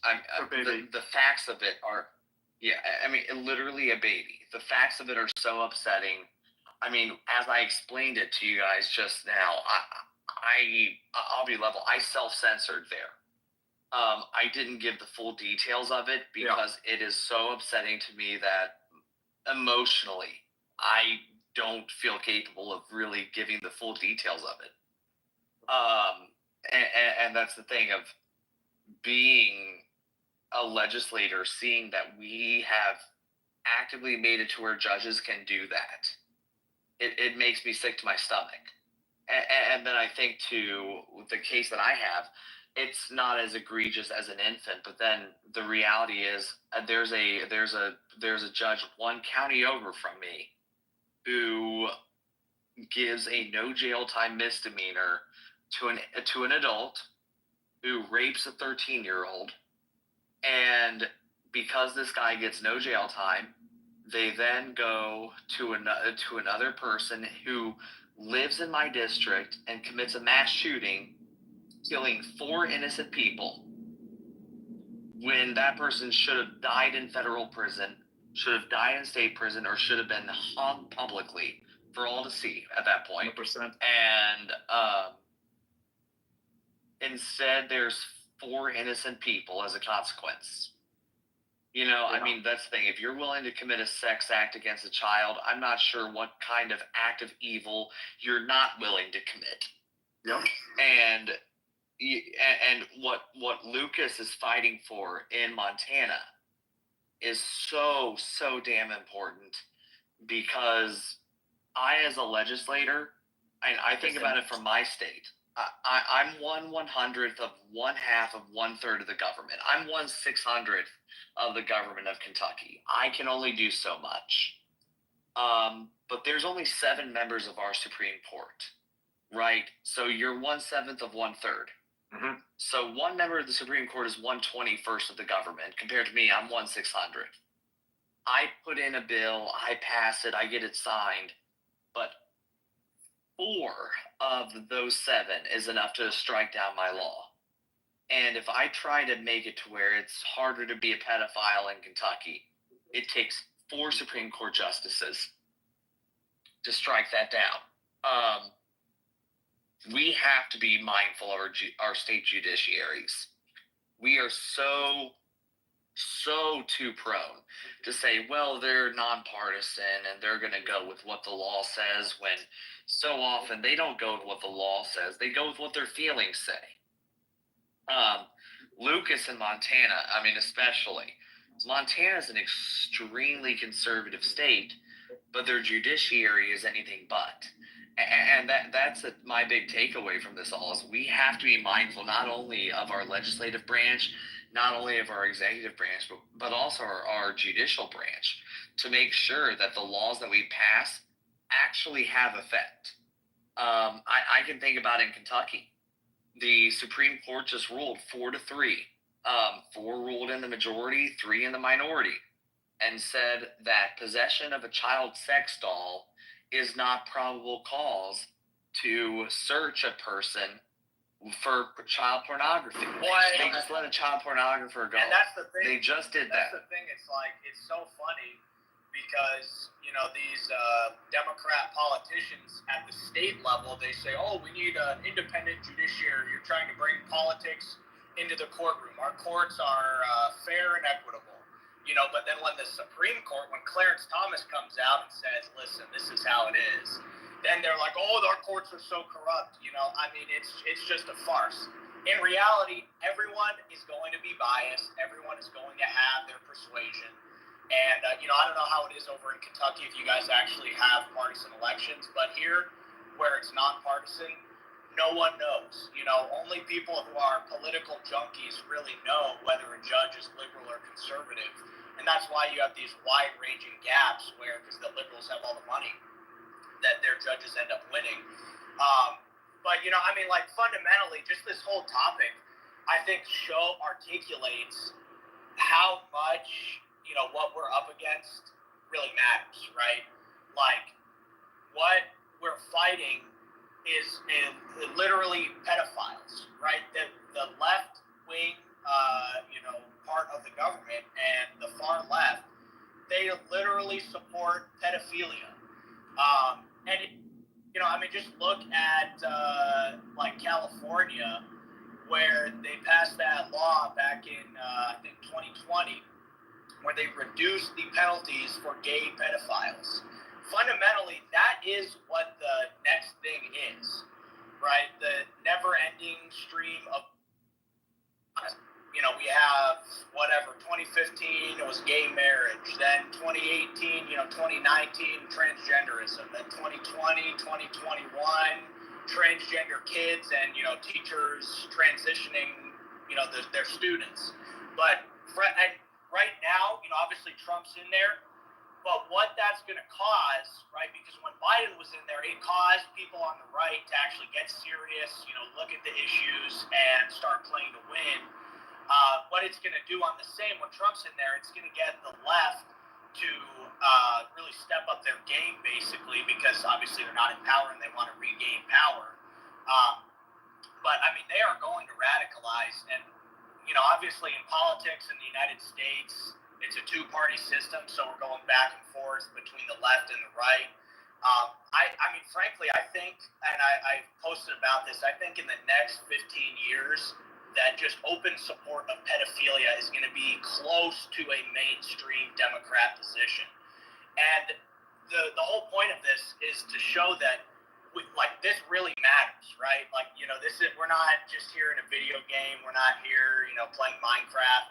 This is real life, and there are real things at stake here, whether or not we win or lose. And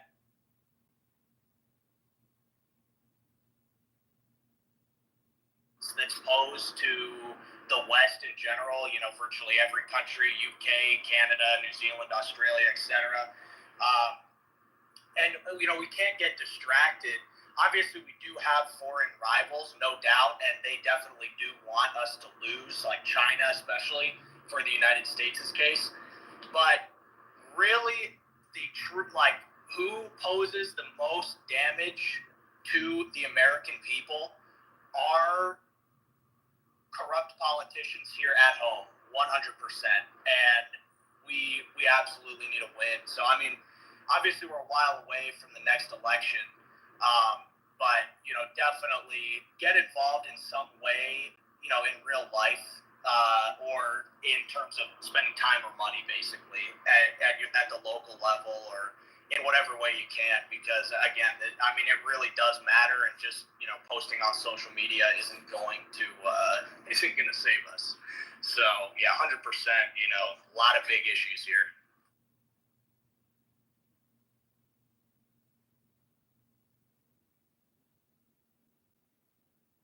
Yeah, and that's the thing of look, just because someone has a letter next to their name, don't support them immediately. That's the thing. The thing I'm telling you about Paducah, it's a pretty Republican area. It's a rural area. The more deep, city part of it, it's pretty purple. But realistically, there is no reason that a person who was convicted of raping a baby should be serving house arrest. And that's the thing. That's unreal. It's insane. And literally, the judge's decision was based on the fact that sending this animal to jail would have disrupted its gender transition. It truly shocks the conscience. I can think about it here in Kentucky. One of the most conservative members of Congress in the country is Thomas Massey. That's my congressman, by the way. And it's an honor to have his support. It's an honor to have supported him throughout. Thomas Massey's district, by the way, aligns 1-to-1 with Michelle Keller's district. She's one of the most liberal justices of the Kentucky Supreme Court out there. She believes that the Kentucky Constitution confers a right to an abortion.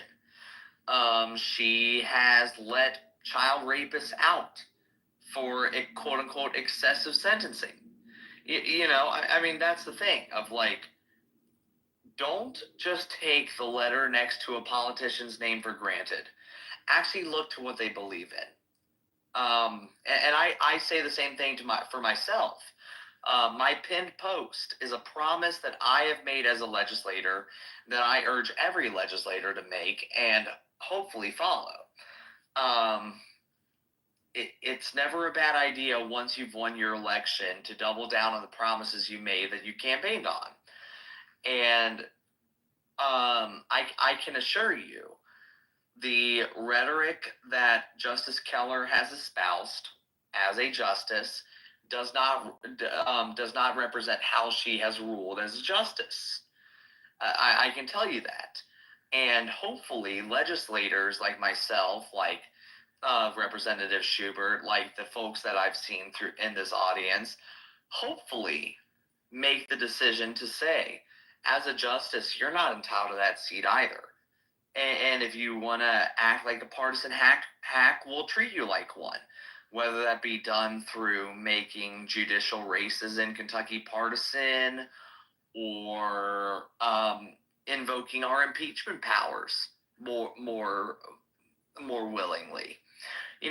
Those are things we can do as legislators to really stand up for children. I can say it makes me absolutely sick to my stomach that the Supreme Court let a child pornographer go in my state because they said that his possession of a sex doll was not sufficient to justify getting a warrant to search his home. I think clearly if you're willing to buy a child sex doll, you're probably looking for child porn somewhere. I think that's clear enough. We'll see what they say now that we have taken the corrective actions. Luckily, by the way, in Kentucky, it was legal to own a sex doll that resembled a child until April of this past year when we finally banned it. By the way, there was one Democrat who talked about how, quote unquote, minor attracted persons need those things to resist their urges. Her name was Karen Berg, and I think that she's a national and international embarrassment for that statement, by the way. Luckily, the bill to ban those things passed, despite her attempt to kill those bills. We'll see what the Supreme Court does now that they are formally illegal in Kentucky.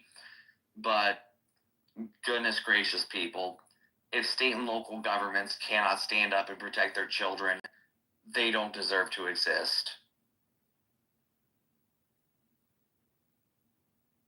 Well, and that's the thing, like you said, it's not all about just the letter next to their name. Because frankly, I think that a wolf in sheep's clothing is going to be worse than a wolf who is easily seen as such. We got these, whatever you want to call them, establishment rhinos, whatever. But these guys, they go in there and they end up going with the Democrats on most of the important stuff, to the point where, on the map, at least, red versus blue, we have massive majorities, but on a lot of critical votes, we don't necessarily have the votes on a lot of critical bills or amendments or anything like that. So the primary, especially if you live in a red state or red district or whatever, is going to be the most important thing. At the federal level, what was completely embarrassing was that you had last 2 years, I believe, they passed this gun control law they had Republicans come and join them and break the filibuster. Some of them, some of these more establishment people, they broke the filibuster to pass gun control. Not only obviously is that not policy that the people want, that's not good policy, but how do you think that's going to make voters feel if they see because these are basic things, right? 2A is something that's, universally pretty much supported within the Republican Party, and especially in a state like Montana, it's just common sense basically anywhere outside of San Francisco or Los Angeles or Portland. But voters, they see that. How does that? You think that's going to make them more or less likely to vote? So the primary elections really is where the future of this country is going to be decided at, especially if you're in a red state. And personally, at the federal level, it back and forth. You have these narrow majorities, and so when one party gets in there, then they repeal what the previous people did, et cetera, et cetera. So that's why I think at the state level, you have a lot more ability to do good as an individual, especially if you're in a small state, where you can reason. I mean, for me, I basically knocked every door in my district. I don't know about you, Representative Roberts, but I know you got a little bit of a bigger district, but really getting involved, I think at the local and state level primaries, that's where the real fight is going to be had on a lot of important issues. Yeah, I mean, I can just say from the state representative perspective, Lucas, I don't know how many people live in your district, but I made this reference before. 45,000 people live in my district. It's a whole lot easier to control my district than it is to control a member of Congress's district, which is 750,000. You can really make a serious difference. And just because the federal government says, hey, the Constitution doesn't require this at the federal level, doesn't mean the state government cannot put in that rule, right? Like, take Candy Massaroni, Josh Calloway, Steve Doan, Steve Rawlings' bill to give the death penalty to child rapists. Obviously, the federal government, it's going to be a whole lot more difficult to get something like that through. But in Kentucky, where each state house race is 45,000 people, I think that the people in this space alone could make the pressure needed.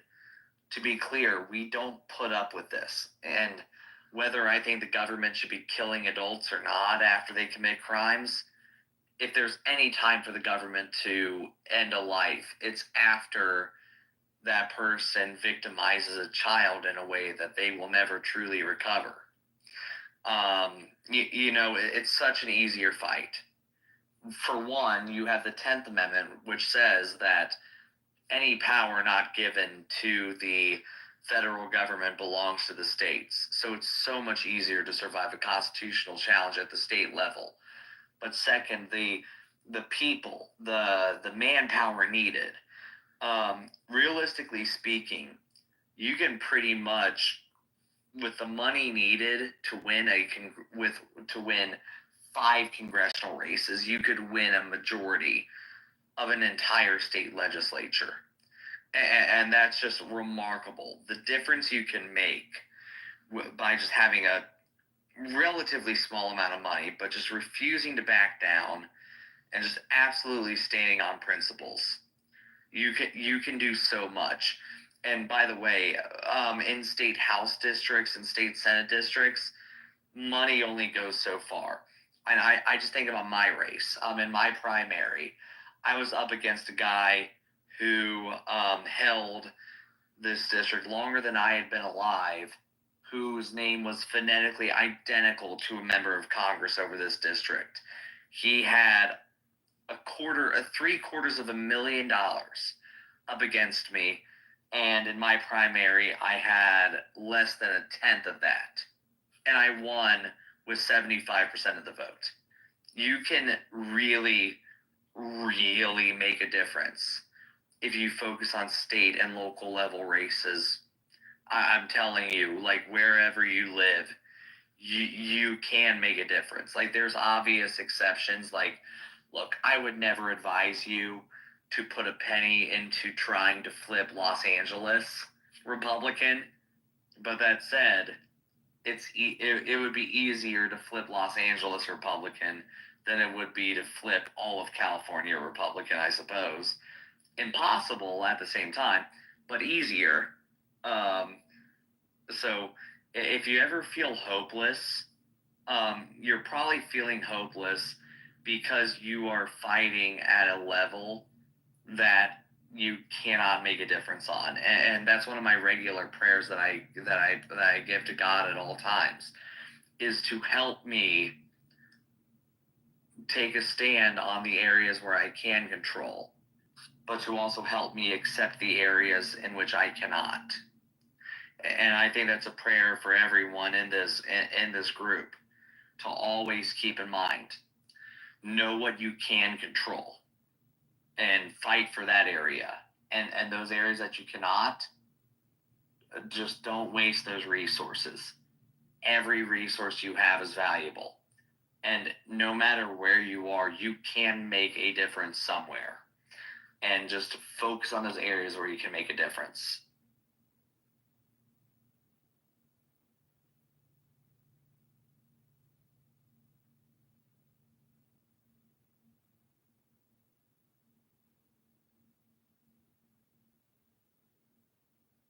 So there's stuff happening on the back end against the quietness. It's a really busy week. Yeah. Just a random question, and okay, maybe I shouldn't put it out there, but are you guys familiar with this one? Because I'm trying to think of her name, right? She's a woman who does X spaces. I don't know if she's been around recently, but she's accused of faking an illness, and she does it for donation. She speaks in a very soft, sort of sweetly pleasant voice, and all she does is lie. Do you guys know who I'm talking about? No, I've never heard of them, no. Not sure, no. She might not be active anymore, but yeah, if I find her name, I'll let you know. I'm sure someone's gonna message me her name because I know exactly who I'm talking about.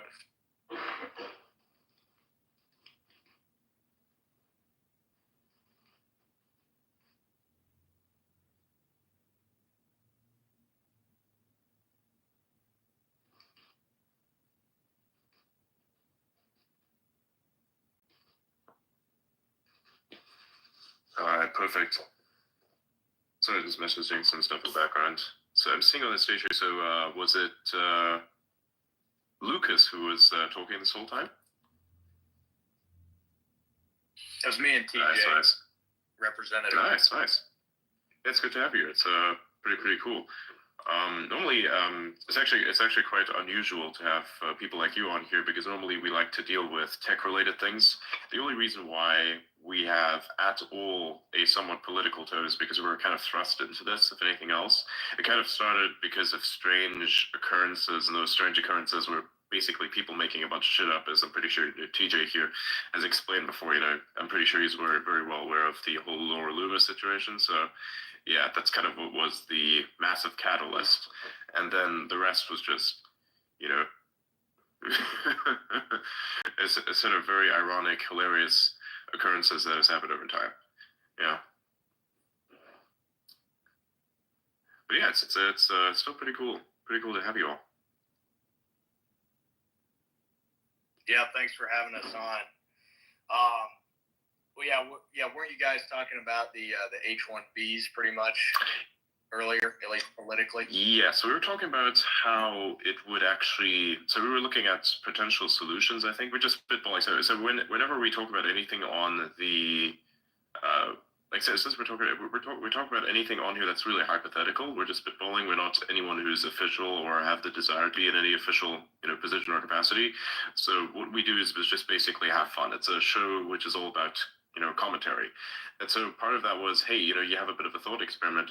What if, instead of complaining about all those problems, what if you could come up with hypothetical solutions? And because of our unique set of experiences, myself, of course, I'm involved in production, various other elements, we have a very unique understanding about the workforce that actually needs to be, brought into certain places, because for someone like myself, if I say, for instance, would have the need to build something and say, let's take America as an example. Well, let's imagine I need to build something there that hasn't really been built before, and the talent to basically operate and fine tune a machine that will be used within this facility that I'm building exists in another country. Then of course you need to bring this individual over, right? Or at least you don't want to advertise that you have this facility there and you need these types of people. So you need to somehow make sure that people can come in via the H-1B more effectively than they are doing right now, and also that the current state, the current state of the H-1B is repaired, because at the moment I do believe it is abused, and I think the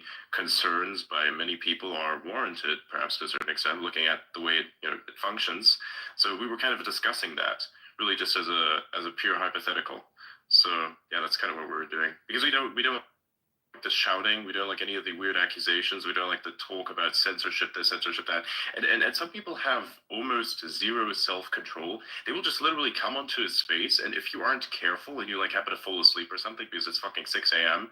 and it's like, okay, you sit there, and then all of a sudden it's people saying the most insanely unhinged, nonsensical bullshit ever. Conspiracy theories that I think are true, and then there are conspiracy theories that are just basically blatant, made up bullshit, in my opinion, right? And then people always err towards those because they feel as though, oh wow, we finally have a fucking platform, so now we're just gonna really let it out. There's an old German saying for people who just really let out everything that they have within them. It says, "Wir werden die Sau rauslassen," which means, are we really going to let the swine out? that's what we're doing. But yeah, TJ, you got your hand up.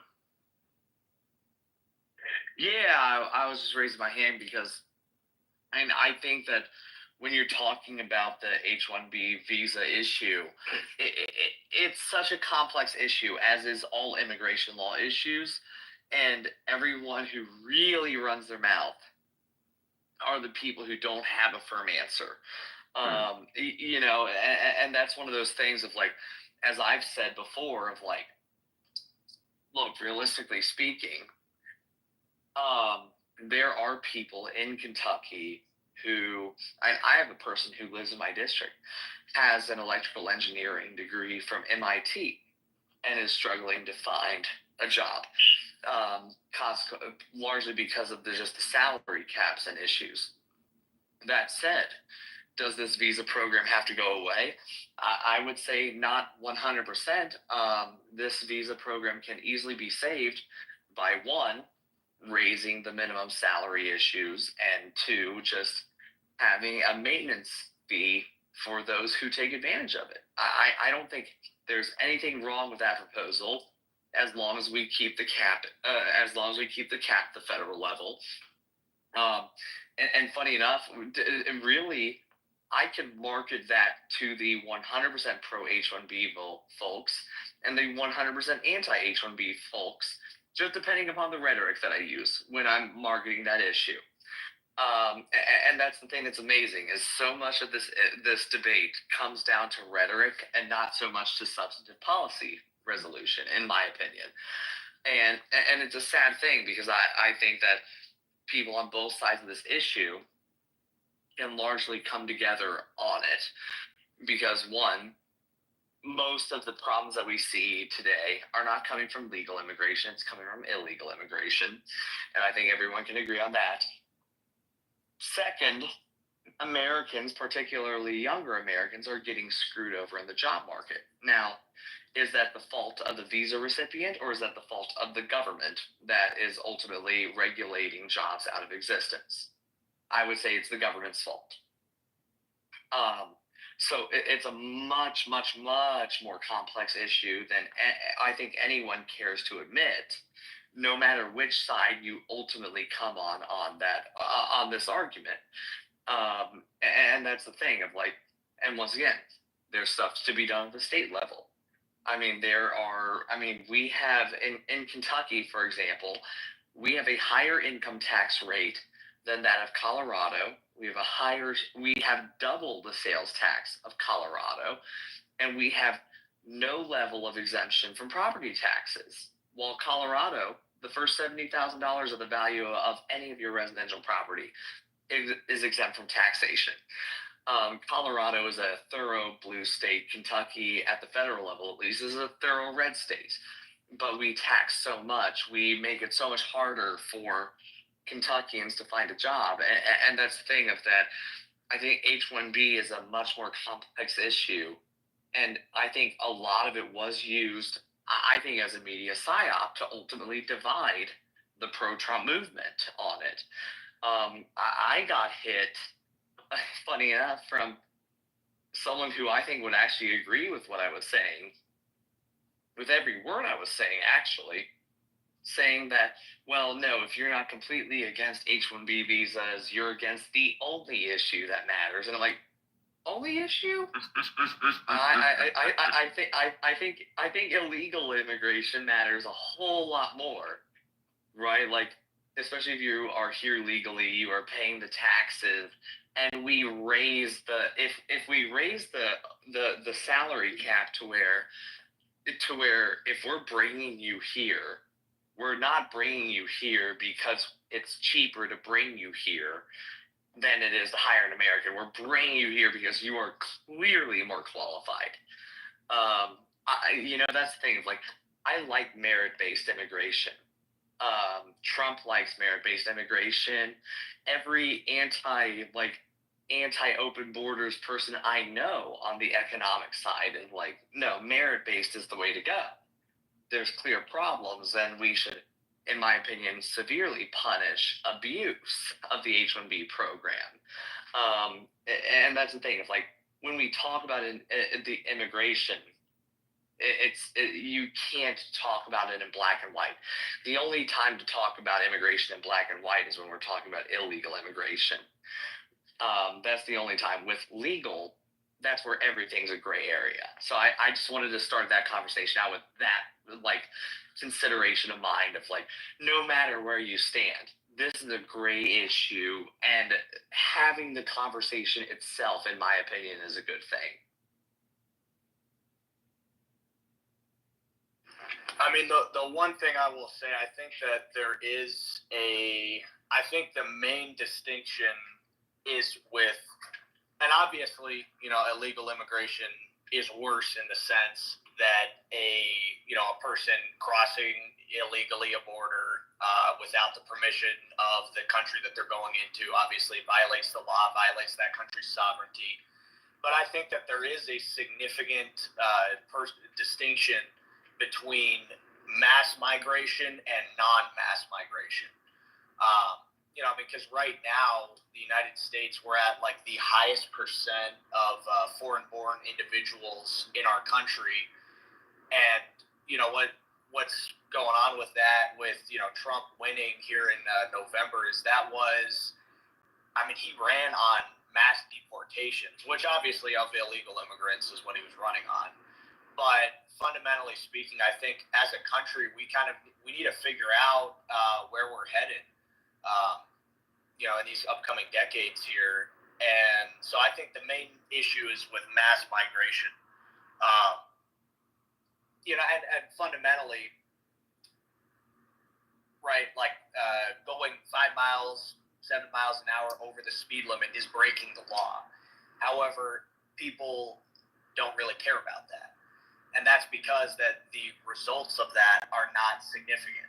However, illegal immigration, not only are they breaking the law, but the results of them being here are significant. And so with that, and obviously, again, there's some differences in those two circumstances, but really, I think the problem is with mass migration. So it's like, if you got someone like Elon or like Einstein, who is actually, like 150 IQ, super intelligent individual who would objectively benefit the country, no shadow of a doubt, then of course, that's one thing. The main thing that I'm concerned about is just that we need to have whatever the policy itself is, it should be viewed, the people crafting the policy should need to view it through the lens of how does this benefit Americans? Because ultimately the government, at least is supposed to, these days it rarely does, but is supposed to represent their own people, right? Every other country's government, that's what countries are for, is to represent their people. The Chinese government supposed to advocate for the interests of their own people. And again, obviously, we live in real life, so there's a lot of corruption. But fundamentally, whatever the data come from the view of how does this benefit the American people. So, personally, I've posted about it. I think that right now there probably is too much H-1B, but what we got to come up with a solution. So yeah, we'll see what happens. And obviously that'll be up to the federal government, but we'll see. We'll see.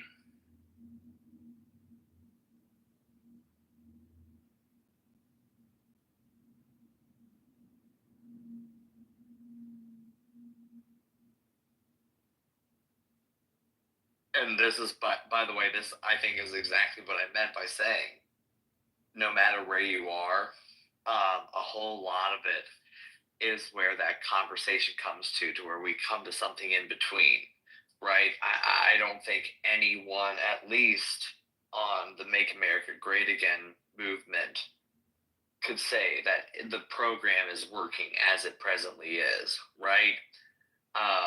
There is abuse. There are times where we have those issues where we see this and it's like, why is this visa being issued on this position at this salary?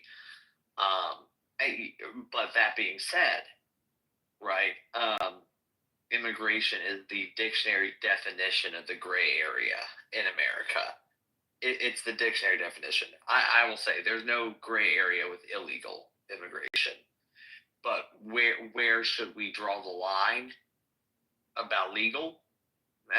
It's closer, right? I will say, like, for example, in Kentucky, our Chamber of Commerce, or as I call them, the Chamber of Compromise, they love to no end to talk about how we need to import more workers in Kentucky.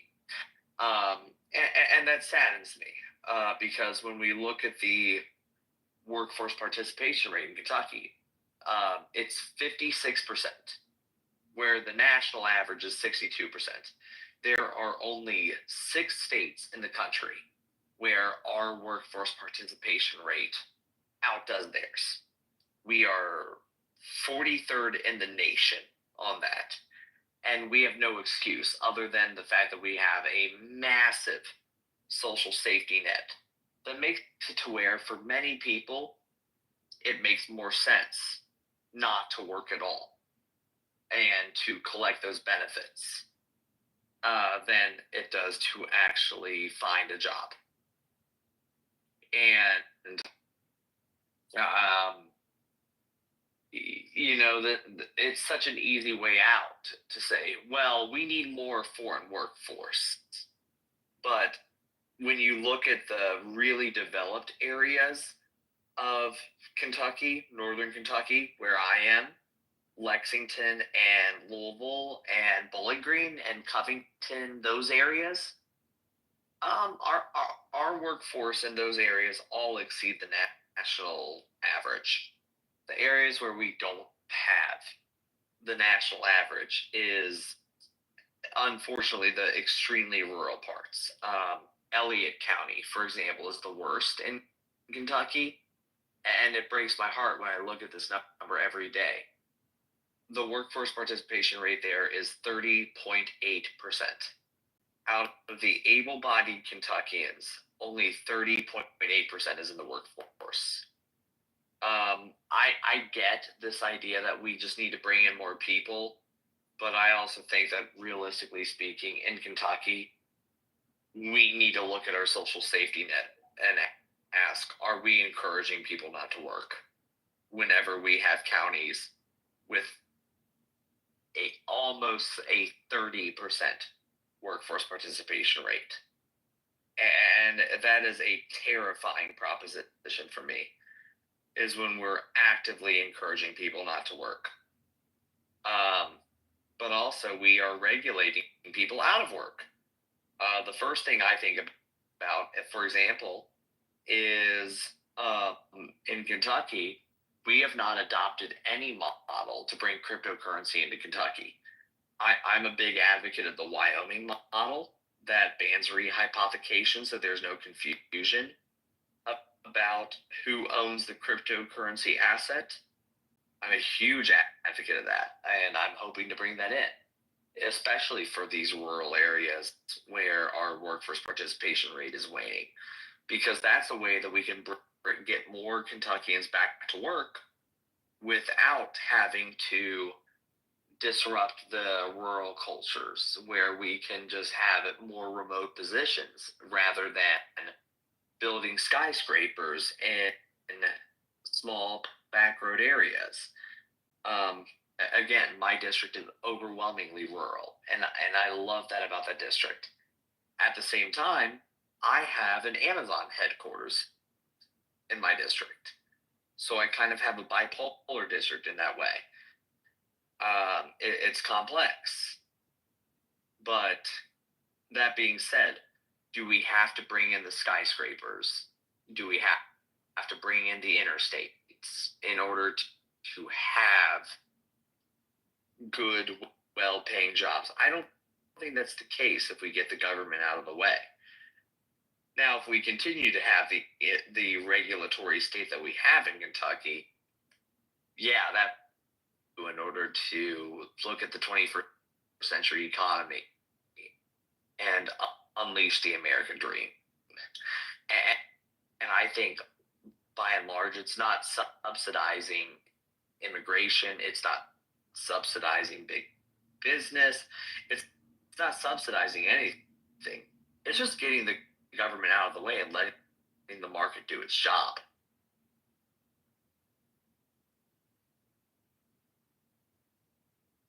Well, that's the thing. I mean, at least at the federal level, bigger than 08 in the coming decade here. And, obviously, famously, both parties like to spend a lot of money. But, I will see what happens, especially since it's such a narrow majority. It would require like two Republican defectors to block or pass something. And so, there's with the debt ceiling, if this thing keeps going up, I mean, just the insane effect on the economy it's going to have. So, but in terms of the immigration thing, though, Trump, he correctly articulated that illegal immigration, the illegals specifically, but again, obviously a lot of illegal immigrants are coming from second or third world countries. But you have these people coming here from third world countries, and their high standard of living is a low standard of living in the United States. So just built it into their whole life, them willing to work for a much lower wage is going to affect the labor market, right? Supply and demand, bidding the price of labor down, and then obviously that affects Americans because they either can't get a job or they have to accept a lower wage. So again, that's why I think the mass migration is the key, where that is the issue. If you have one guy, two people, that's not going to affect the labor market. That's not going to have a significant impact on the country. And the other thing is too, like I mentioned earlier, because we are at